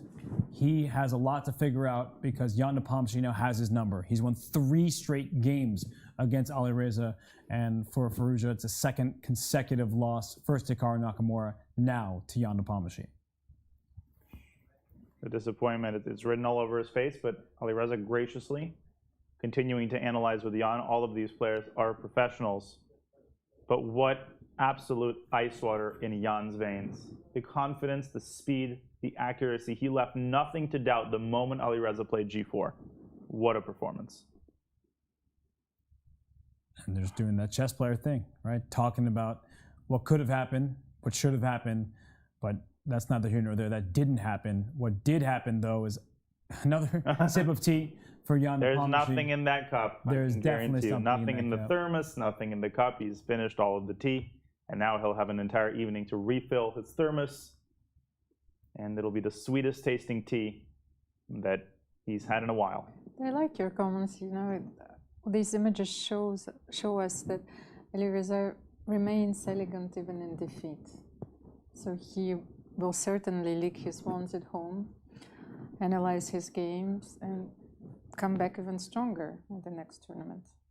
And something I mentioned earlier is there's no guarantees you ever make it back to the Candidates, as strong as Alireza is. I mean, we all expect him to, but maybe expectations are what's causing problems here. That the weight of everybody else's thoughts and prognostications and the critics and also the people who believe in him, right? It's just like so much has been thrown on his teenage shoulders, and there are never any guarantees because some of the strongest players in the history of chess have only made 1 Candidates, and Maxime Vachier-Lagrave has actually qualified for 0. He played last time, but that's because Rajabov sat it out, and who would have thought that Maxime would have never made it by his own tournament play?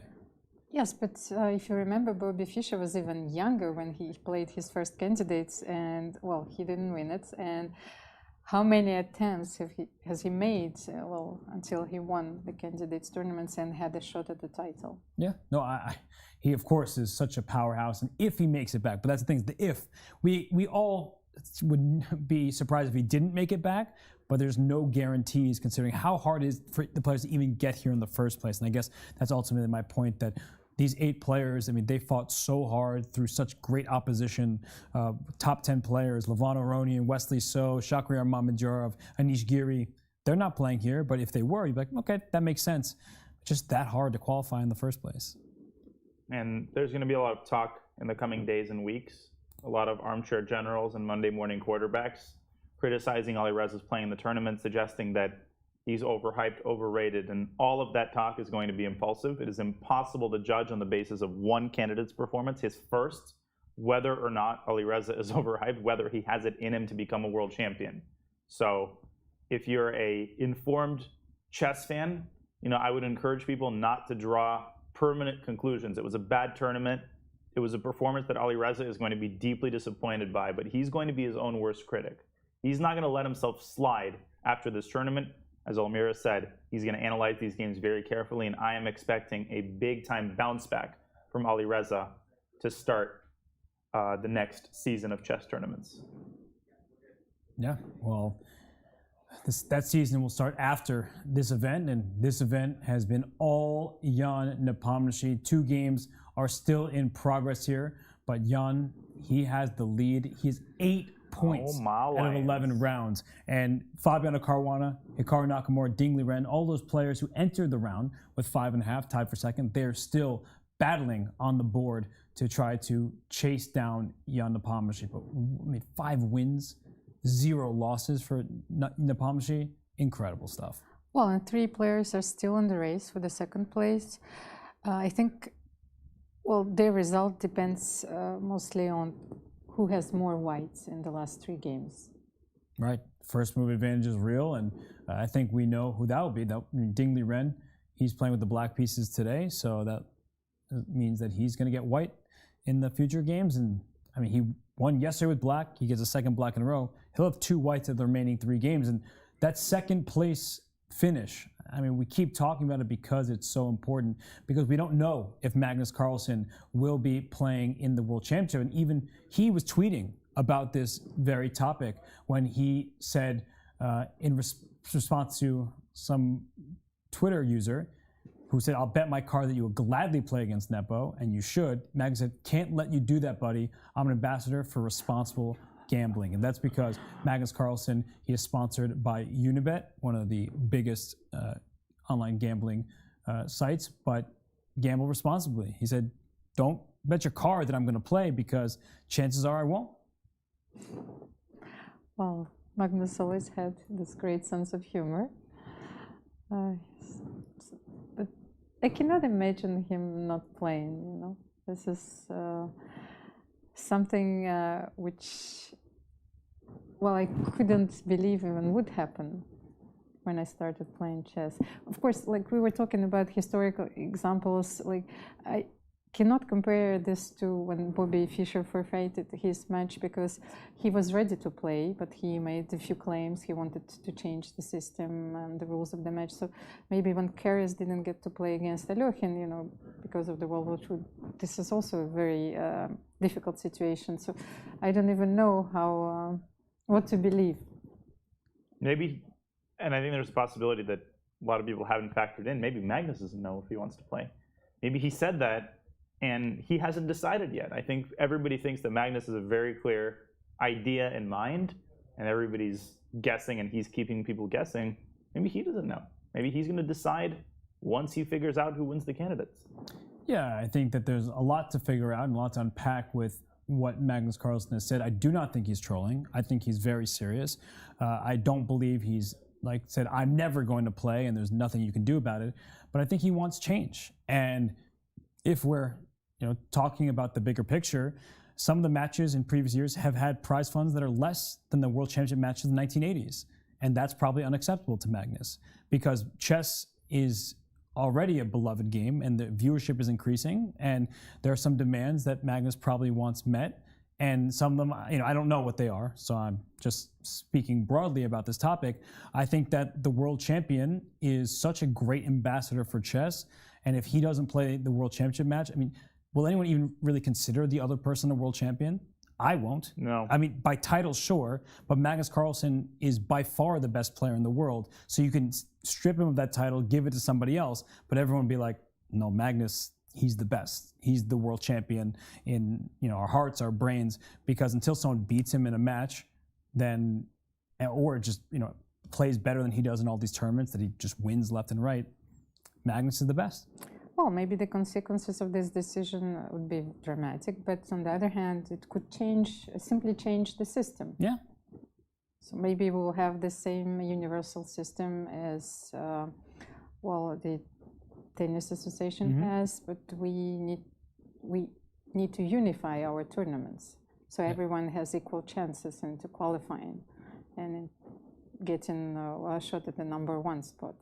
And I guess Magnus, from even before he was world champion, he's wanted to say in the system, right? And what kind of system is used. And there is no players association in chess. In tennis, they have that. In most sports, they have that. But in chess, there is no players association. So I think if Magnus is serious, which I believe he is, that he needs to discuss it with other top players, form a players association that actually makes an impact and requests certain things, because otherwise there's just an organization that is all power, pulls the strings, and the players, they're just have to opt in or opt out without any creative control. I agree, and I think you've said this, the positive impact that Magnus has made on the game of chess. And forget that, the impact that Magnus made in advancing the level of chess players as a whole. He's had the same impact that Stephen Curry has had on the game of basketball. He has changed chess. And I think the least that we can do, the least that FIDE can do, is to listen very carefully to what Magnus's demands are and to work with him and to have the ultimate goal of doing whatever it takes to make sure that Magnus plays the next World Championship match. It might not be possible to institute all of the changes that Magnus wants immediately, but a promise that FIDE and those who have the power to change the system and the World Championship system a promise that they will listen very carefully and work with the top players, I think will go a very long way toward convincing Magnus that everyone has good faith, and toward convincing him that playing in the next World Championship match is going to be meaningful. Yeah, and the World Championship matches are very taxing. And we've talked about Richard Rapport's style, and he's still playing against Hikaru Nakamura. Magnus has been in commercials, he's modeled, he's done all these things that have helped, we love to use the expression, grow the game. And there's been no better ambassador for the game of chess than Magnus Carlsen. But as we return here to see which of these players might be Magnus's challenger or might just challenge somebody else here in the candidates, Rapport is struggling, but Ding Liren, he's not having much fun either all of a sudden. Earlier in the game, we really liked the #1 Chinese player's position. The #2 rated player in the world was playing well, defending accurately against whatever pressure Fabiano hoped to get on the king side. Now we're in a situation where Fabiano can play for 2 results, right? He has the opposite color bishop dynamic. He's the one with the safer king, and he just played the move b2 to b4, trying to create another avenue of attack. Well, he combined both your ideas. He played h4, so first queen f2, h4 and b4, trying to create a second weakness in Ding Liren's camp.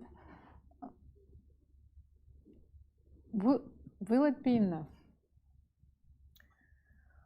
Hard to say. Because whenever you attack the d6 pawn, I will shift my rook to d8. Well, if you will come back to c3, I will come back to f8. But now there are 2 weaknesses. I mentioned the principle of 2 weaknesses. I feel like there are now 2 weaknesses, and there's also an open c file. So you could already conceive of an idea like queen b6 rather than queen b4 in order for the queen to protect the c7 square, paving the way for the rook to travel from c1 to c7. So, I don't envy Ding here. This looks like a really nasty position, but as Elmira said, if you don't take on b4, then white can take on c5 and soften up black's center, and then moves like e4, e5 are in play, and this is no fun either. It's a really difficult choice for Ding Liren because it looks bad no matter what you do, and you just have to pick one of these options. And I'm just going to throw a position that we could have had back here with queen takes b3, and if you compare the position on the right side in the analysis board to the live position, I mean, he was the one who looked like he was ready to seize control of this game, take the initiative, attack all these pawns, and then things have just gone downhill for him. So that trajectory, that history of the game that weighs on you is probably very unpleasant for Ding Liren. But while he sits and thinks, he has plenty of time, an hour and a half remaining for the next 20 moves. We had a great interview Dina Belenkaya did with Timur Vrjabov, asking him about his game and talking about Firouzja if he cracked under the pressure. Timur, thanks for joining. Facing Jan-Krzysztof today, what was your mood like? No, my mood somehow was fighting. I mean, compared to the game that happened. So I just went to for this line that is generally usually very playable, but I was more concentrated, focused on the e takes d5, which is the main move there. And knight takes d5 is much more rare. In general, I saw that this line, I mean, I saw it a bit, but I mean, d4, c5, when I'm taking on c5 and all this knight d2 stuff, after knight d7, there's the idea of his knight d4 and queen d4 coming. So that was the usual thing. So when he played knight f6, somehow I didn't understand what white is doing. I mean, what is the way to proceed and to get the advantage. So I didn't want to waste much time, so I just played fast, but fast was just not a good way of playing in this position. Probably I had to think how to, to proceed and try to play for the c6 square, which is usual thing in these positions. So I made 1 or 2 fast moves, and then I was very upset about the fact that I didn't think a bit at least how to put the pieces there and try to press. So yeah, that was a bit surprising what he played, and no, the mood was good, but the play was bad. Firouzja made a long break from playing online to prepare for the candidates, and this night he cracked. So do you think it was a right way to release the stress? I think he cracked already on some previous nights, because in general, I mean, the thing that he played today, it's because of the result, because he's not fighting for the highest places. And then you don't care anymore, and you just play. I mean, the way he plays also today, he's playing like bullet a bit. So in general, I think that it's just the way of the state of mind where you don't care simply because I mean the point here is the first place, and if you are not going to take it, then you're just playing. I mean, you're enjoying chess and trying some ideas and stuff, but yeah, I think that's why he did it. Okay, well, we heard from Timur Rajabov. He says that for Alireza, things just weren't going well. He felt like he needed to play for a win, and well, it was not a good day for the youngster, but it might not be a good day for the #1 player from China. He just moved his bishop to d7, and Danya, there's problems all across the board. All these pawns on dark squares, which means that the bishop can put pressure on them. What do you think about his decision not to take on b4 instead to bring his bishop out? Well, I totally get it, because as we were discussing, if he takes on b4, then there is a very clear target on d6. Right. And you also free up the d4 square for the queen. As it stands, at least the d4 square is defended, but now you have a weakness on the c5 square. The h to b8 diagonal is opened up, so the queen from g3 acquires even more power. It's bad this way and that way. It is for sure, but someone who's not having a bad day at all is Grandmaster Jan Napomnishi, who won another game. He leads the candidates with 8 out of 11, and we have him here in studio. So, Jan, first of all, how are you feeling? No idea. Well, I didn't really understand what was going on today from his side. Like, I would say he played very, in an optimistic manner. Yeah. So the first surprise came on move 5, the move c4. What has been your experience so far with this move, and is this something that you expected from anyone this tournament? Well, c4 is the line I wanted to play, some moment myself, because I thought it's like quite curious, and I also think I had like this nice game against Anand Sigurov here. C4, bishop e7, d4. Idea from Daniil Dubov, like some trick like castles, bishop d3, knight g5, knight c3, bishop g4, and here bishop g5, and bishop h7, king h7, h4.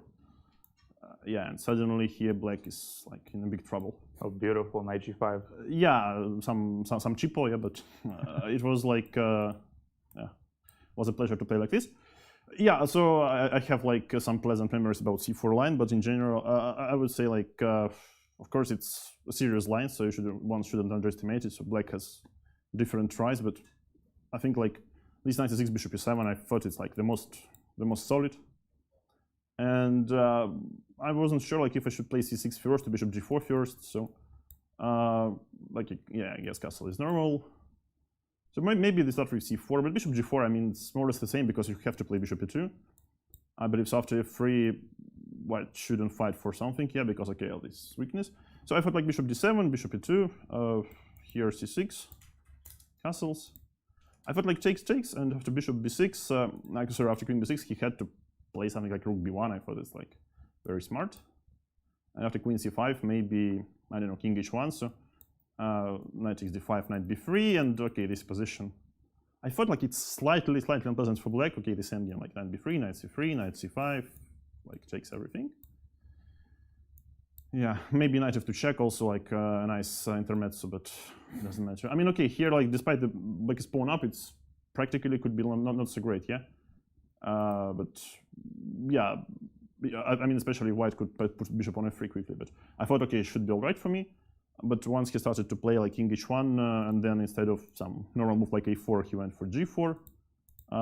Yeah, at that moment, what were you thinking? Well, I was like expecting, I mean, waiting for more, I would say, yeah. But I mean, clearly after g4, you're not going to play something like a4. Yes, you're not going to move like onto some normal, return to some normal flow. And yeah, I believe this is like quite unfortunate for white. I mean, this whole idea. So I think like black easily refutes all this play with g5 because okay, all pieces are into play. So were you surprised that he played g4 and then thought for a long time after you played h6? Well, I don't know what to answer because okay, clearly every game here he plays for a win, but sometimes the way he plays is little bit artificial. Mm-hmm. One more technical question about this position. We thought maybe Alireza wanted F4. Were you intending to take on G4 and sack on E3, or were you intending knight C4? I was intending to think. That's a great answer. No, because I mean, okay, I understood. Like, okay, of course, like the most unpleasant move would be A4, like because basically G4, H6. I mean, it's like worse for white. Maybe okay, this inclusion of two moves, but I think nothing critical happened so far. So A4, A5, bother the queen, and here, okay, I can play knight C4. Maybe I can play A6, queen C7. But in general, it looks like okay, black is already something like very slightly upper hand. But I don't know. Okay, H4. So just let it be. And yeah, then I actually missed some line. So I had like this rook C4 as a backup line, but of course I wanted to deliver some mate here, but somehow he had this queen D2 trick and I didn't know what to do. Yeah. You mean later in the game? Yeah, F4, takes, queen takes, knight E4. Okay, bishop D8 probably was the move, bishop F8, and okay, bishop D8 was one move, and bishop F8 here, queen D2. Yeah, I think it's suddenly all right for white. Yeah. Yeah. Even more than all right. Suddenly, I mean, by a miracle, he defends everything. So there was the move bishop D8, knight takes D6, but I mean, I felt like okay, like rook C4 is some safe edge, and I couldn't make myself, calculate some more lines. So. But you saw this the whole way through, like. Yeah, until I mean, okay, I didn't. I wasn't sure like about bishop D1. I thought, okay, all right, like I have 3 pawns for an exchange and some attack on the king. But then, okay, he had this in the very end. He had this rook E2 move, and rook E2 was. I mean, here it was very unpleasant because okay, I thought like it felt like I'm spoiling some nice game. Because well, I was giving all the chances in this game, yeah, which I could only dream about. But here, well, I don't know. Bishop G4 doesn't work due to rook takes E3, by the way. And okay, maybe I should. Yeah, maybe I should. I don't know, play F6 or I don't know, maybe B6. Maybe he has like no ideas, but so I just slowly, protect all my stuff and should be good. I mean, of course, I can always make a draw, but I mean, I wasn't sure like if it's a good result so far. Yeah. After such a game. Yeah. And after Bishop B3, it seemed like it was a pretty one-sided affair. Right. You brought your pieces in, and here I felt like okay, here he could play Rook B1 and sacrifice on B6 not to get mated, but yeah, but after Rook C1, I actually panicked for a moment because I thought, wow, Bishop F5, there is knight D6, but then okay, I found Rook H3, Rook H2, takes, and Bishop C7, and here. Finally, I managed to calm down, a little. So here, like some nice material advantage should be. Yeah.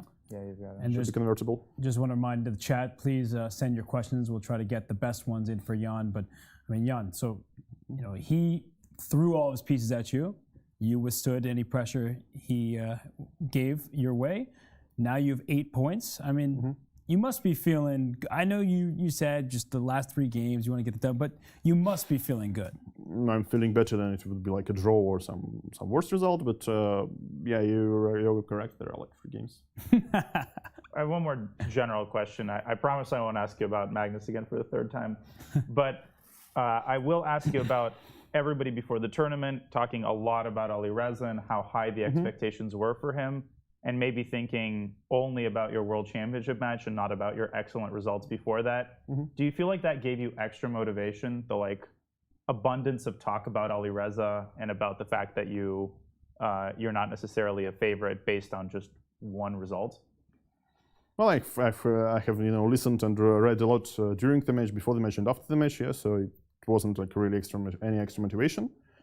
So for me, I felt that maybe a little bit, Alireza, he just went with the flow. Yeah, once he like got some very nice tournaments, one after another. Yeah, and he didn't, and he never stopped. And maybe that's why he slightly, he got slightly lucky to reach this 28 mark that easily. But I mean, of course, like this was like completely outstanding achievement. And then okay, somehow, I mean. I wasn't sure why would he just stop playing chess for half a year, but I don't think it was anything like for good for him. Yeah. Yeah. So I feel like he should have maybe played a little bit more. But I mean, okay, we don't know his situation. But I don't think one needs extra motivation for the candidates here. Well, this is your second candidates. You won the first one. You're having a great performance in the second. What is it about this tournament that it allows you to thrive so much? No idea. I'm just. I mean, unlike maybe some normal round robin tournaments in the candidates, I'm trying really hard. Right. So I'm not doing some nonsense. Yeah, like try not to play games. Like try to sleep. Try to prepare for every game. Yes. So probably do what I'm supposed to do every time, but unfortunately, not every time. Yeah. I can get my stuff together and do everything correctly. Well, last question for you. It's putting you on the spot a little bit, and we're not going to ask you about your thoughts about whether you'll play Magnus if you do in fact win. But is there anything about the cycle of the World Championship that you would recommend change, or do you feel like the players should have more of an input? Actually, I think I received quite a weird letter from FIDE with an idea to change, the match format to make it, I think, like 3 sets instead of like one long match, which which was quite nice, but there some inner rules were like completely awkward. But I would say maybe, yeah. I really like, maybe for rapid chess, I really like the snooker system. Yes, so you like play some long match, and you have the sessions, and like maybe 1 or 2 sessions per day, morning and evening, and first who scores whatever, like 9 points out of 17, passes through. Yeah, but this would be something interesting. But regarding some classical world championship, I don't know. I think it was quite nice until they made it like 3 games instead of 2 games because. I suppose they wanted to make it like more games, and they didn't want to make more days on the expo. Yeah, so they needed to change the schedule a little bit. Yeah, but well, it's a good question, and I think I can talk forever. Okay, well, we're going to give a chance for the chat to get involved with some questions. We just have 3 for you here. So, what kind of tea do you drink? Puer. Oh, nice. Like PUEHR, I think is. And what is that? Is it black? It's okay. It's some special fermented black tea. I would say like it's more. I would say. I don't know. I don't know how to explain. So normally, I drink this for quite some time already, and I think it helps you not to fall asleep during the game. Okay, I need to adopt that. Maybe I'll play like Nepo then. And the second part of that question was Even the thing better. you were asking about. Do you ever pretend to drink tea, or is there always tea in your thermos? Sorry. The second part of the previous question was: do you ever pretend to drink tea, or do you always actually have tea in your thermos? I'll always have tea. Told you, Danya. Yeah. Okay, is that it? No tricks. Are we going for this question? Yeah, go for it. How does Jan evaluate the pre-tournament expectations of Jan being in the bottom half? Slightly exaggerated. Just a little bit. It didn't come true, that's for sure, whoever predicted that. But Jan, okay. Well, now that's a question putting this out. Will you win tomorrow, or are you going to just play a solid game? That's, I have all the evening to decide. I like the quick answers, Jan. Well, that was the last one for you. It's been fun having you in the studio. You're playing incredible chess, so it's a treat to watch. It's been a marvel to see. Thank you. Thanks, Jan. Thank you, Jan. Thank you. Wow, that is Grandmaster Jan Napomnishi. As you see here, 8 points out of 11 games, 5 wins, 6 draws, and 0 losses from the Russian superstar who competed in the previous World Championship. He gave us some ideas on, snooker-style format, just what an event this is for him. And he gave some non-answers, right? He doesn't like to give away information. When asked about pressure, he just says, what pressure? I just do my thing, one game after the next. So it feels like he's really trying to keep his composure every single second. Yeah, I think Jan is just a great example of the fact that experience really isn't exaggerated, the role of experience, because sometimes you think experience, okay, but all of these players really are experienced, but not all experience is the same. Experience specifically in a particular tournament is completely different from experience playing these guys in general. And someone like Jan, who's been through a world championship match, for goodness sakes, I think that the effect of that is tremendous. It cannot be overstated. And this guy looks like a consummate professional. He's like, this is another day in the office for me. for God's sake, 3 days away from winning the candidates. He's training this like any other day. He's disciplined, and you know what? It's amazing to see. And Almiro, we have this game between Hikaru and Richard Rapport, but Rapport is somebody whose openings, by his own admission, may need a little bit of work. So when Jan was here with us, he said that, I asked him what's different about the candidates. Why do you thrive here? How is this different from other events? He said, I prepare harder. Maybe I should do this at other events as well. And I guess the question is, Jan, he comes to candidates, he wins a ton of games, his rating balloons. What if he did this every single day? What would it be like? Well, we were talking about having this discipline, but here he has a world championship match at stake. You don't want, once again, to sacrifice it all every day of your life. So I think he needs, what he's trying to tell us, maybe he's trying to find this balance in between, the real goal and maybe winning a tournament, especially that now there are so many online tournaments. I don't have the feeling that the chess players, especially Jan, is so much motivated by the prize fund. And this is a huge difference. What motivates him now is the title, especially, and the title in classical chess. It's not that how much did you win in an online event. So it's a purely poker consideration, I would say. So for me, the ethics of a chess player has always been something different. No, I mean, he does seem extremely motivated, and he wants to win. He wants to be the world champion. And, he's step one. He's about to check off. Winning this event would allow him to play a world championship match. Whether or not it's against Magnus Carlsen remains to be seen. But as we see, the players still struggling, 2 games remaining, and we're going to head to a break. But we do want to make a special announcement because Chess.com is proud to announce the fall 2022 and spring 2023 Collegiate Chess League seasons in partnership with NACE Star League. Make sure to sign up to represent your school in the Premier Chess League for college students. And with that, we'll leave you with the players on screen. This is round 11 of the 2022 FIDE Candidates. You see Fabiano Caruana and Liren, and we will return to the action in just a few.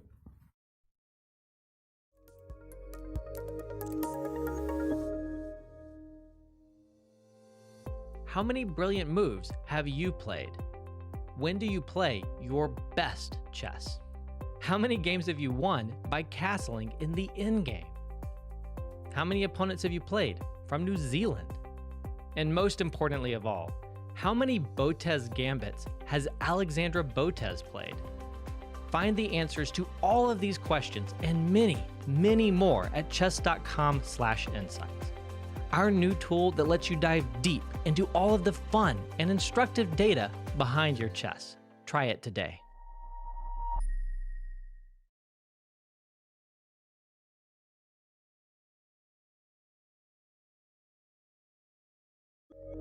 ¿Qué le dicen a los de Cali? Ay, Morita, mito del puerto. ¿Qué le dicen a los de Cali? Ay, que cuando vende la libra de la Sarene, de la Nay. Ay, que cuando vende la libra de la Sarene. Yo pegué un tiro al aire, caso la vena, que confianza del hombre nunca la tenga señora, nunca la tenga, que yo pegué un tiro al aire, caso la vena.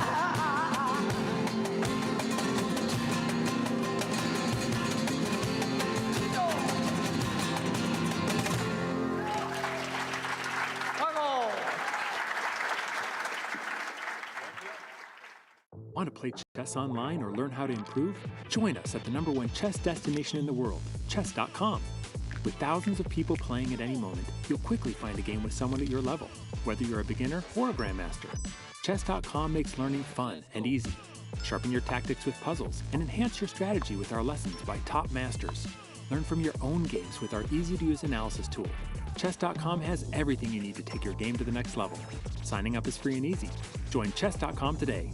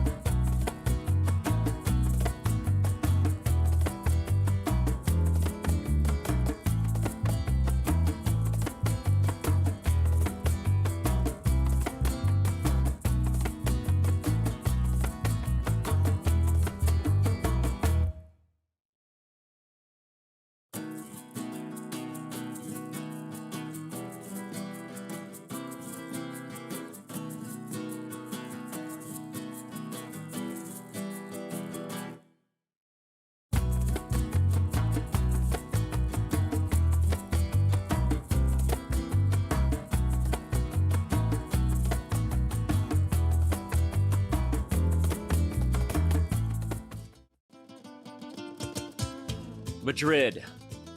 Civilization here is almost as old as the game of chess. Some claim the queen was given her powers to honor Queen Isabella. That, my friends, is a chess legacy. Passion for chess continues to thrive in Madrid. For the first time in 30 years, Spain's capital plays host to the Candidates, the most important tournament in chess. At the Palace of Santona, the stakes are high. And he definitely knows that he hasn't made his 40. Oh, no! Oh my goodness. 8 of the world's best players competing for the right to challenge for the most coveted title in chess, the World Chess Championship. The Candidates is grueling. The winner requires mental endurance and unbreakable focus. There are those familiar with the biggest stages in chess, yet still chasing unfinished business. Oh, the Hikaru grabbed his coat. He knows it's over. What that means. And others from the next wave of stars with little patience for yielding to those before them. Mis amigos, the next challenger to the world champion of chess must come through Madrid.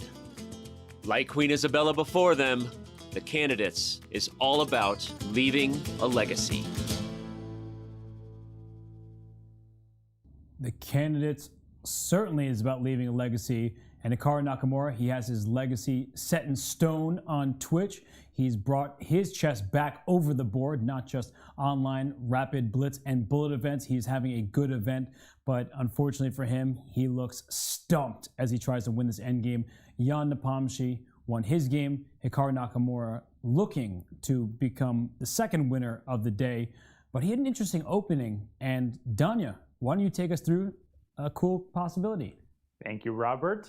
Well, Hikaru's game against Richard Rapport featured a fascinating variation of the Sicilian defense that might be a little bit less familiar even to experienced chess fans. It's the Sveshnikov variation. And the Sveshnikov is defined by the following moves. White plays e4, black plays the Sicilian, and after knight f3, the most popular move here is d7, d6. But in the Sveshnikov, black develops the queen's knight.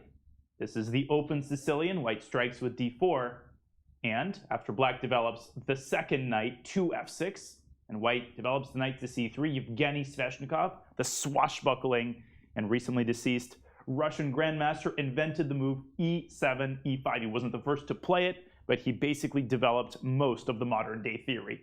White swings the knight over to b5, attacking that d6 square, and black pushes out the pawn and says, no, you aren't getting to d6. And in this position, Hikaru Nakamura chose the most popular move, bishop c1 to g5. But when you want to know an opening, you also have to know all of the most common opening traps. Otherwise, you're going to lose some pretty short games.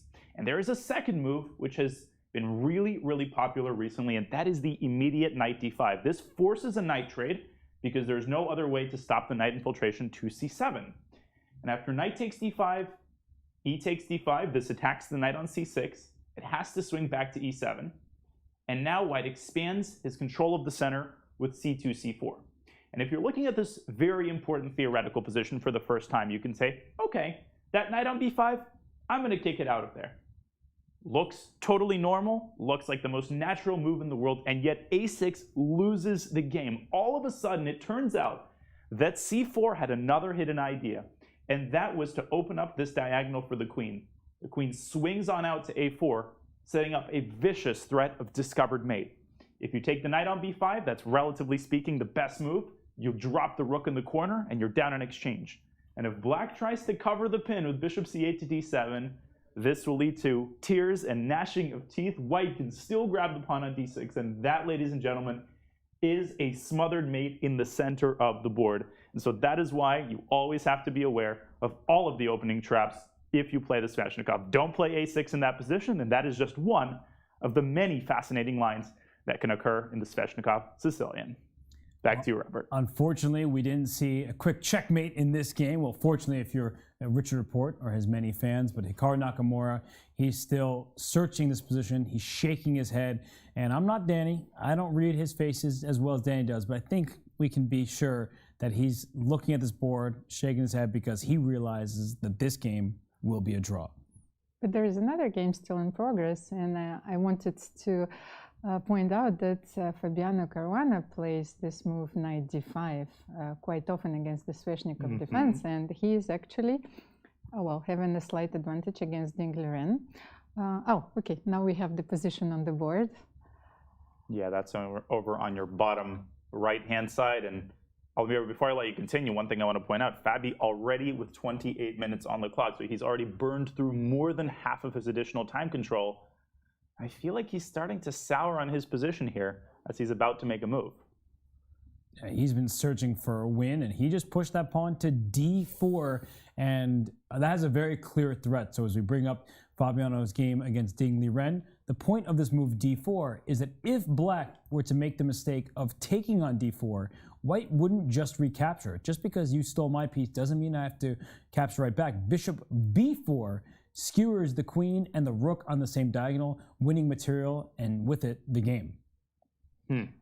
So is there a defense? Because you don't just want to allow white's pawn to advance to d5. Also, the c5 pawn is hanging. But I do think that there is a very, very devious defensive move here, and that is queen e7 slides on over to d7, offering a queen trade and saying, hey, I'm down to give up your c5 pawn, but you're not taking it without either allowing a queen trade or, after queen takes c5, allowing my rook to get to c8, and then the black queen to get to c6, forking the bishop and the e4 pawn. This is out of the question for white, and that means Fabi would have to trade queens with what I think is a pretty dead-drawn bishop endgame as a result. It's a very interesting suggestion, because I was looking at a very concrete bishop d3 with the queen still on board. I'm not sure this works, because rook e1 is still possible, and maybe now I can take on d4, yes. Right, because you distract the rook away from the b file, which is the bishop b4. After bishop takes d4, as long as you avoid this bishop c5 move next, hitting the queen and rook, it seems like black is just trading pawns and still holding on to the king side. But I agree with you. You would want to trade queens in this position because white still has so many threats. Right, and once the queens are traded, you could stick the black bishop on this stronghold on b5 that simultaneously blockades the passed c-pawn. But Robert, if I may ask you to rewind really quickly, a couple of moves. I actually think Fabi just might have missed. I don't know what he missed, but rook f1 to b1 really surprised me, because that allows the bishop to get to b5. And then I think he made a second impulsive move, and that is h takes, and queen f5. Because maybe he shouldn't have taken on g5 at all. Because by keeping the pawn on h4, you give yourself the additional possibility of advancing that pawn to h5 and creating for yourself a potential stronghold on the g6 square. Yeah, it's true. Because it's not like black is threatening to take on h4, so leaving the pawns on the board, it does give white additional options.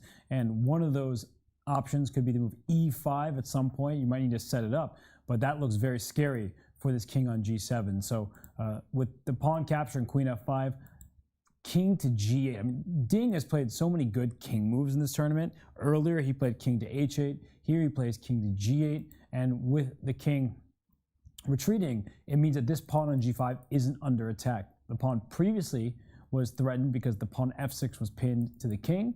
Now the king comes back. If you take on g5, you just give up your queen. So d4 played, and now for Ding Liren, he is so good at calculating your move, queen d7, Danya. I think that is necessary, because when the queens come off, black's problems are less significant in terms of checkmating attack, but there's still some opportunity for Fabiano to play for a win, as he will go up a pawn. Well, but that was a very concrete line. I think that Fabiano went for h takes g5 exactly because of this queen f5 and d4, because if you would play queen f5 without trading on g5, then queen d7 is even stronger. Oops, sorry, I hung my queen by a mouse. Opening up the g file, a positional sacrifice. Yeah, queen d7 is certainly possible. You can maybe even take this one here. Ah, yes, maybe you can even take on d3. Yes, that's. It's funny because even if black wins a pawn or two, it still feels very unsafe for this king on g7. But for sure. But queen d7, maybe queen d7, rook b7. Yeah. Yeah, this What are we looks missing? shaky. Oh my goodness. Is there something crazy? Oh my god! And if queen f5, rook b7. Check. And then I go up a piece, and I get your queen next. And if queen b5, this reminds me of the Nakamura Firouzja game where the queen is distracted from the defense of the king. And there's a back rank check, but it doesn't give you anything. Right. And this king on g7 or going over to h7 or something like that is going to be just absolutely crushed, it looks like. But is there the same idea with the current position on the board? Queen d7, rook b5. Ah, no, you played. Yeah, the king is on May g8. I add one thing? Yes. So you don't want to play bishop takes f6 here because of rook takes f6. What you do want to do, I think, is give a check on h5. And after king g7, e5, there's just a really, really cool line. Queen b1 check. You might think, oh, that's a problem because after king h2, I go rook h8 and I pin your queen. But the pawn comes to the rescue. ef, king g8. And if you really want to be fancy, you can even take on h7 H8. and then play h8, apologize, and f7, followed by f8 equals queen. Yeah, that's a cool line. That one's fun. And it just goes to show that, you know, with all your pieces aiming towards the enemy king, even though your opponent may land a pin or a fork or something like that, you could just still win the game because the king is very unsafe. So this e5 move, instead of just going for the pawn f6 right away, bringing another attacker in without trading off the more powerful piece, this would actually just be decisive.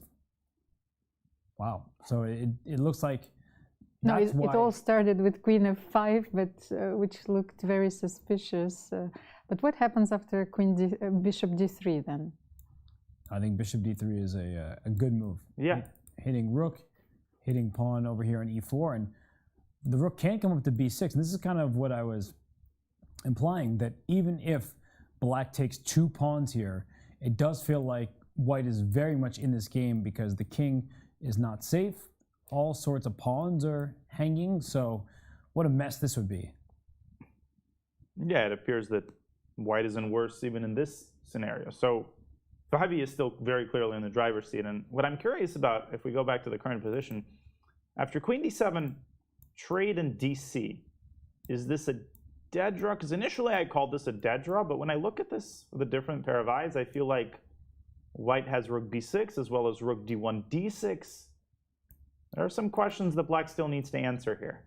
Very far. You know what I from mean? A dead draw. I mean, earlier in the event when Fabi played against Rajabov and he won that game, we were talking about some opposite-colored bishop ending where Fabi would be up a pawn, but they had knights on the board.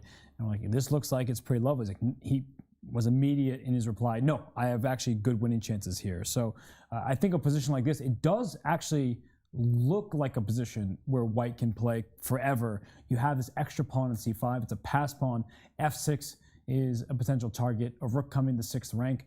That would spell some trouble for black, and not only does it threaten black's pawns, but helps white's pawn start pushing up the board. This, at least from a distance, I don't think Ding Liren is particularly happy about getting here, but it does appear to be the best option.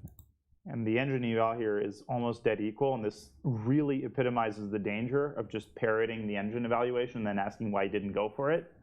Because the engine essentially calculates this from the perspective of white has no way to make progress. But that's not how humans think. White has a million ways to try to make progress, and the engines don't feel like torture and psychological torture of a certain position to them. It doesn't matter if they're a pawn down here or they have an equal middle game. It's all the same. But not for a human. Right.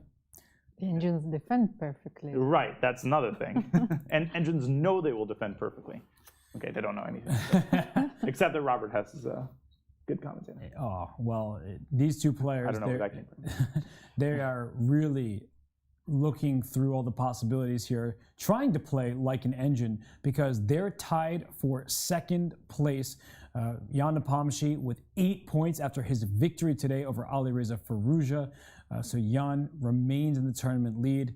Richard Report, he's still in his 11th round game against Hikaru Nakamura. So when this round concludes, Alireza Firouzja may find himself alone at the bottom of the standings. That is not where he thought he would be after round 11. Not in his wildest dreams. But that's, again, why we watch the candidates. If we already knew how everything would unfold, there'd be no reason to watch. It's such an unpredictable tournament. I think the people who are most experienced, I think Peter Svidler made this point in an interview I was listening to. The Candidates is not only one of the most fascinating and high-pressure tournaments, it's one of the most unpredictable. It is literally impossible to say who is going to win the Candidates beforehand. Jan Nepomniachtchi was not a popular pick amongst the people guessing. You know, when you looked at all the odds makers, Jan's name was somewhere in the middle or towards the bottom. Not too many things that I saw had him as a repeat champion, but Jan has proved everybody wrong who didn't believe in him because he keeps winning. But you know, we do want to mention time and time again, we have to, that Fabiano Caruana, Hikaru Nakamura, Liren, they're fighting for second place. Normally in the Candidates, first or last, that's it. But here, second place could be very meaningful. Absolutely. And Bishop d3, by the way, was the move on the board. But as we zoom out to our bird's eye view, we have 2 games left. And Richard Report continuing to suffer in that pawn down endgame. With Hikaru, his body language seemed to reveal that he's basically given up on hopes of winning the game. But Richard, as long as you're playing Hikaru and the clocks are still ticking, Robert, Almira, you guys can confirm this. The game is never over when you're facing Hikaru Nakamura. Well, and I gave Robert better chances to survive against Minotaur than against Hikaru. Right.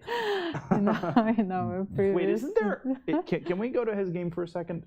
Yeah. If we go FG, King G5, doesn't that draw on the spot? King E2 is forced. King F4. Yeah, that's it. If Report finds this, the game is over. Right, because he'll move his bishop away, and then it will take the pawn on G4. So there's actually no way for Hikaru to protect the pawn. So maybe you can still play knight d5 here and knight g6, but it's okay. Please take me, Right. and then I get to take your bishop, and I win an extra pawn ending. But this king can even take this pawn. And this is exactly the type of position that Report has wanted from the beginning, where it's a knight and just one pawn, because this bishop, no matter where it is, it will sacrifice itself for a pawn and keep its eyes on the dark square that the pawn is trying to go to. So whether it's the current diagonal or if you put it on a square like d8, there's no way for white to make progress there. If Richard won't go for this, I'll be absolutely shocked. And he's taking quite a bit of time here, which is slightly surprising, but again, he knows who he's playing and he knows you have to quadruple check every single option when you play Hikaru. And Hikaru is going to be pretty disappointed to make a draw in this game. I think he came into today, after yesterday's great victory over Alireza Firouzja, he came in wanting to double up, 2 in a row, have a chance to catch Jan Nepomniachtchi, continue his excellent form, and he never really had any chances today. Well, you can't win them all unless you're Jan Nepomniachtchi. Right. It's like I was thinking about this.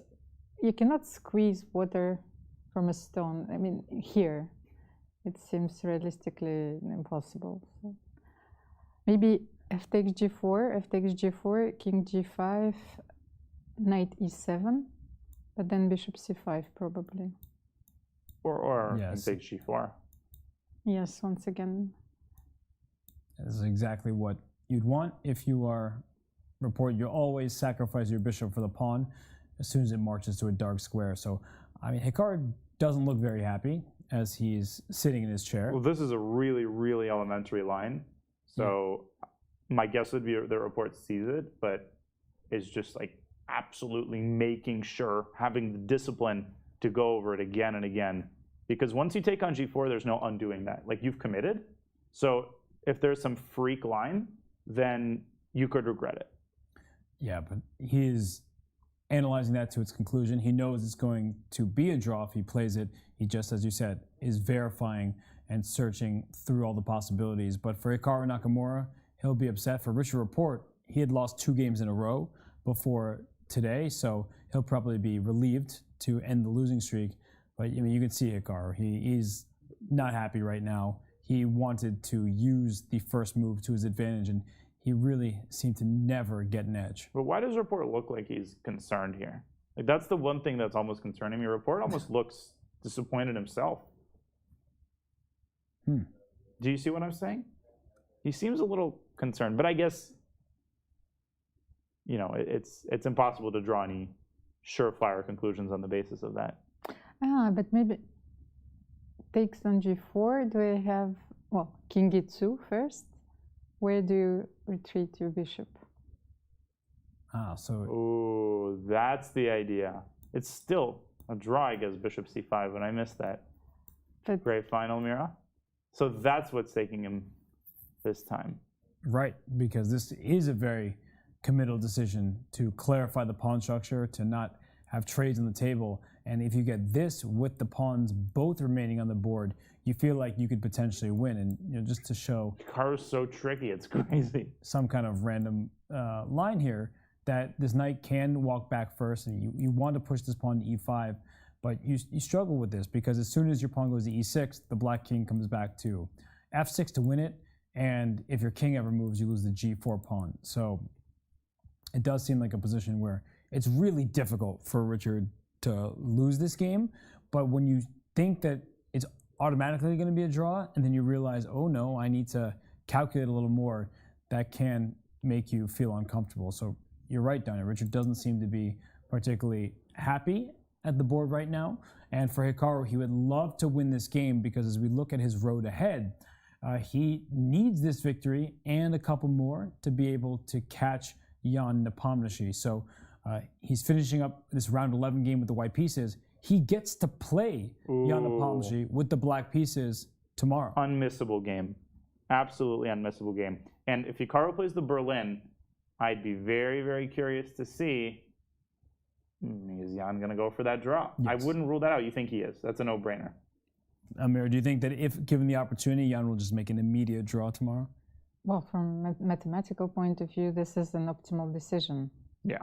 So I cannot question this. Yeah. But on the other hand, what does he have to lose? He can still play on, and then it would put Hikaru in a very difficult spot because both Liren and Fabiano Caruana has played him already, so they have maybe an easier finish. Yeah, and as we see Hikaru's last three, so he plays black against Jan, then it's white against Jan-Krzysztof Duda, and black against Liren in the final game. So, I mean, considering how important second place is at this tournament, that last round still has us drooling over that pairing because Liren's form has been stellar, so has Hikaru's, and with all in the line for second place in that last round, it might just come down to that if Fabiano Caruana can't right the ship.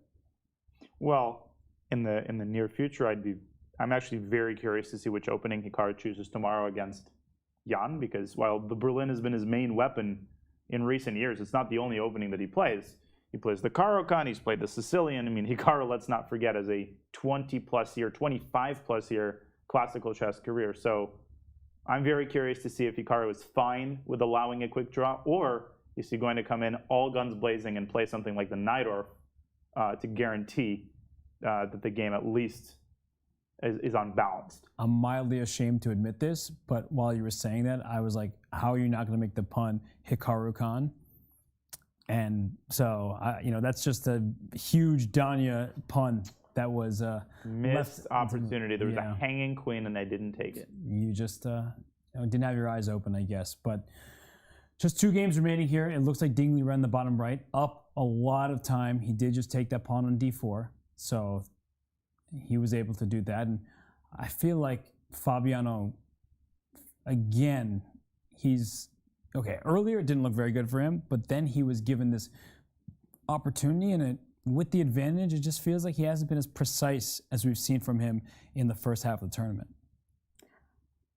Well, that's true. But how much time does he have left? Fabiano's 27. He's down to 27. Okay, so he has an immediate draw with bishop b4, by the way, and queen g6. But I don't think Fabiano's trying to make a draw, but it's good to show that if the queen gets distracted away, the black king has no choice but to shuffle between h8 and g8, and the white queen does the same on h6 and g6. Well, it's a pity that you cannot play here like king f2. Mm-hmm. To get that rook in the game for a Yes, after king h8, king f2. That's a pity. Right. You have the queen d2. You'd love that the king anywhere. But unfortunately, so king f2, as you're saying, queen d2 check, and then this king just got itself in trouble and will lose the game. So bishop b4, automatically a draw. I don't think white is risking anything by playing bishop takes d4. Nothing. But I also imagine that Fabiano's looking at this position like, no, there's no win here that I see. It looks like with the pawns coming off the board, black's drawing chances increase. And while black's king previously has been out in the open, now it is feeling a lot safer tucked home on g8. Yes, but you were talking about king safety. I still feel that, well, white's king is in a much safer place. So maybe I can play rook e3. For example, like if, I don't know what is going to be your next move. Yes, rook e3. Well, rook e3 doesn't... Yes, I wanted to play rook g3 and e5, but how to make this work? Wow, it actually looks very annoying. But I guess black has to bring this bishop back to d7 to get that queen out of there. And once your queen backs up, I think black can push this pawn to g4. So this pawn g5 has been a problem for so long, and at long last you can keep defending with the bishop. Maybe I can start with e5. Is it possible? Because you don't have bishop d7, I have e6 with the rook on e3. Oh, wow. So bishop d7 runs right into e6 with a fork. I guess you could play f6, e5 here. You simply take on e5. And that opposite card, bishop endgame, with just the g-pawn is a dead draw because the other flank is fully under control and black can quite easily deal with the g-pawn with all of his pieces. Right. Pawns coming off the board, good for the side down material in this endgame, and the opposite colored bishops make it so that it should be a draw, but it's close. It feels really, really close for white to... Oh, I want to continue queen h4. Queen h4 here. Oh, wow. That's a cool move. So if I check you, you just go here, and I have nothing. You could play ed. And rook g3. And then d3 and give up the queen and use the pawn as a counterweight. But this is very scary. Like, oh my gosh. This is very, very scary. I agree. Yeah, you don't want that, but that's what Fabiano's probably looking for. I mean, he's thinking on this move, I guess. He's made a move. He has made a move. Okay, well, no, he has. Oh, he did. He took on d4. Yeah, you're right. So bishop takes d4 was played by Fabiano. And by the way, I know so many of you are still watching here in chat. So come on, shoot us your questions. I might not answer them, but you still should still send them our way. The good ones will undoubtedly be put on screen, and we'll try to answer whatever you throw our way. So, well, I'm still on a learning curve. You know, I just like you explained to me today what was a Twitch raid. Yeah, you know, so now I know. I wanted to ask you if Hikaru does Twitch raids on our channel, or it doesn't work that way. Well, Hikaru is streaming right now, so I mean they're going to stream throughout. Essentially, when somebody ends first, they can send it to whoever they want. So, okay. But his channel streams usually go pretty late, and people are asking why does second place matter? I thought only first place gets to play Magnus. That's if Magnus wants to play the person who gets first place. So. Magnus, it's up to him whether or not he plays the World Championship, and if he doesn't, then second place really does matter. Yep, and the origin of that controversy, the reason we're even mentioning that possibility is because of, I think, a radio show. I don't remember when this was, maybe at this point, probably 6 months ago, where Magnus said, at first everybody assumed this was a joking statement, but then people were like, wait a second, what if he's not joking? He said that he wouldn't play anybody other than Alireza Firouzja for the next World Championship match. And I think he said this upon defeating Napomnishi. So that started it all, and that is why all of a sudden second place, which was never important in the candidates to date, is now of critical importance if, as Robert says, Magnus refuses to play the winner. Okay. And I mean, both of these two, they want Magnus to refuse to play at this point because Jan Nepomniachtchi trying to run away with this tournament.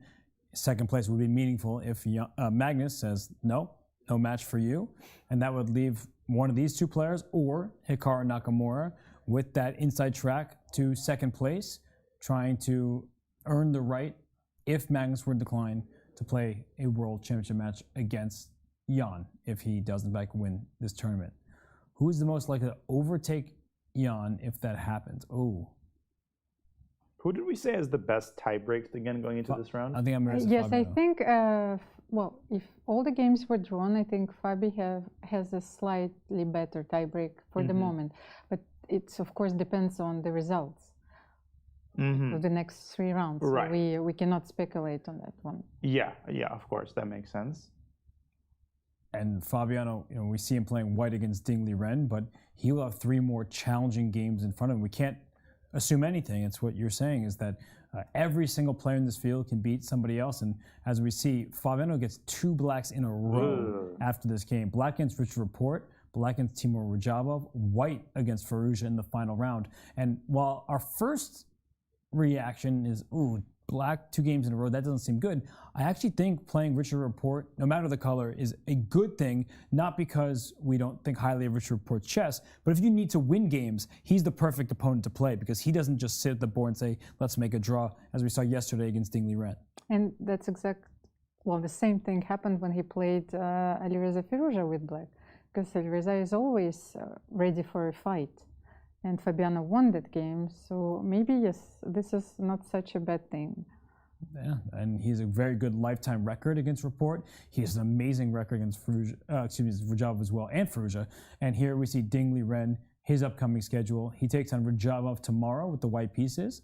1 loss, but 2 wins. He's played Firouzja very few times. He gets black against him, and then he gets white against Hikaru. So that final stretch for Ding Liren, that's relatively favorable, I think, that his final 3 opponents, that's probably the most desirable list of pairings. I would, go ahead, Amira. No, first I wanted to say that he needs to survive today. Right. And then I wanted to point out his lifetime score against Hikaru.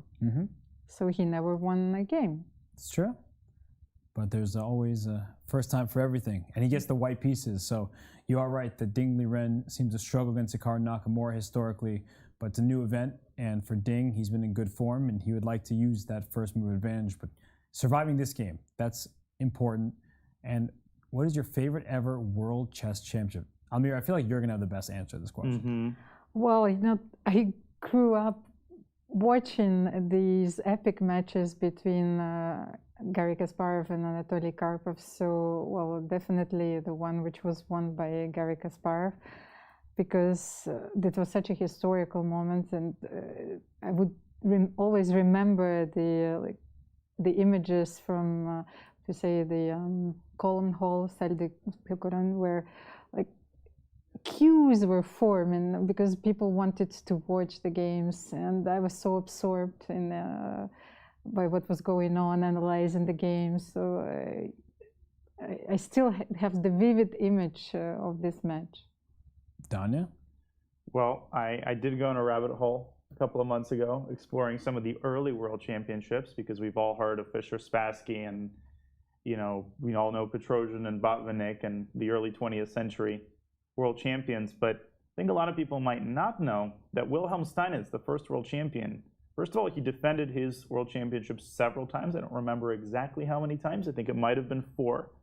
And Mikhail Chigorin, one of the strongest players to come from pre-Soviet Union Russia, he was a pioneer. He started a chess magazine. He was a tremendously strong player, and he came very close to defeating Wilhelm Steinitz in one of the world championship matches. I think he had a 2-point lead. He was demolishing him in a lot of the games, and then he choked massively. He got nervous. He started blundering.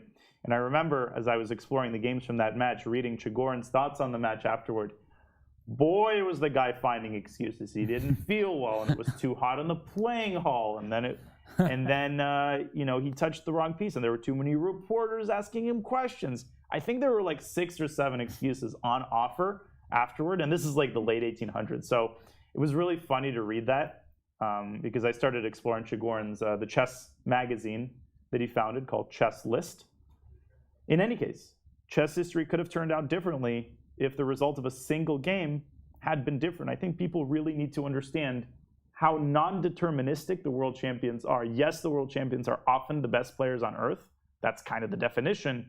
But many of the greatest players on earth have also never become the world champions, and some, as you have said, have never even made the Candidates Tournament.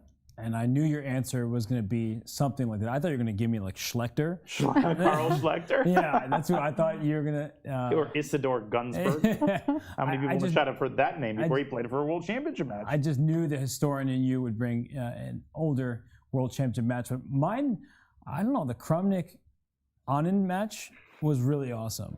And I just thought the fight that those two brought was amazing, and they were like clearly at that point deserving to face off against one another.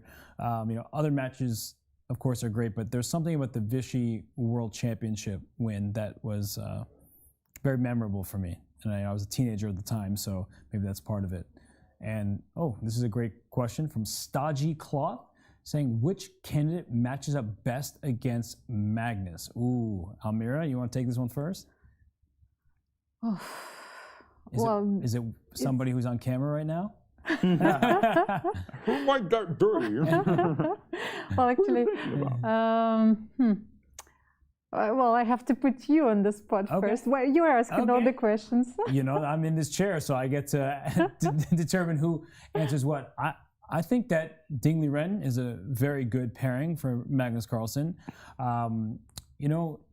It's difficult to assess because is Hikaru Nakamura the same Hikaru that he was when Magnus has a winning record against him 14-1? I mean, if you asked this question 5 years ago, people would say that's not a match because Magnus always beats him. Their lifetime score is ridiculously one-sided. But the Hikaru that we see now, he is more confident. He doesn't put as much pressure on himself, so that he maybe gives him an outside shot. But I answer that question, honestly, it's the matchup that we see here. Fabiano Caruana or Ding Liren. I think that Fabiano proved to the world that in a 12-game match, he didn't lose a single game. He almost won a couple of them. He played really well, and he only lost in the quickest of time controls. But I think Ding Liren gets my ultimate nod because I feel like when he's well prepared, when he's comfortable, when he gets to a tournament without hassle. I mean, it's been really difficult for him during the pandemic, but Ding Liren is a monster. I mean, the last couple games he's shown here throughout this whole event, except round one, which is really holding him back. Yeah, Ding. Almira, have you come to a conclusion yet? She's going to throw it to me. You're going to throw it to me, aren't you? No, I was looking at the game and because I was thinking that this is so true for all of these players, but it's just that we all secretly want Ding to qualify for this match. At least he would have a shot at the title at least once. There is that, right? Some players never get a shot, as you were saying. Yeah, I think there's two ways to answer that question. You could answer it from the pure perspective of who matches up best in a chess sense, and I'd probably have to go with Ding. But then you could ask who would match up best in the very specific framework of a World Championship match. And you're talking about Hikaru. I think one thing that would make Hikaru such a difficult matchup for Magnus in a World Championship match is Hikaru's confidence. And it's also the fact that if Magnus loses a World Championship match against Hikaru, he's never hearing the end of it, not after all their friendly Twitter jabs and all of the friendly rivalry between Magnus and Hikaru's fan bases. So that would add quite a bit of additional pressure on Magnus, whereas for Hikaru, he's got a flourishing streaming career. Nobody expected him to get this far in the candidates. He's proven everybody wrong, and he would be playing with a tremendous amount of confidence. And a man with nothing to lose, well, that's a dangerous man, especially when his name is Hikaru Nakamura. Well, you've said it. Do you think that we will get as much media attention for this match, like if Hikaru qualifies and plays against Magnus, as like the top sports event? Yeah. I've said this before. I think a Hikaru-Magnus match would be the most watched chess event in history, and I think the viewership numbers would probably match something like an NBA, round one of an NBA playoffs. Although if Ding Liren were to play a match, I mean, China has a lot of people. Yeah, that's true. So there would be many, many eyeballs there. But of course, Hikaru Nakamura brings sponsorship opportunities. He brings the modern wave of chess fans and the Queen's Gambit, the Twitch fans, all of the newer people who we welcome into our community. They would love to see Hikaru versus Magnus. So, then you're more lenient towards the entertainment factor. Yes. Which is becoming more important. Yeah. I mean, I think it's already become incredibly important. Ooh, this is a good question. Who is the strongest player that's never won the World Championship? I can answer this one. I think maybe Karis. Fabiano Caruana. Oh. That's my answer. He was the third highest rated player of all time. There's the longevity argument. You could say Karis. That's a very popular answer. Korchnoi Yes. as well. But Fabiano Caruana at his peak, 28-44. He went 7 out of 7 to start that Sinkfield Cup. He didn't lose a game to Magnus Carlsen. I mean, he's proven that at his peak, I would say maybe his peak is the best player to never won a world championship, but we have to see in terms of longevity. I just like Karis games very much. That was also. Well, Karis was ridiculously strong. Yeah. Ridiculously strong. Yeah, he really was. And it's a great answer, right? Karis is maybe not known to our newer chess audience, but Paul Karis, I mean, he was a top few player. You could count the players better on him than maybe on just a couple fingers throughout his really illustrious career. And, we have another question. How would you describe Jan's playing style? The other candidates all seem to have slightly more distinct styles. I mean, I want to start with you, but I feel like every time I try, you're like, I don't want to answer first. Well, I'm not sure that I also want to describe Jan's style. I'm not sure that I have my prism is very objective. So maybe Danya, Well, it's a fascinating question. I'd have to think about it, but particularly because I don't know who to draw a parallel to, which I think is what makes his style so fascinating. Now, obviously, he tends to play fast, and his tendencies are undoubtedly tactical. I would characterize his style as extremely dynamic and energetic. He plays with a tremendous amount of energy. He likes undefined positions. And he doesn't mind slightly objectively worse positions as long as there are clearly defined ideas. I think we saw it today against Alireza. Can't really argue that black is a little bit worse in that position, but because he had that clear idea of attacking Alireza's queenside, he was like a fish in water. You could tell how comfortable he was in his position during the interview. So that's just a couple of surface level thoughts. It's a question we could spend an entire show arguing about. And I would say it depends on what tournament he's playing in. He said in the candidates he's better prepared. I think he's a different player in the candidates than he is elsewhere. And the candidates in the World Championship, he's much more solid. He's tame. He's regimented and non-emotional. So I think that for Jan, he's playing amazing chess, and he did just beat Alireza Firouzja. Dina Belankai caught up with Alireza. So let's show everybody that interview. Alireza, thanks for joining. Seemed like knight d4 was a novelty in today's game. Yes, it's top engine move, so it's not a surprise for him, I think. But it's very, I think, popular line now, actually. When did your preparation go the way that you started thinking on your own? Yeah, after queen b6, I didn't check queen b6, so I think I am a little better there, but I couldn't find the way how to be better. So G4 was very aggressive, but still okay. It seemed like H4 was a little bit off the edge. Yeah, H4 was too much, but okay, I couldn't find a good plan there. So. And perhaps one last question: you defended still well. Do you think there were some other ways to defend longer, or it was just already hopeless? Yeah, I think there are better ways to defend, but my position was very difficult to play. So I think it was very difficult already. Certainly was a difficult position for that man, Alireza Firouzja. He lost his game against tournament leader Jan Napomnishi, and what he said in that interview, right? It was the preparation was a bit shallow. He knew that white was better because the engine says so, but he didn't know what to do afterwards, and that's not a good place to be when you're playing someone as strong as Jan Nepomniachtchi. Yeah, and especially how important it is to know all the plans in the position. So it was such a sad image. You had the feeling that he was doomed. Mm-hmm. So I really hope that Alireza Firouzja will come back stronger. Might take some time, and gain some self-confidence by winning other tournaments. That certainly will help. Yeah, it just strikes me that Alireza chose the the top engine move, but like Almira said, position like that where you have a big space advantage and you've got lots of weaknesses, d5 and b2, you got to know what the ideas are. You got to know whether to play g4, whether to play f4. There were so many decisions for white to make, and the moment Jan deviated with, let me be completely honest, Robert, a move that Alireza had to take into account in his preparation. It was the most natural human move by far. After Jan played it and threw Alireza off his prep, he just didn't know the plans. Almira, I think you nailed it. It was bad prep, he jumped off on the wrong foot, and then g4 merely exacerbated the already difficult position. Yeah, we can see on screen the O-1 in the top right. That was Jan Napomnishi taking that game home against Alireza Firouzja. We still have 2 games remaining. We have Ding Liren on screen. Richard Report looking at that game, finding it quite interesting. And Ding doesn't look like he's that comfortable. While Report and Nakamura shuffle a bit, after the last move, queen back to f3, Ding, he's now on the clock, and maybe this gives Fabiano some good chances to continue this game. So he played queen h7, and Fabio retreated his queen to f3.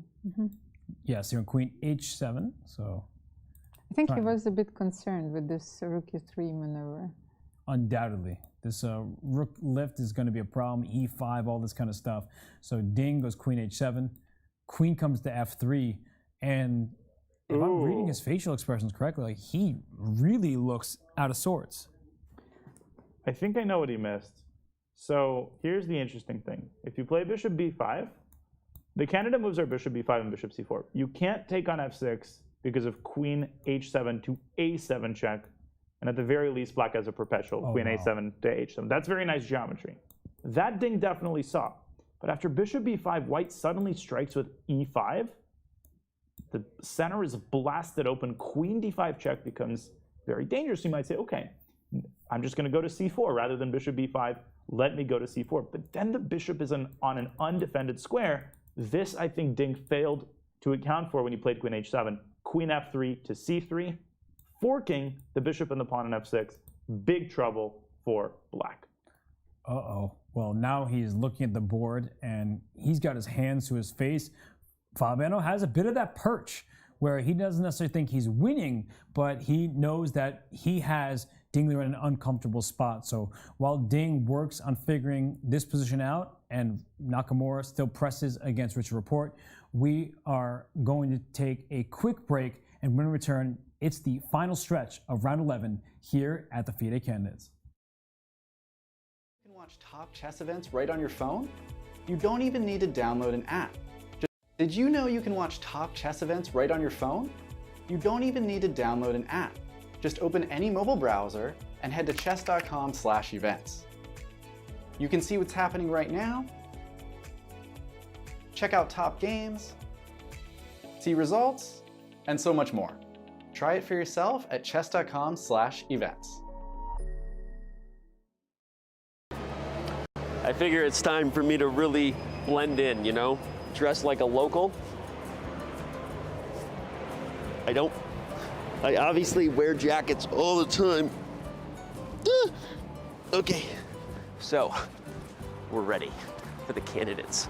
Every local Madridian visits the chessboard on a daily basis, I hear. They visit and kind of pay tribute to Queen Isabella herself. I hear that this is a statue of Queen Isabella herself. Yeah.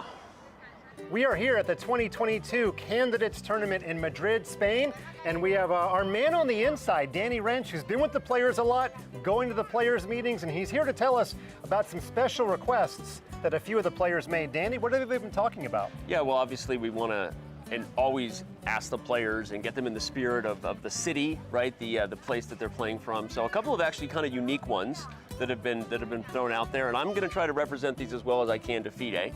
Okay, but the first one was a lot of bonus requests if you play and win with the Spanish on either side. Makes sense. Right? Yeah. Makes sense.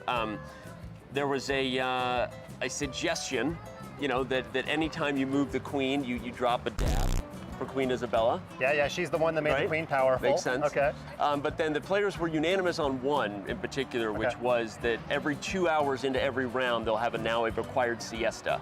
Well, we'll see if any of these rules are implemented for the tournament, especially if somebody plays the Spanish. They got some money coming their way. Yeah. Doesn't seem likely, but I don't even want to know which players made these requests, but I've got a couple ideas in my mind. Yeah, well, and anything that gets the players to play something more than the Berlin, right? The most exciting draw in the world. Now that we have some money on the line, perhaps we see some exciting Spanish games. So I'm actually excited about that one. There you go. You need some Alex Honnold on us? Yeah, the Alex Honnold of chess, folks. Climbing without a rope. Oh wait, I can do it. I don't know why I'm doing this, but I feel like a little kid when I get around big things. Slowly checking our insurance This is like policy. chess parkour.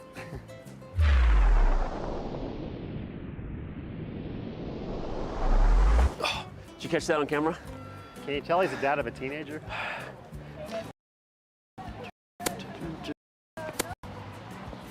Always move like a knight, guys. I think I'm gonna go hit a siesta over there with the, seems like the thing to do with the locals. You do you, baby girl. Yeah? Yeah.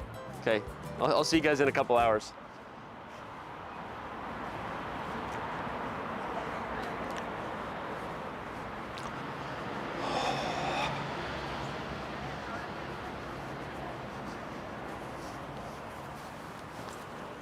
Yeah, it's been a long day, Dan.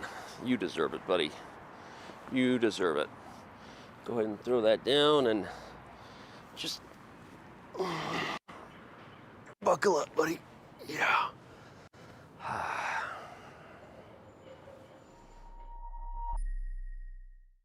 Chess Kid is fun. Chess is great for the brain, but it's also fun to play. And Chess Kid makes it easy to have fun. Whether your child is a total beginner or a prodigy, they can hop on and find a well-matched opponent from around the world at any time. Chess Kid is the safe, parent-approved way for your child to play chess online. Chess Kid is educational. To kids, it feels just like playing, but chess is a great way to learn patience, strategy, and critical thinking. Chess Kid features a comprehensive training program that guides kids to level up on their way to mastery. This curriculum is designed to work with Common Core standards and global educational guidelines. There are more than 50,000 chess puzzles and a whole library of entertaining videos that teach strategies, tactics, openings, and endgames specifically for kids. Chess Kid is easy. Whether you're a parent helping your child, a coach managing dozens of kids, or a school of hundreds, Chess Kid helps you organize your students and monitor their progress. Each child receives a weekly report card that shows how many lessons, puzzles, and games were completed. You can also organize kids into clubs and send them messages. Chess Kid is the online home of scholastic chess for thousands of kids, parents, schools, and coaches. Signing up is free and easy, so what are you waiting for?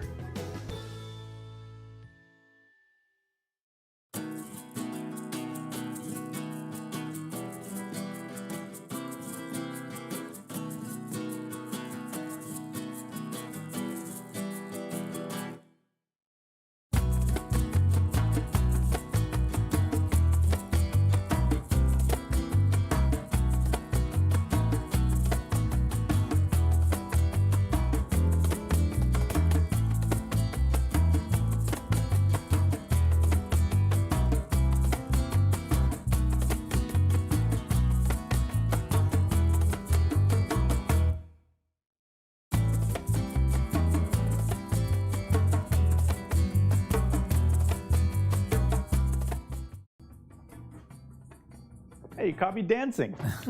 That wasn't supposed to happen. Well, we were talking about Paul Keres, the strongest players to never become world champion. Paul Keres is high on that list. And I was talking earlier about opening traps. Well, Paul Keres won one of the most famous opening miniatures of all time. This won't take long, I promise. Keres had the white pieces against a master named Arlamovsky. And Mr. Arlamovsky, in response to e4, chose one of the most dependable openings, the Caro-Kann. He thought this was going to be a long and drawn-out game. d4, d5 happened. Paul Keres responds with knight c3, the open Caro-Kann. Black trades on e4. This is standard fare, known theory for many, many years. And here Black played one of the three main moves. There's bishop f5, knight f6, and one of the oldest line knight b8 to d7. The point is, you want to play knight f6, but you don't want to double your pawns. And Paul Keres makes a weird-looking move here. He shifts his queen up to e2. He blocks his bishop on f1. Keres was young at the time. His opponent was experienced, and he probably thought, well, what is this fool doing? I'm going to show him, and I'm going to get an advantage out of the opening. And played the normal knight gf6. Of course, as many of you in chat know, what followed was tears and tragedy as Paul Keres checkmated him on d6, the same square as that Sveshnikov checkmate. Know your openings, folks, and never forget that checkmates can happen as early as move 6. Paul Keres won this game against Arlomovsky, and of course, he also beat many, many stronger players in an incredibly illustrious career that featured incredible results for decades.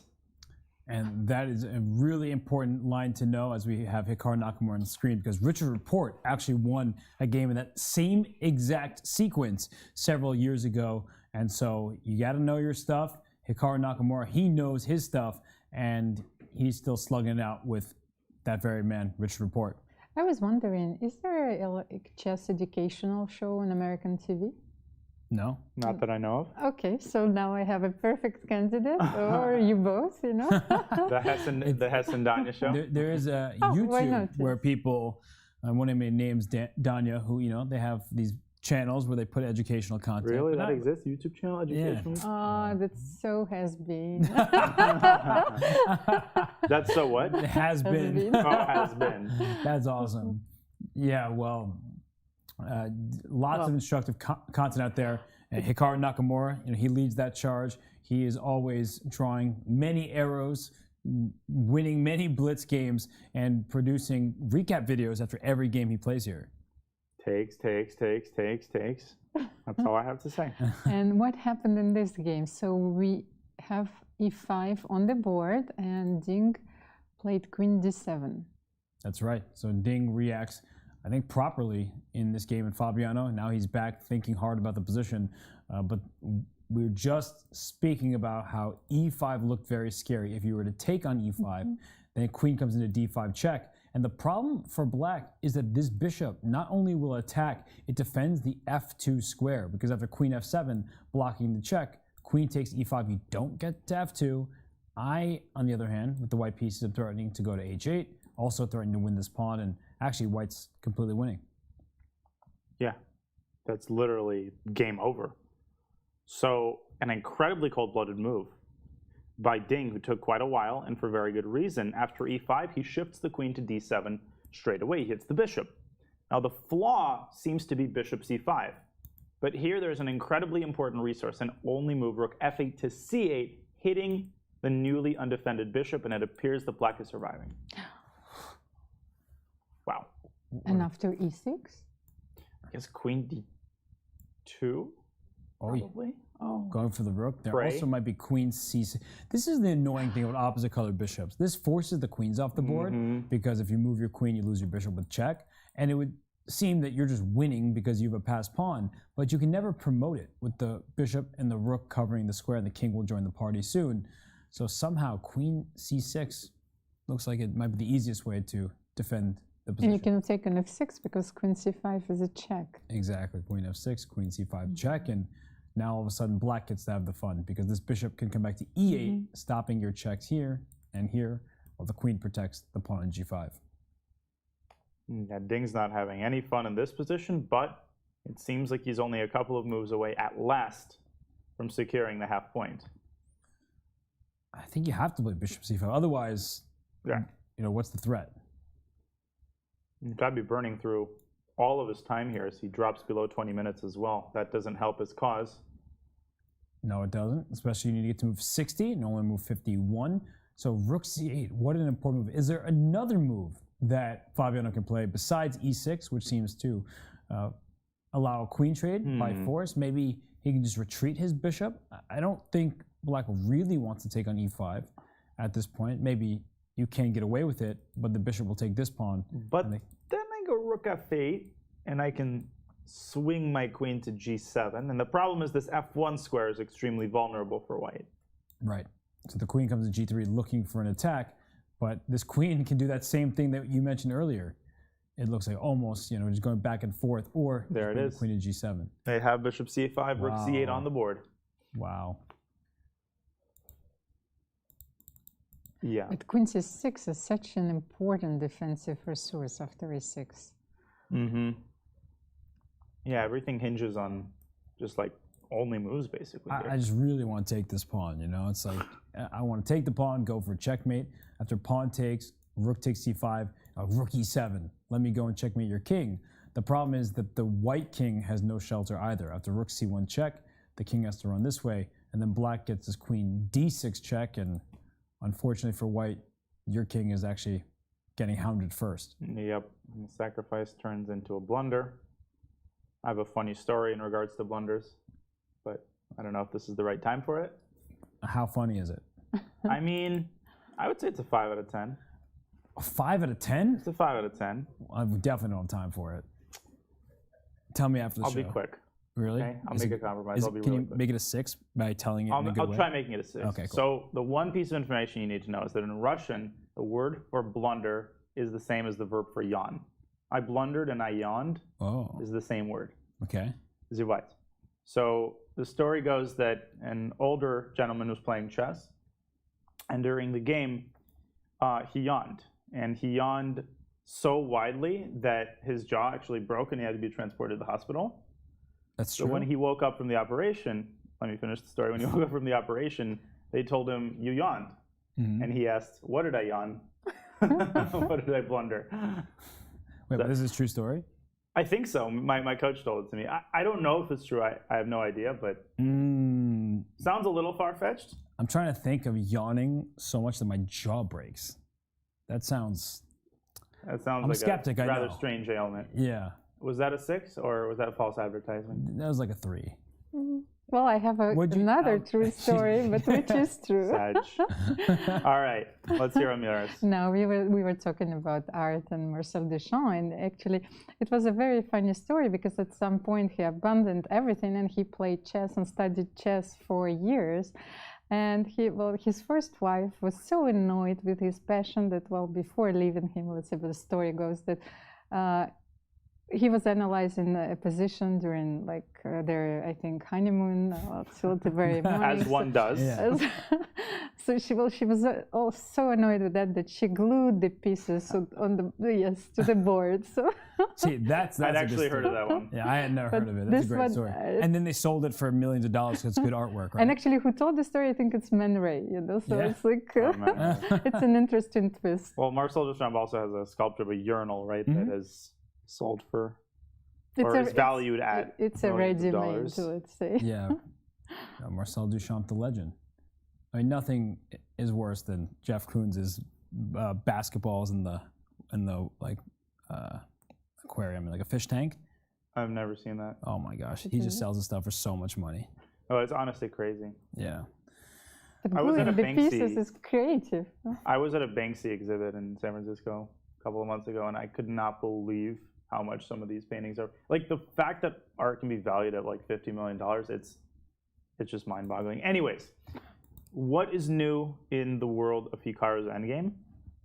There's King on E5, and I think no progress has been made. I mean, how long is Hikaru going to play this, do you think?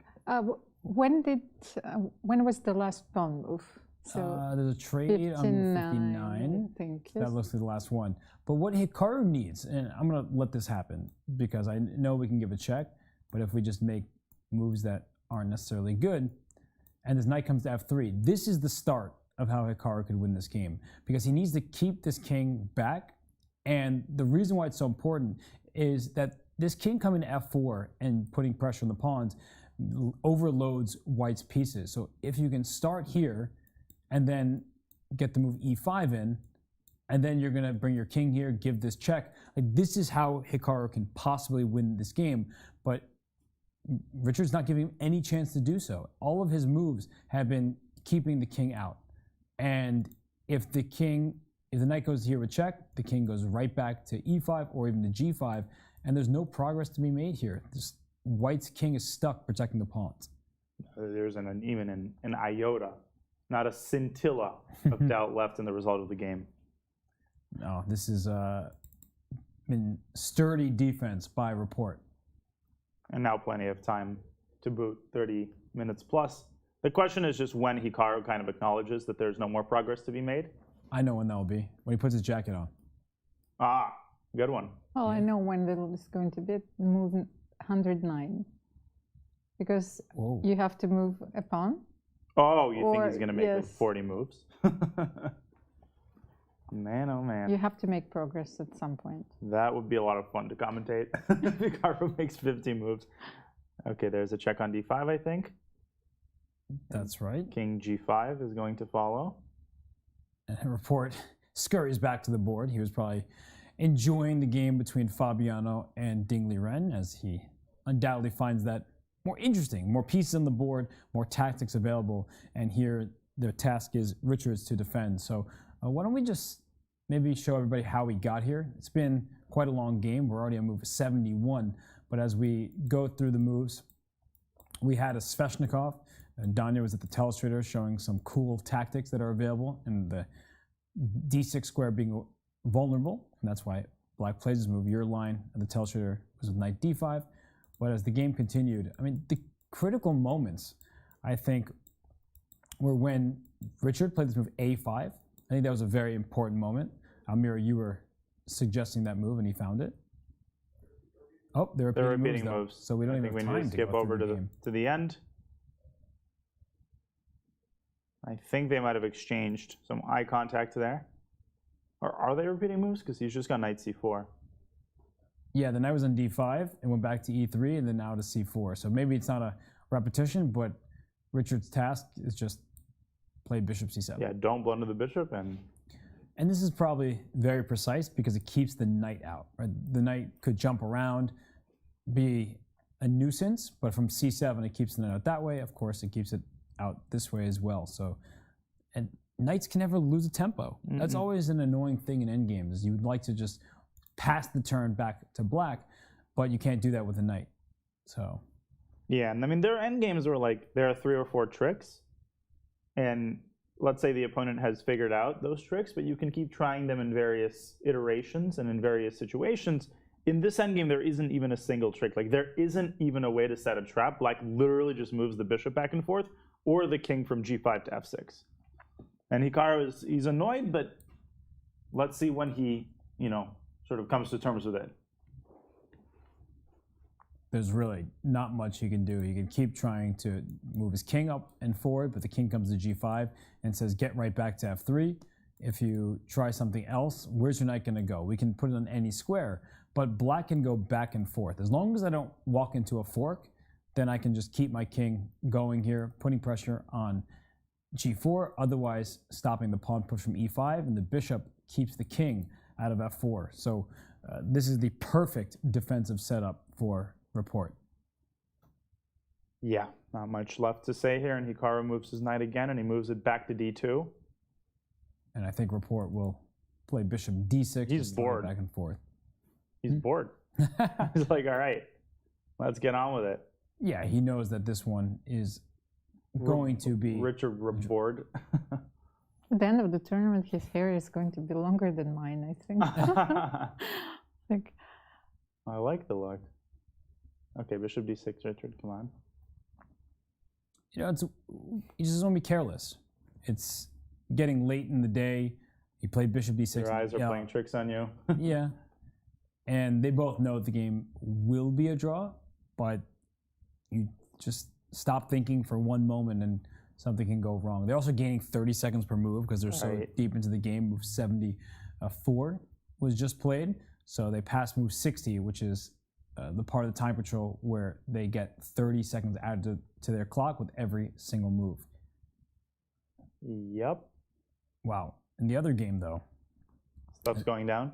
Stuff is changing, but the evaluation is not between Liren and Fabiano Caruana. Let's have a look. As we pull that one up, we see that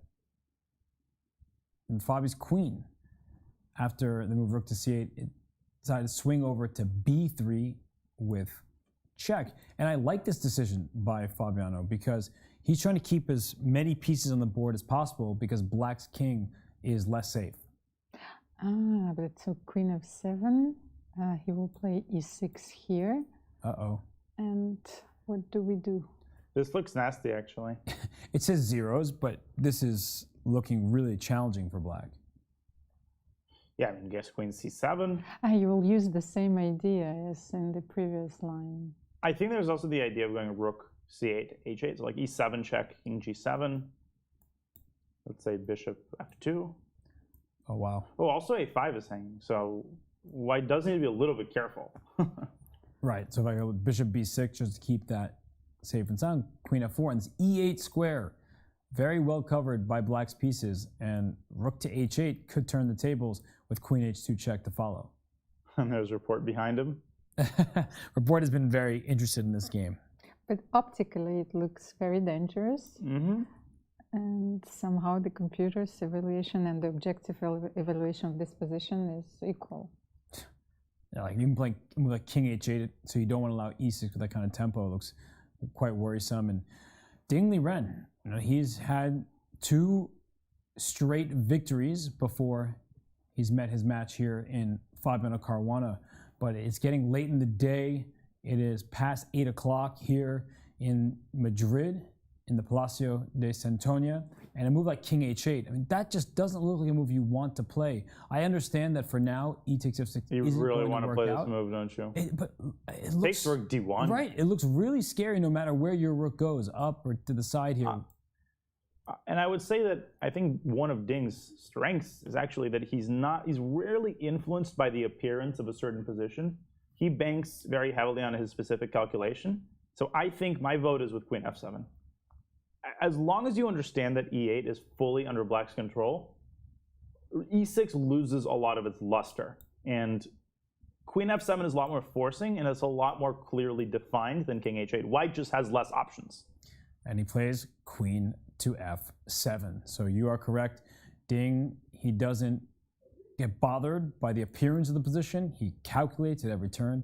Queen f7. I think e6 is almost automatic unless queen e3 also. Yeah, Fabiano believes that leaving the tension is good because maybe eventually he'll get to the g5 pawn. But he plays e6. You have to. I feel like eventually it's going to be played. So he plays e6 here, and we'll see how Liren reacts. But queen c7 feels like a very good move. It just seems like a position where black could make one mistake that looks very logical and just lose. But let me offer an absurd sounding thought. If after queen c7, white gives up a5, then all of a sudden you're playing for 3 results. So I think Fabi, with 9 minutes on his clock for the next 6 moves, has to be very careful about how he manages the situation. And we're being informed as we talk about the other game between Hikaru Nakamura and Richard Report. There might be a 3-fold repetition. So that would end the game as a draw between Hikaru and Richard. And I will check move 60. Okay, that is this position. Move 70. Let's see what's up there. And move 72. Ooh. Yep. And after this move here, okay.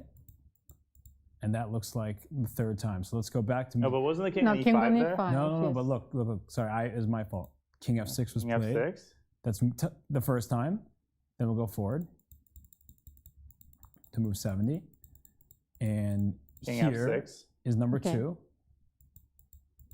and here is number 3. Wow. So yes, he had to stop the clock to write the move king f6 and to claim a draw. Incredible. I think he just didn't realize it at all. Yeah, it's a kind of a weird pattern. It's been 10 moves since it's happened, but are arbiters allowed to claim it? I don't think so. Never? Okay. Well, Hikaru looks like he's about to offer a draw, but he's just like not. he's just shuffling around. But it's aimless. It's totally aimless. There's not even a single idea like we were discussing. So I knew the arbiters can step in, but it's only after a 5-fold repetition. Jeez, so there's going to be a while before we have that. The players, it's their responsibility to know when the position has been repeated. And for Richard Report, I don't think he cares that much because he knows the defensive pattern. He's not worried. But sometimes that comes back to cost players where they're not focused on the repetition. They assume it's going to be a draw. something eventually changes and they're like, wait. On move 30, there was that repetition. Right. And, too late. That's an infuriating feeling, and I've been witness to many incidents where players claim repetition in the wrong way. They'll make the move first, press the clock, and after you press a clock, you forfeit your opportunity to claim a draw with the move that you just made. You have to write the move down, stop the clock, but you can't actually execute the move and press the clock. Well, you're talking about claiming a draw. I have a friend who played in the European individual championship, and her opponent moved the rook and then went eventually to castle. Well, she lost this game instead of winning, and she realized only that her opponent made an illegal move while she was entering the game into the database. It wouldn't let her do it. It wouldn't let her do it, and she was absolutely destroyed. Can you imagine? Yeah, sometimes you just forget what pieces have moved and how they legally can. But Richard Report, not too many pieces remaining here. He knows what's up. The other game, there's a pawn on e7. So this one's an end game looking like a surefire draw. And the pawn went to e7, the king went up to g7. So we might see a rook h8 type of move. And the a5 pawn is hanging. I think this one might finish before Nakamura Report at this rate. Because Richard is now again in the tank. And we were looking at bishop b6 here, queen f4. Okay, he's moved. And after queen f4, maybe it's in Fabiano's best interest at some point just to get the queens off the board. I don't know if he actually needs to be scared. You can also play this move, bishop d8. That's actually kind of annoying. It might force the bishop back to e8. And this rook is free. Yeah, rook c1 is a huge positional threat. Yeah. This is simply a draw. And bishop, where did he go? Bishop d4. Okay. Putting pressure on f6. Yeah, queen f4 looks pretty good here. Just attacking this bishop, protecting the pawn. And there's no rook f1 ever because the bishop covers the square. So, wow. It looks so scary for black, right? If you looked at this position, you would say white has to be better. Maybe not with a winning edge, but you're like, if you ask 10 people, which side would you rather play with? They're all going to say white. So you mean that, well, if you play queen f4 here and I play bishop b2, you simply go for rook h8? I think so. That looks pretty good. And there's, well, I don't have a bullet left. And there it is. No hesitation from Ding at all. Queen f4 by Ding Liren. King safety. I think that's what it boils down to. White's king is just a little bit too unsafe to allow him the ability to divert all of his attention on pressing f6 and trying to make use of the e7 pawn. And all game we were talking about how black's king was the one that was less safe, and at the end of it, when you push your pawns forward, when your bishop has to stay towards the queen side rather than helping the king, it's white's king that can't find the shelter. So Fabiano, I think that maybe there could be some slight disappointment if this game does end in a draw because he has been pressing for the second half of the game, but early on something went wrong for him, and Ding Liren seemed to have good chances. Whoa, wait a second. Wait a minute. What did I say? Oh my gosh. Queen g3. Queen g3. Did he forget about queen g3? Because the queen on b3 is unprotected. Oh gosh, and there could be an attack later here? And Fabi with 5 minutes now for 3 big moves. Oh my lands. What is bishop e3? He lets the queen sink its teeth into g3. And the problem for white is that all the pieces come to play. Oh my lands. This is checkmate in one. You might have to make a knight at some point. Oh, to distract the piece? That could be true, which is a good thing to remember, everybody. You don't need to promote to a queen. Look, when I do this, I can get a knight. So at some point, I may need to promote to a knight to check the king and distract black's pieces. Fabi blundered queen g3. He completely missed it. Oh my gosh. And I mean, just to continue this, like queen d2, here comes the rook to h8 with queen h2 check coming because this pawn is losing its defender. Fabiano, he probably just thought, no, there's nothing wrong with any of my moves, and now look at his face. And he's changing postures, and he's panicking, and he has to keep his composure. He's not losing, but he has to be very precise to not get checkmated here. Oh my gosh. And at some point, I do think that e8 equals knight will be an absolute necessity. We'll go back down that variation. Queen b4, played to keep the rook on e1 safe. You need to keep that rook on the e file. And bishop c6, queen d2, rook h8. Let's say you make any other move, bishop to d4. Here comes my queen into h2 with check. King f1, I go queen h1 check. If your king moves, I get this pawn. If your bishop goes to g1, my bishop covers the promotion square. In comes a rook lift. Here comes rook f4 check. Oh my gosh. The bishop on c6, that's the hero. The bishop allows the rook and the queen to fully invest themselves in the attack against white's king. Amazingly, the e7 pawn isn't powerful enough. And Ding gets up from the board. He's got to be feeling amazing right about now. And I know before the round I predicted that Ding Liren would win the game with the black pieces, but not like this, as they say on Twitch. I mean, how? It looked like white could never lose. I was just saying how 10 out of 10 people would say they wanted the position from the white side. Now, Mira, one careless move, and here comes that queen to g3. Well, it's not a careless move. It's simply a sign of fatigue. I think that his brain simply disconnected at this point of the game. Because what did he think black would do? Right. I completely agree with you, Amira. It's fatigue, exhaustion, frustration probably with the fact that he couldn't pull it off in this position. He's had now 2 games in the second half of the tournament. The one against Nepo, and now the one against Ding, which he might actually lose. And against Nepo, he came pretty close to being worse as well. Yes, that's true. But in this game now, he's in mortal danger of losing. And he's spent a minute, and he's got less than 4 minutes on the clock now. Does he have it in him to save this game? And sometimes you press and press and press, thinking that you're still the one in charge, and you miss that moment when it changes, where you need to actually be on the defensive. You need to look out for threats. And he played a move with 2 minutes and 40 seconds remaining. He still will have 2 more moves to make, and they're not easy moves. For example, as we keep highlighting, if bishop c6 is played, you know checkmate and 1 is the threat. But after bishop c6, queen d2, rook h8 to uncork, e8 equals knight with check, just so you can distract black's pieces from the mating attack. If the rook takes, in comes his queen to f2. Black is up a pawn, can play for a win, but at least the king is feeling a bit safer with the queen nearby. But we couldn't imagine that there would be some last-minute drama. Crazy. In this game. No, and it looked like Ding Liren playing perfect defense, but then sometimes you turn defense into offense. And Fabiano, I mean, he plays queen b4, and Ding, what he's calculating, do I start with rook h8? Do I start with bishop to c6? Maybe one is trickier than the other. Rook h8, of course, the idea is to get that queen down to h2. Bishop c6, idea, give checkmate in 1. So both moves are very appealing, and maybe one is just, like I said, more challenging. Yeah, bishop c6 looks more human to me. It looks more to the point. But rook h8 is trickier in the sense that it sort of keeps the options more open. It threatens queen h2 check, but you can also then play bishop c6.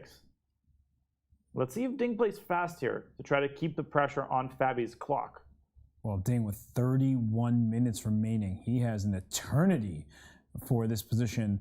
And he looked at Fabi. You saw that? He glanced over at him. He senses this moment. And this is important because earlier in the tournament, even Magnus Carlsen was talking about it, where you have to turn into a shark, where you don't just say, all right, the worst is behind me, I can just make a draw, that's a good result. You have to turn into a shark. And now, Fabiano, unfortunately for him, he's the one who has to watch out for that bite. Yeah, well, as we all know, Ding is such a kind person, so soft-spoken, but that was a glance of an assassin. Mm-hmm. No, the baby-faced assassin. He has let a few people off the hook this tournament. Richard Report, the first time they played was on the ropes, and Ding Liren couldn't find the knockout punch. And then when he played against Timur Rajabo right before the time control, he made a capture, then spent the remaining time and was inaccurate and allowed Timur to escape. And we're being told that in the game between Hikaru and Report, there's a second threefold repetition that was not claimed. Again, I don't think that Richard Report is scared about missing a draw, so he'll claim it eventually. I don't know what to say. So this one here, though, with this queen on g3, and ooh, Ding, looked like he was about to move. He glances over at the clock, and he hesitated. Now he puts his hands back down. He looked ready.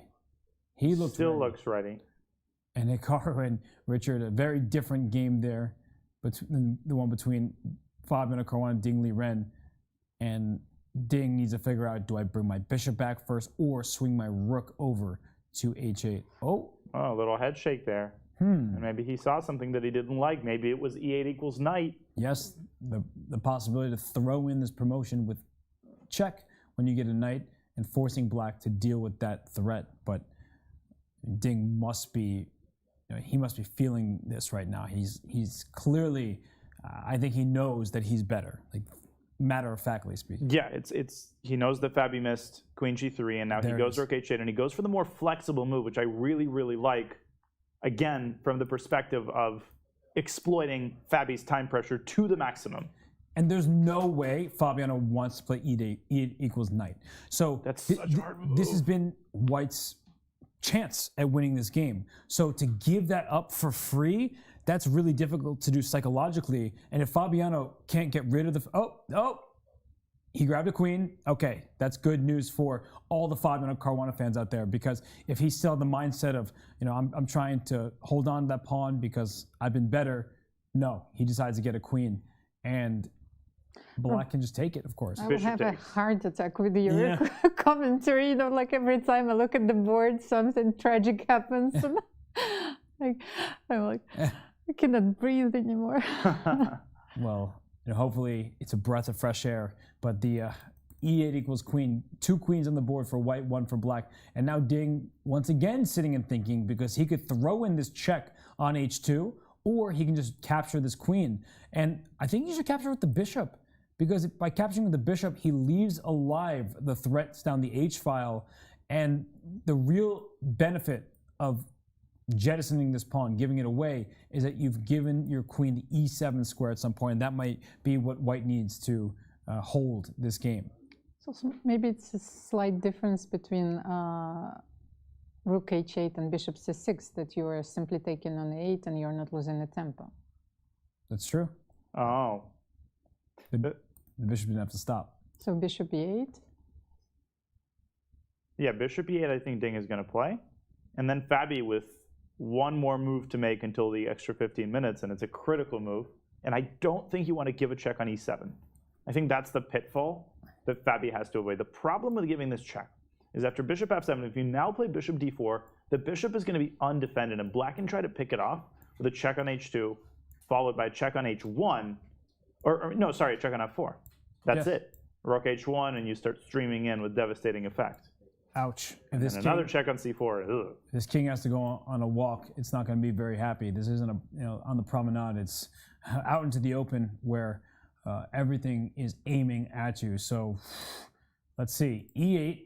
And Ding is thinking here, which on one hand is good because you want to make the right move, but on the other, Fabiano doesn't have time. So capturing right away could put pressure on Fabiano. And I think it's pretty clear that rook takes e8 is undesirable because bishop f2 can be played, attacking the queen, opening the rooks up to one another, and a rook trade would be very helpful for white's drawing chances because your king will feel safer with fewer pieces remaining on the board.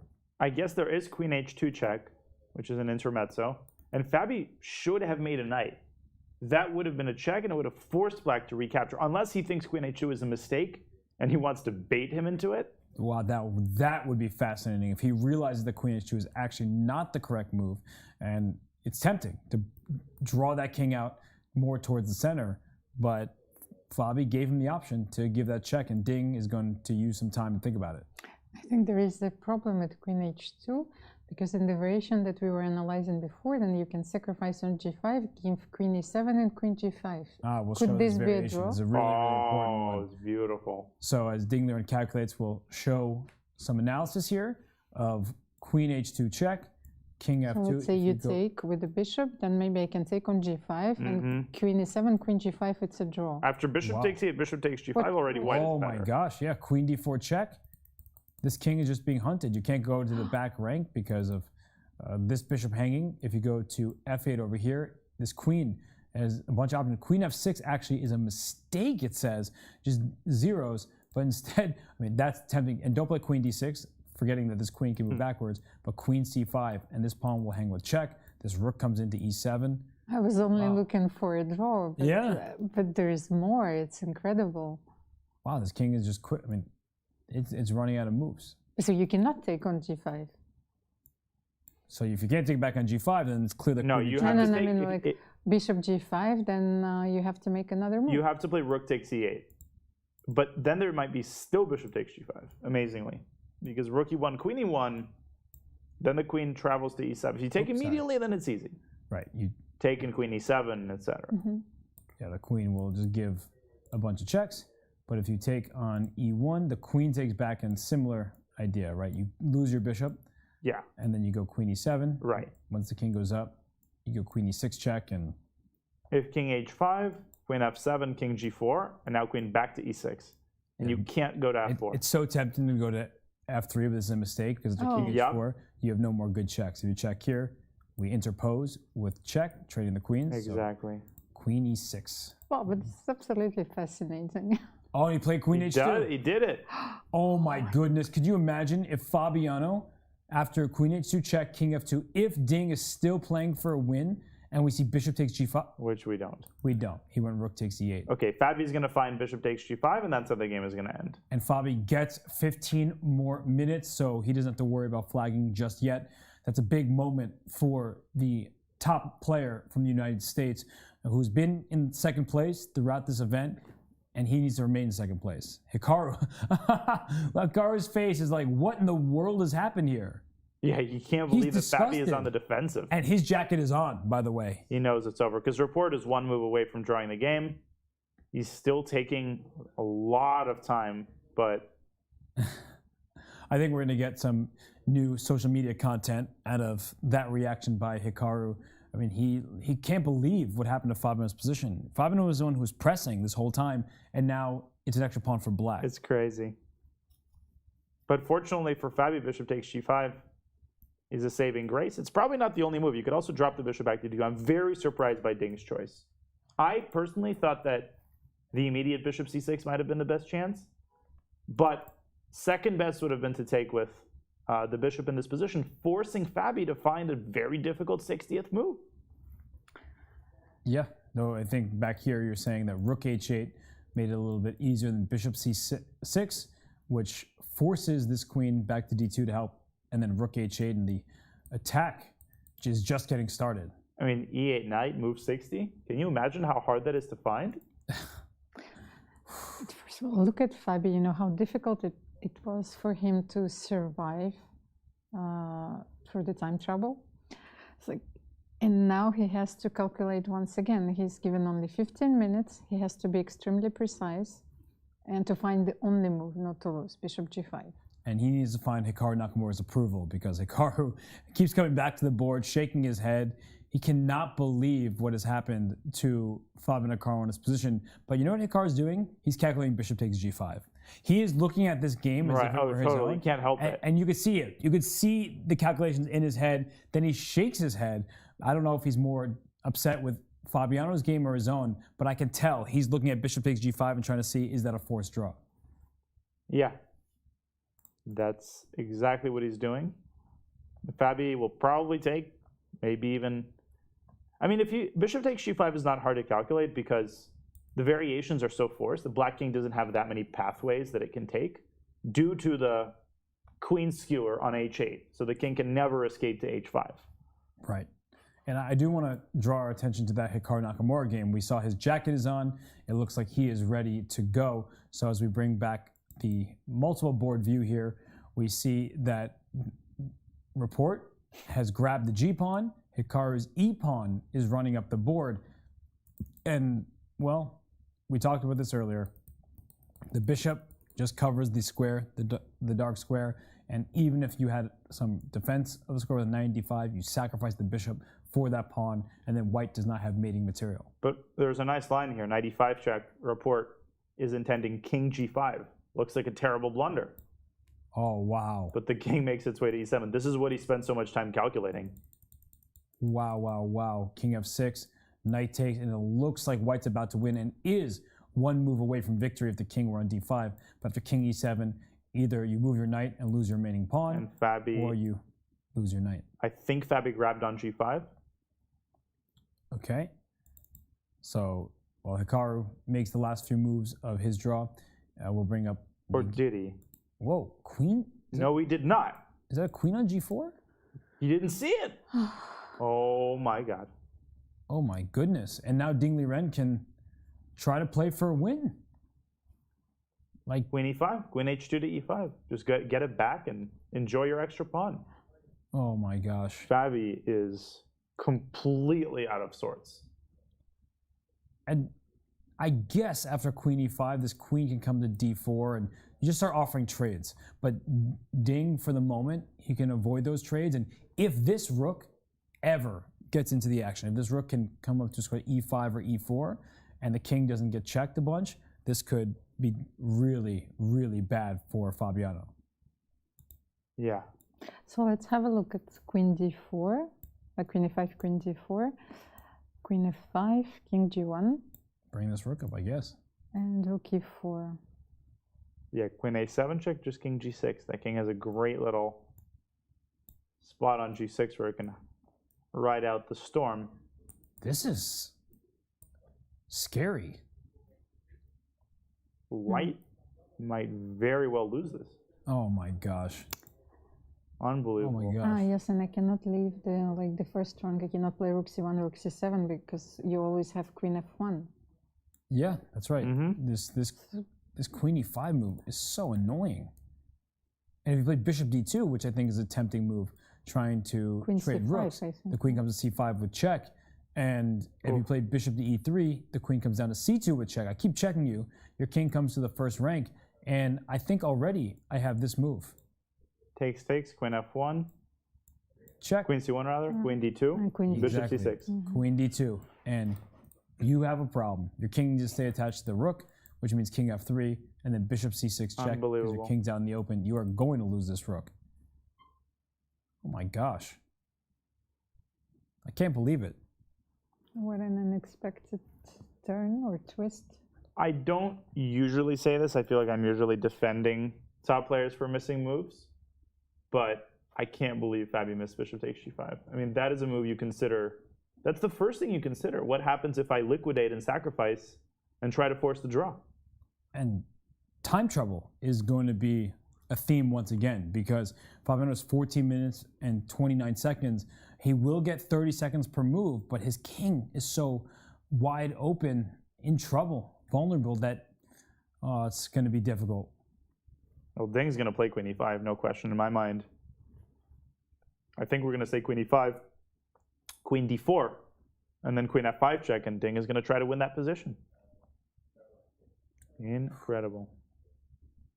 And it looks like Rajaba. Okay, Rajaba, Hikaru handshake, by the way. Report and Hikaru, they are making their draw. So just that one pawn pushing up the board until Hikaru takes it, and that will be the draw. So Report kind of laughed. He said, come on, do we really need to do this all the way? But the top players, they do that now. In the old days, they just agreed to draw really early. Now they play it out until the last piece is captured. Right. Well, the knight's going to remain on the board, but as we know, king and knight versus king, there is no checkmate as he takes the final pawn. And as the players shake hands, what a dogfight, a 95 move affair. Disappointing for Hikaru. But Richard Report, he isn't exactly, the weakest link. Pretty decent player. Yeah, I think the most frustrating part for Hikaru will be that he never had an advantage. That it looked pretty nice for him at certain points, but he never could press, he never could make Richard suffer. So that typically is what bothers these top players most, is not necessarily the result of the game, but if they couldn't actually exert any sort of pressure on the opponent. Oh. And they're just talking to each other. I guess they're trying to figure out where things could have gone differently. Really long game, but I would say for the last 40 moves of this 95 move game, it wasn't exactly that interesting, not too much to talk about, but they're talking about the opening stage, it seems, pointing to squares, and two players friendly, but it's been a long day, so time to go, time to eat, and then come back tomorrow. So you're getting better at it. At reading those conversations. I'm just saying things and hoping that it's accurate, but Hikaru with his plastic bag, he goes away, and he is in second place. So with Ding Liren and Fabiano Caruana in the middle of their game, or well, it's towards the end, but still fighting, Hikaru is alone in second, and he probably hopes that this game is not decisive in Ding Liren's favor, because Ding Liren would leapfrog him in the standings.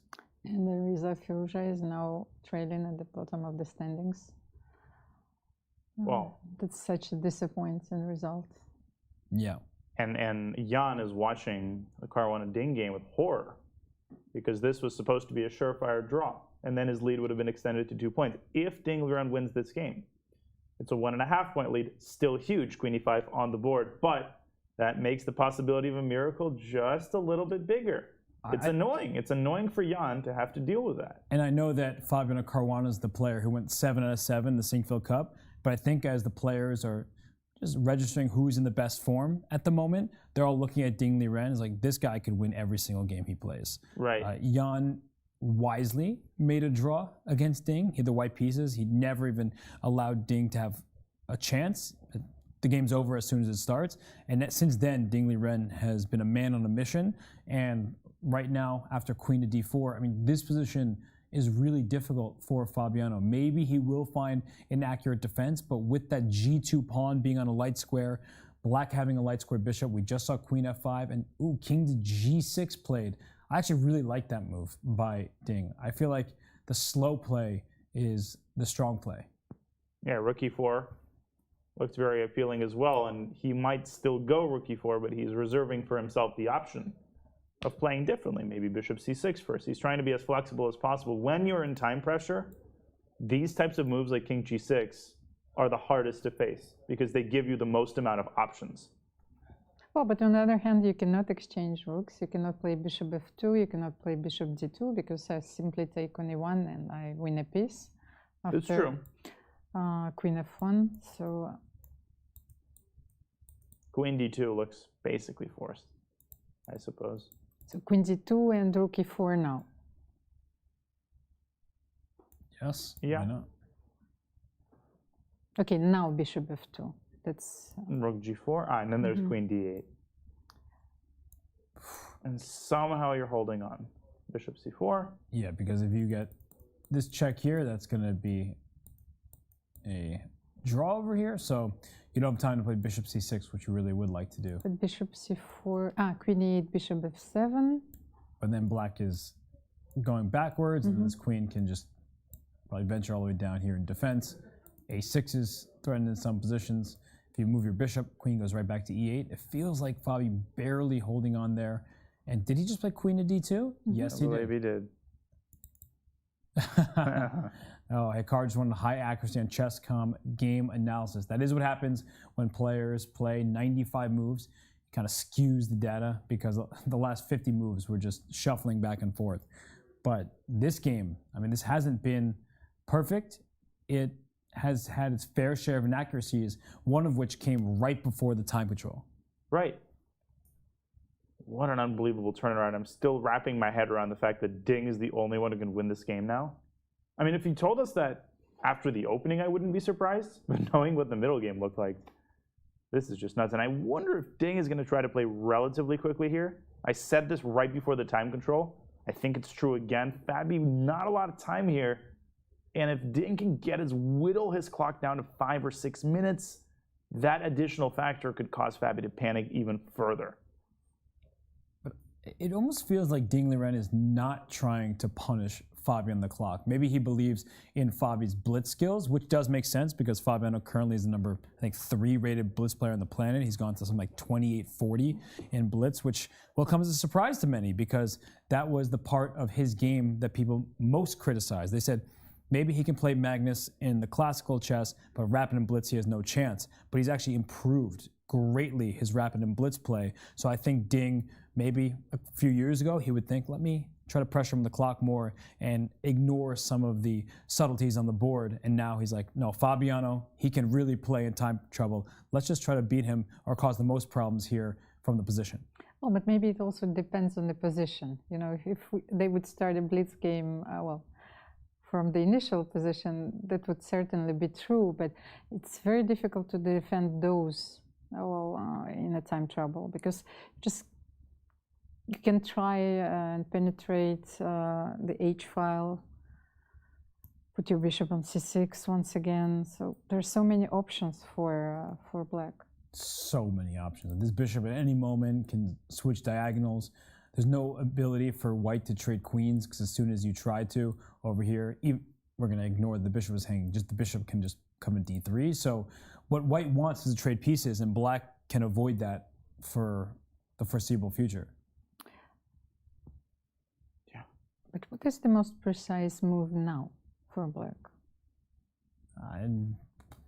Rook c8, rook e4. These two are very tempting. So the difference between rook e4 and king g6 is that now king g6 allows all kinds of perpetual. The king on g7 was actually standing much better from this point of view. So you could play rook e4 and rook g4 safely. Now maybe he can start with rook c8 and rook c2. Mm-hmm. Yeah, that is a very annoying move. At rook c8, there is rook c1. And let's not forget that another pathway is through the H file, where the rook was previously. So you could go you could induce rook c1 and then go rook h8. I'm not sure how that impacts the position, but lots of different angles to explore for the rook. Well, speaking of angles, we have so many good camera angles. Our production team working so hard. That's one angle. Join that one. Oh, we got a different one. And so many cameras. A fourth one would be nice. Wow. There we go. And a fifth one.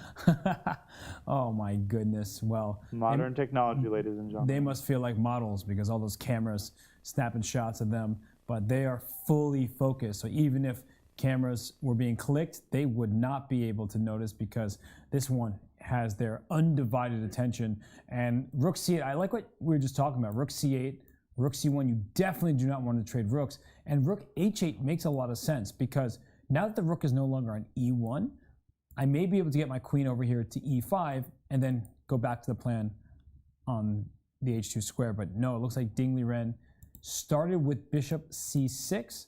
And the great thing about his position, Almira, is that he can just like shuffle and do a bunch of things, and Fabiano will continue to have to defend.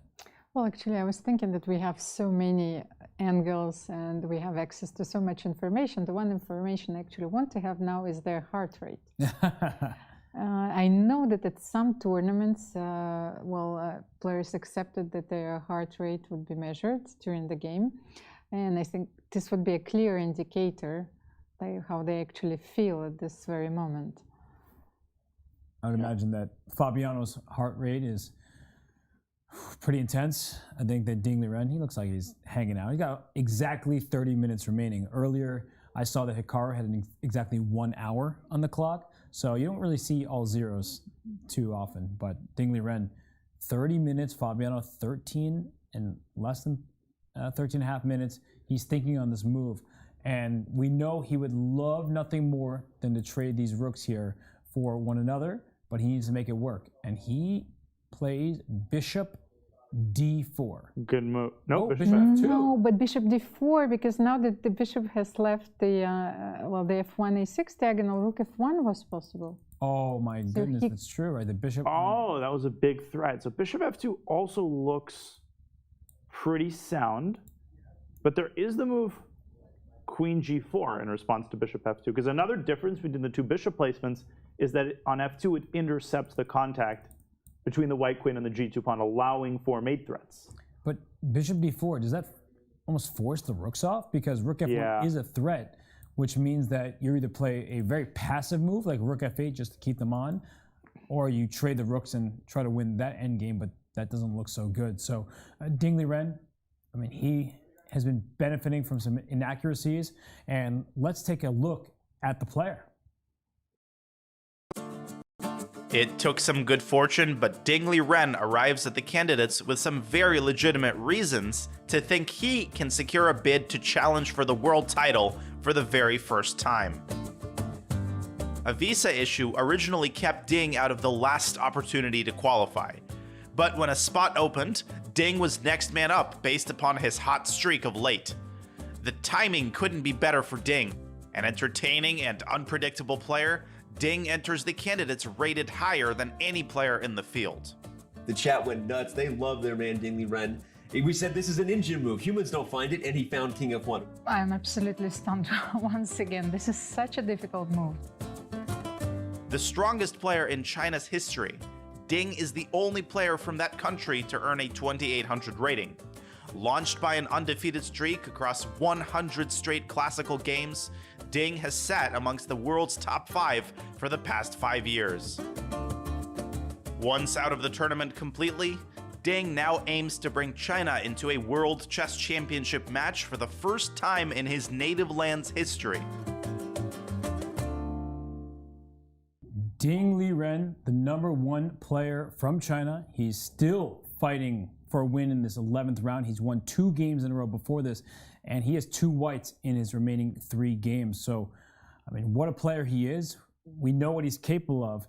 And unfortunately for Fabiano Caruana, he's finding it out once again. I'm not saying that this game is in the books. This win is not secured. But Fabiano has a bad lifetime record against Ding Liren, and his position is not good right now. Well, actually, what I was thinking is, like, can we have a look at the standings? If Ding wins his 4 games, the Yes. remaining 4 games, and if Jan draws all of his remaining games, Yeah. like, what is happening? Because I cannot see. Then Ding Liren will finish with 9.5 points, Yes. and Jan will finish with the same. With a 9.5 as Oh. well. So We have a queen trade, though. we have, like, a possibility of a tiebreak. If nobody can stop Ding Liren, then yeah, we certainly would. But right now, Fabiano Caruana doing his best. We just saw the queens come off the board. Bishop e4, queen g3, and the move queen takes, bishop takes, and f5 played by Ding Liren. And this is a position where white should be capable of holding a draw. We know that based on the evaluation. But the issues are not going away. This king is about to go king h5, king g4. This pawn might play f4 and f3 at some point if this king remains here. So black can create a passed pawn. Black can also free the rook now and maybe go for that a5 pawn while also threatening to put pressure on the g2 pawn. Yeah, I would estimate black's drawing chances as at least equivalent to white's winning chances. And the reason why is because there's just no way for white to force anything. Black can maneuver for 50 moves. And then black can choose to play f4 essentially whenever he wants to. And on top of all of that, there's a very clear plan of action for black. It's not like one of those positions where you're just shuffling forever. You want to push your kingside pawns, and white has to be very precise to do something about it. I think Fabi played bishop c7, and that appears to be a very accurate defensive move. Well, I was thinking that you should start with king h5 and bring your king to g4 before you play, well, something very concrete like f4. Maybe then king h5, king g4, then rook c8, rook c2, and then f4. So what move for white after king h5? Are you going to play g3 here? This looks very scary. No, it's like a move I would never want to play, but I can understand it. King f2, let's say. The king runs away. So king f2. Here, king g4. Right. Well, you cannot wait forever. So let's say you will play something like rook c1. Yeah, rook c1, because anytime you play g3 here, it's important to point out that you're opening up the h2 square for the black rook, right? So you said rook c1. Okay. Now, the question for black is when do you play f4? Because you don't want to play too early, because you might walk into rook e1. I need to bring my rook first. So here I cannot play rook d8, so I will start with rook e7 and rook d7 then. God, this is so nasty. Rook d7 is coming, then rook d2 is going to be a big threat. And I really have no idea what white's best defensive setup is here. It's just super, super nasty. Wow. And Fabiano still with a decent amount of time here, 12 minutes, 45 seconds. The clock is ticking, but he gets those 30 seconds with every move played. And the problem, I guess, is that every move for black is so easy to play. And every move for white is so hard.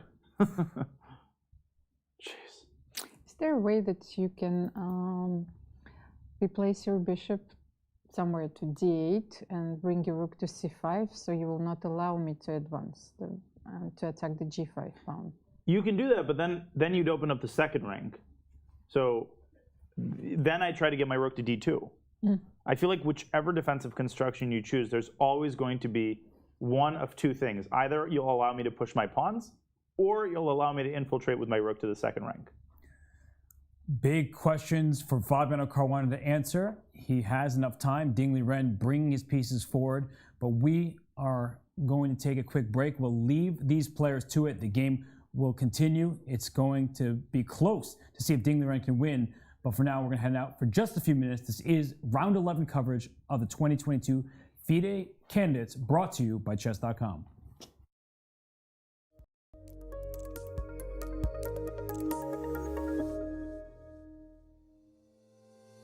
How many brilliant moves have you played?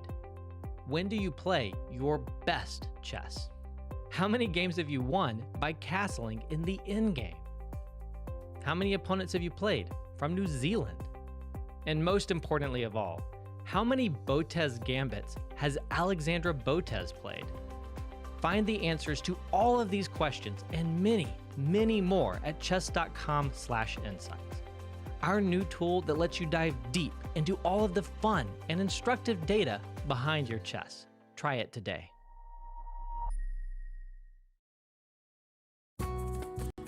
El ajedrez puede ser jugado por todo el mundo y ese es el enfoque primordial de ajedrez con cabeza. Demostrar que todo el mundo, aunque no sepas nada de ajedrez, puede acercarse al ajedrez y disfrutar del ajedrez.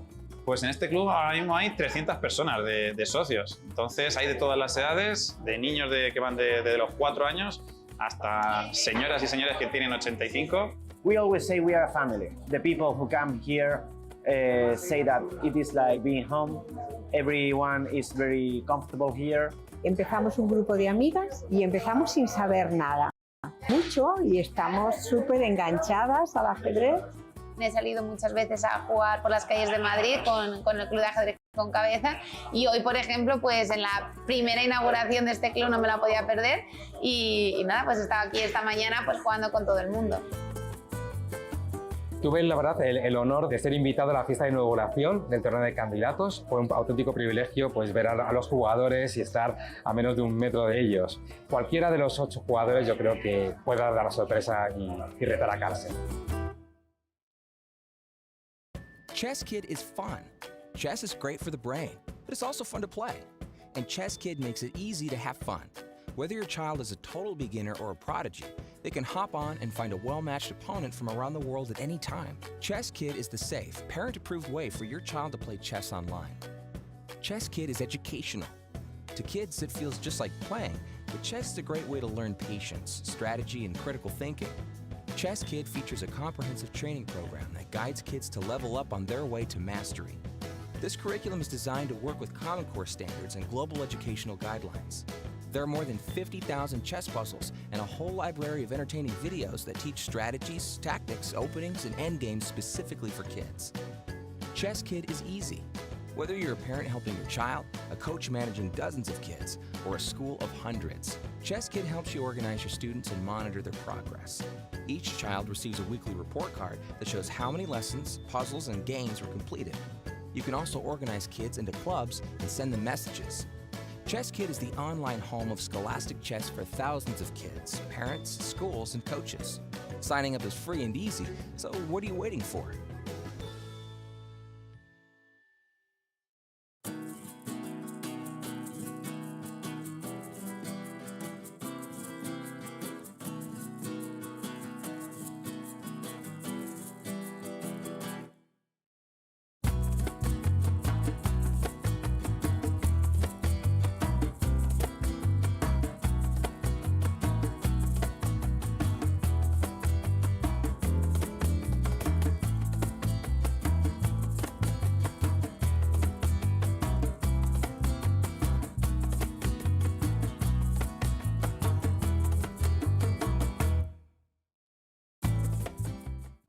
It is nighttime here in Madrid. The people are out and about. It's a very lively city. Some of the chess players wish they could be out and about, but they're still struggling with the defensive task. But as you see, so many people in this beautiful city enjoying the nightlife, and we're enjoying the end of this game. Move 72 between Ding Liren with the black pieces, Fabiano Caruana with white. And as a reminder to everybody, I'm joined in the studio by International Master Almira Skripchenko, Grandmaster Daniel Naroditsky. I'm Grandmaster Robert Hess, and we're watching these two Grandmasters slug it out. They're giving it their all here at the Palacio de Santonia. Well, I think talking about players, we are hanging here on the thread, you know. I'm not ashamed to be drinking coffee. Well, I'm not asking for sympathy from the chat, but I will ask you to give your questions. We're happy to answer any, well, not any, I shouldn't say that, but plenty of the questions you throw at us. And as you see, we have 3 games already done with. Jan Nepomniachtchi, the big winner, he keeps on winning, other players drawing, and he is trying to extend his lead in this competition. 2 points ahead of Hikaru Nakamura, and he will remain 2 points ahead of his nearest competitors if this game between Ding Liren and Fabiano Caruana is drawn. But right now, Ding Liren, the #1 player from China, the #2 rated player in the world, he is trying to convert an advantage into a full point. I mean, the fact that we even have this endgame is absolutely unbelievable. And remember that as Fabi defends it, as his time ticks down to 9 minutes and counting, he still has that voice in his head that says, I could have been eating a delicious paella right now with my team, win or draw. But the fact that I allowed this endgame is unbelievable. So not only is this almost indefensible from a human point of view, even though this should be drawable, he's got that voice in his head. He's tired after 6 hours of play. And what an unbelievable turnaround we've seen in this game. Simply incredible. And Fabi, with less than 9 minutes, plays Rook C3. And apparently that was a big inaccuracy. Bishop D3. Oh my goodness, Bishop D3. Bishop D3 wins it. Oh my gosh, because after Bishop D3, if you take this bishop on D3. But he missed it. Oh no, Ding Liren didn't think. Way too fast. He had so much time. Oh my goodness, Ding Liren. I still think he's going to win this game, though. No, I don't disagree with you there, but he Bishop didn't D3 any time. Very findable. If we just show really quickly, and G3 played by Fabiano because Rook D2 check was the threat as Black takes over the second rank. But just there, after Rook C3, an inaccuracy because Bishop D3 allows the Rook to infiltrate. And if you say, whoa, that's a free bishop. No, it's a bishop trade. The active king, the extra pawn, win this game for Black. Rook C5 is one threat. Rook C2 is another if the Rook leaves the third rank. So this would have been resigns. Winning for it. And I can understand that Rook D6, it looks like you're going to get this pawn. But after F4, this is the issue. You gain the A6 pawn. The Rook swoops down to C2. The king returns to the first rank. And after King G3, it's all over. When he was playing instantly, I thought it was going to be Bishop D3. That is a very uncharacteristic miss for Ding. And the reason he missed it, I think, is because he wasn't looking for it. He just didn't realize that a tactic could have existed in such a position. Fatigue, Almira. Fatigue, 6 hours. But Fabiano missed it as well, you know. Yeah. How many moves the players have missed, well, during this game? A lot. And I think that what we were talking about earlier is Ding Liren, he wasn't rushing, he wasn't speeding up, he wasn't trying to win on the clock. And then suddenly, he did make a really fast move. And that's what's, I think, uncharacteristic is in previous games, in previous moves within this game, it's felt like he's always been deliberate. He's methodical. He's not playing something just for the sake of making a move. And in the most critical moment of his game here, that he could have played Bishop to D3, and he still can. And I agree with Danya that winning chances are very high for Black just because of the king's activity and the extra pawn. But he had a chance to secure victory, it looked like, on that last turn. But then after Bishop D3 here. Yep, as we analyze Bishop to D3 right now, sure. What is the useful move for White? Great question. Because you're just trying to keep the bishop on. Okay, Bishop B6. Bishop B6, Bishop B5. Rook C2, Rook H7. And you're going to resign. Oh, no, Rook C4 check then. I was thinking of Rook to D3, but Rook H7 also as your. Okay, Rook C5 is totally inhuman. Oh my gosh. Nobody plays that. You probably have Rook C3, but even still, like with this Rook just going everywhere in the position. Let alone the fact that Black can play F4 at any moment, and it's not like if Black plays F4, it's a draw. No, trying to get that pawn going up the board because the king, the rook, the bishop, all towards the F file here. Wow, this is not easy at all for Fabiano Caruana, and he is playing quick moves. He played G3, didn't spend too much time to do so.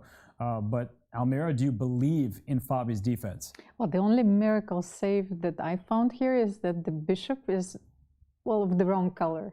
So if you trade rooks and sacrifice your bishop for the 2 pawns, F and G, then this would be a draw. But right, let's find how to do so, because it's not an easy task. Yeah, it seems difficult to imagine a scenario where, I mean, I don't even know how to win this pawn, but in the event that we do and the rooks get traded, that's a really, really good point by Almira there. So that's what Black would like to avoid, and I think we need to show that line with Bishop D3. Let's do it, because Ding is now thinking the one move in this entire game which he played instantly, he should have taken his time. And Bishop D3, and it's not like White has to take, right? White can move this bishop somewhere, let's say Bishop B6, but the problem is once this rook comes in, your king does not want to be in line with this enemy bishop. This bishop will just go back, and your king eventually will have to move anyway to G1, and once the king goes to G1, in comes the bishop to E4, the rook and bishop team up. If you play bishop to F2, now the rook goes to the other side of the board. And I actually had wanted to make this point earlier, that getting your rook to A2 is the dream come true for Black, because you're aiming along the second rank at this weak G pawn, also at this pawn A5. And if you try to defend for a little bit longer, I think that White essentially is in Zugzwang after king F4. You don't have a rook move on the 5th rank to keep this pawn on A5. You push your pawn, you're just inviting the king into F3, and your king actually on G1 probably will get mated at some point soon. So bishop can't move, G2 is hanging. Wow, what a fascinating little Zugzwang there. Incredible. White seems to have so many moves, and yet everything loses the game. If I may go on a very quick detour, just to finish the topic of why Ding missed Bishop D3, when he played Rook E7, he has this crystal clear idea of going Rook D7. And I think the important word here is the word attention. He's just not paying attention to the fact that the C7 bishop is being made contact with by the rook. This reminds me of this very famous psychology experiment where they showed a group of participants a video, and we're having some moves here, Bishop D3, Bishop B8. So nothing crazy happening for now. They showed a video of a bunch of people passing basketballs. And you were supposed to count the number of basketball passes that were made. A very difficult task because there were 100 people and like 5 different basketballs. And the point is, there was a person in a gorilla costume walking across the screen throughout the video. And the point is that something like a third or even a half of people do not see this gorilla person, even though they're right in the middle of the screen, because they're not paying attention to it. So very often when you think, how could a player of Ding's caliber miss Bishop D3? He's just not paying attention to the pertinent tactical factors. He ain't seeing the gorilla man because he isn't looking for him. Yes, he's too fixated on his existing idea. But we've got some moves, and the bishop is back to B5. And we should always contextualize that, of course, it's much easier to see these moves when you have a swinging evaluation bar going up and down when a player makes a mistake. So without that, it becomes much more difficult. And still, Ding Liren presses on here, and he is trying to get his rook into the 2nd rank, force the king to the 1st rank, and this pawn on G3, protected by the bishop. Long live the long-range piece. And I was wondering, just hypothetically, if Black sacrifices the rook on G3, is this a winning position? Okay, so you're saying if the rook takes this pawn and you get the bishop and the pawn for this rook, would this be winning? It depends maybe on the position of the white king at that moment. And the white rook, because rook takes B5. And A6 is also in play. And I also think that if this rook sacrifices up for these pawns in that, like if we take away all the pieces that I have highlighted in red, that's the draw that That's the miracle save. That's the miracle save. Rook E7, rook C2, oh my bishop gosh. D3. Oh my god. Oh my god. He put it on the worst square. The worst possible square because the rook can't block. He did it again. He allowed the rook to make contact with the bishop. Oh my gosh. Rook E7, the rook just goes and right am I right? to Rook E7, rook C2, bishop D3. Oh, look, we'll and that analyze it right forces now. the rook off the 2nd rank. It's unbelievable. Bishop D3 And Ding is going to play it available. quickly. This is unmissable. Oh my gosh. Oh, Ding Liren has been given several chances on a golden in this game. platter. but it was from his tenacious defense. That's where it all started. And then he turned that defense into offense. As soon as Fabiano missed, I'm going to bring back that position to show everybody where the tide started turning. It was right around here. The bishop came to d4 for Caruana. You have a pawn on e7, for goodness sakes. Pressure against this king. But the queen swoops into f4. The bishop comes back to save itself. And then queen g3. You see the evaluation bar dipping. This turned from a position where black's king was in trouble to white's. Fabiano, he never quite seemed to get his feet underneath him with the pressure. And rook e7 was in fact just played. And this is a winning position for Ding Liren. The evaluation bar has gone all the way down into -6 territory with the threat of rook e2 check. Oh my gosh. And Fabi, you can tell he's one of the most unemotional, one of the most professional players at the chessboard, but even he, you can sense the consternation, you can feel it. And let's be real, with 7 minutes for the rest of the game defending this position after such a miss as he committed earlier in the game, virtually impossible. Well, you guys are going to kill me one day. Oh, well, the chat is saying yes. That's some Ding Liren fans here. We have a clap for Ding. And oh my goodness, this threat of rook e2 check. This is lights out for Fabiano Caruana, who started this event. He was on a winning streak, 5 points out of 7 games. In any other event with any other player besides Jan Nepomniachtchi, that would have led the tournament. But Jan was really just on his form, has been throughout this event. That put pressure on Fabiano. Fabiano lost first to Hikaru Nakamura, couldn't beat Nepomniachtchi, lost the game to Jan-Krzysztof Duda, and it looks like Ding Liren is going to win his 3rd game in a row. And he will be the only player to win 3 in a row. That is a feat that doesn't happen very often. You know how hard it is to win 3 in a row at Candidates? To win 1 game at the Candidates, even that's a feat that not everybody manages. To win 3 games in a row, and were 2 of them with black? Yes, 2 in a row with black. 2 in a row with black. He beat Caruana today. He beat Duda on the first day. Oh my God! And yesterday he beat Richard Report. And he was so close. Well, to winning against Timur Rajabov. Yes, yes. I mean, we know that Jan Nepomniachtchi is in the lead in this tournament, and he deserves to be there. But I've said this numerous times. I think Ding Liren might be playing just as good of a tournament. He doesn't have the same score, but the quality of his play. In this game, he actually made a huge mistake, right? He had a better position after the opening stage, and he allowed Fabiano to gain control of the game, and then he played good defense. But throughout this tournament, he's had like 2 games where he's been worse. Game 1 against Jan Nepomniachtchi that he lost, and this game today, which he has turned right back around. So he has really played some stellar chess in this tournament. And as we look at Fabiano Caruana, I think the lights are leaving for this one. I think he realizes that he cannot stop the infiltration. And once this rook gets to e2, this king is forced to the back rank. There's all sorts of checkmating threats that are going to be available. And Fabiano Caruana, he knows that this game is out of hand. We talked a lot about why it seems that Ding is a second half player. Why does he struggle so much in the first half of the tournament when this is what his real level is like? I think we can't forget about nerves. I think he looked really, really nervous during his first round game against Nepo. He was completely unrecognizable. He was literally going back and forth. The delta between how he played then and how he's playing now is absolutely massive. Let's not forget, once Ding had that bad start, the pressure was off his back. Nobody was expecting him to make a push. People were saying he would be in last place. And that, I think, actually motivated him. There's no discussion about you. Nobody's really looking at your games quite as intently. That's when he started firing on all cylinders. And look at him go now.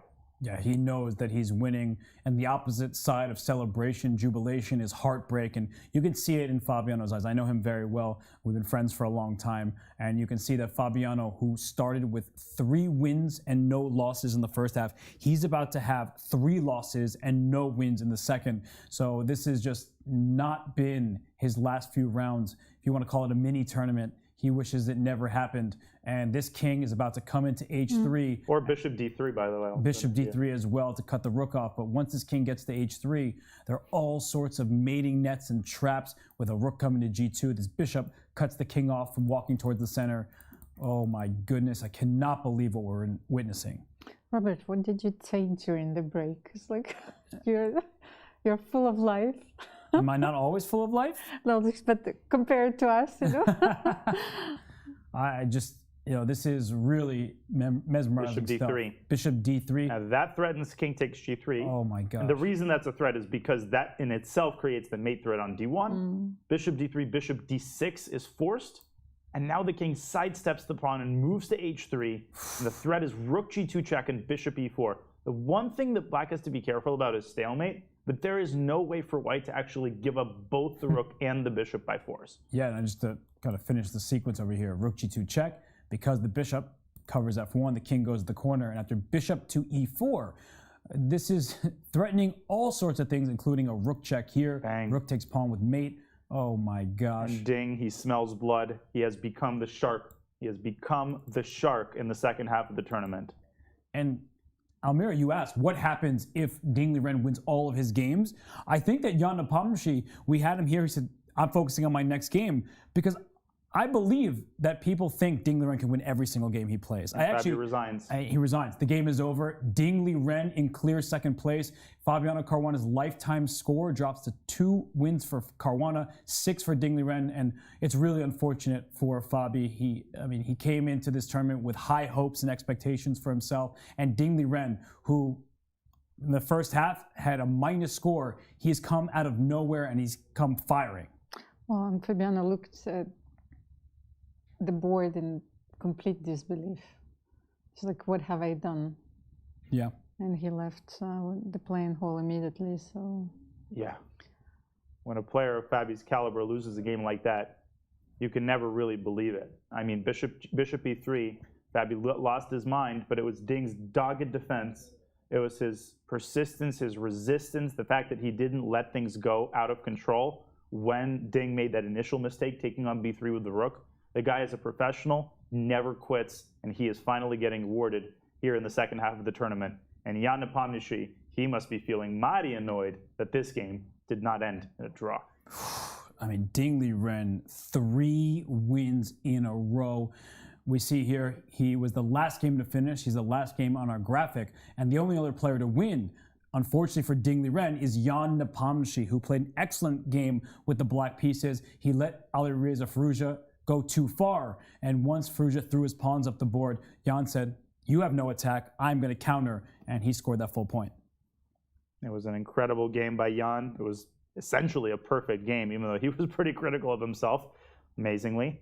Jan Nepomniachtchi solidifies his 1.5 point lead. And if you heard us say that Ding Liren would be in clear second place after round 3, after round 4, you would ask, what alternate reality are you living in?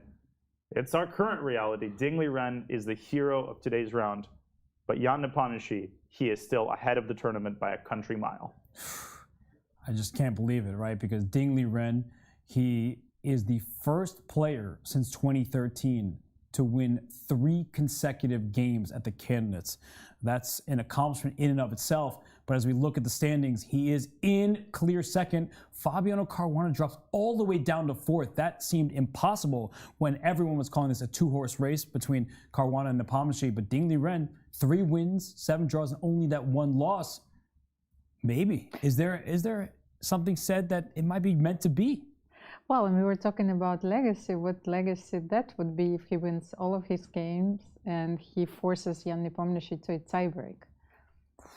I mean, that would be something, right? If Ding keeps winning, and there's no guarantees that Jan can just draw his next 3 games, because the road ahead for all of these players, we're half joking about Ding winning all of his games, but the form that he's in, doesn't matter his color. He won 2 games in a row with the black pieces.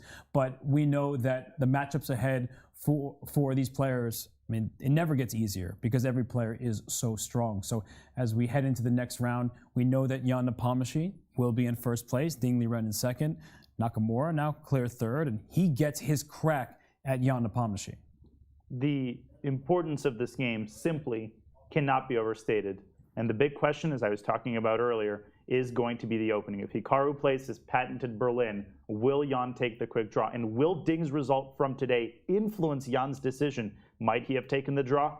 If Ding had drawn his game and the lead over Ding was at 2, we will never know that. But we will be watching very intently because Hikaru Nakamura, he's won a lot of critical games with the black pieces. He is riding some very good form in the second half, and he might not be willing just to give Jan an easy chance to draw the game. We will keep a close eye on that one, and of course on Ding Liren's chance to defeat Timur Rajabov for the 4th straight win with the white pieces. I mean, Almira, I feel like Ding Liren is the perfect style to win a game against Timur Rajabov, who's been very solid, but in that first game that they played, he was able to outlast Rajabov, almost win, and then made a critical error. Well, this is of course true, but I think that Timur has been struggling in this tournament with black, and well, if Ding he will most certainly study his opening repertoire, and if he finds a hole in a line, because remember, against Fabiano Caruana, Timur Rajabov went for a 4c5, knight f3, a6. This is a very rare line, and that was a long struggle, but Fabiano managed to win at the end, and he had like a clear edge after the opening. So I think that Timur has to come up with, at least one idea tomorrow. Yeah, he needs to survive the opening, and if that's the case, maybe we'll see Ding Liren play a rare e4 from him if he thinks that Rajabov doesn't have a good opening in response. But Ding Liren has 3 opponents left, as does everybody in this field. Up next is Timur Rajabov. We were just talking about the possibilities in that game. Ding Liren gets the white pieces. He has a good lifetime record against him, but then he gets Alireza Firouzja and Hikaru Nakamura. So we said he can perhaps win all of his games. That's going to be very challenging against that level of competition there. Well, you take it one step at a time. Yeah, and tomorrow's game against Timur Rajabov, that will show us a lot. Dinner time for everybody, but tomorrow's round is going to be an absolutely fascinating one. Yes, for sure. So we'll see what Ding can do with the white pieces, if he can continue this momentum. 3 wins in a row. We haven't seen that since 2013 candidates. Really unbelievable stuff. But Jan Napomnishi, that's the player that Ding Liren and everybody else is chasing. And look at this upcoming slate. 2 whites in a row for Jan Nepomniachtchi. So Almira, does he take it peacefully tomorrow against Hikaru Nakamura? He knows that Hikaru will try everything to beat him, but sometimes with the black pieces, you just have no options. Well, if you would tell me before the tournament that scoring 8 out of 11 would not be enough to secure the victory in the tournament 3 rounds before, I would really question your sanity.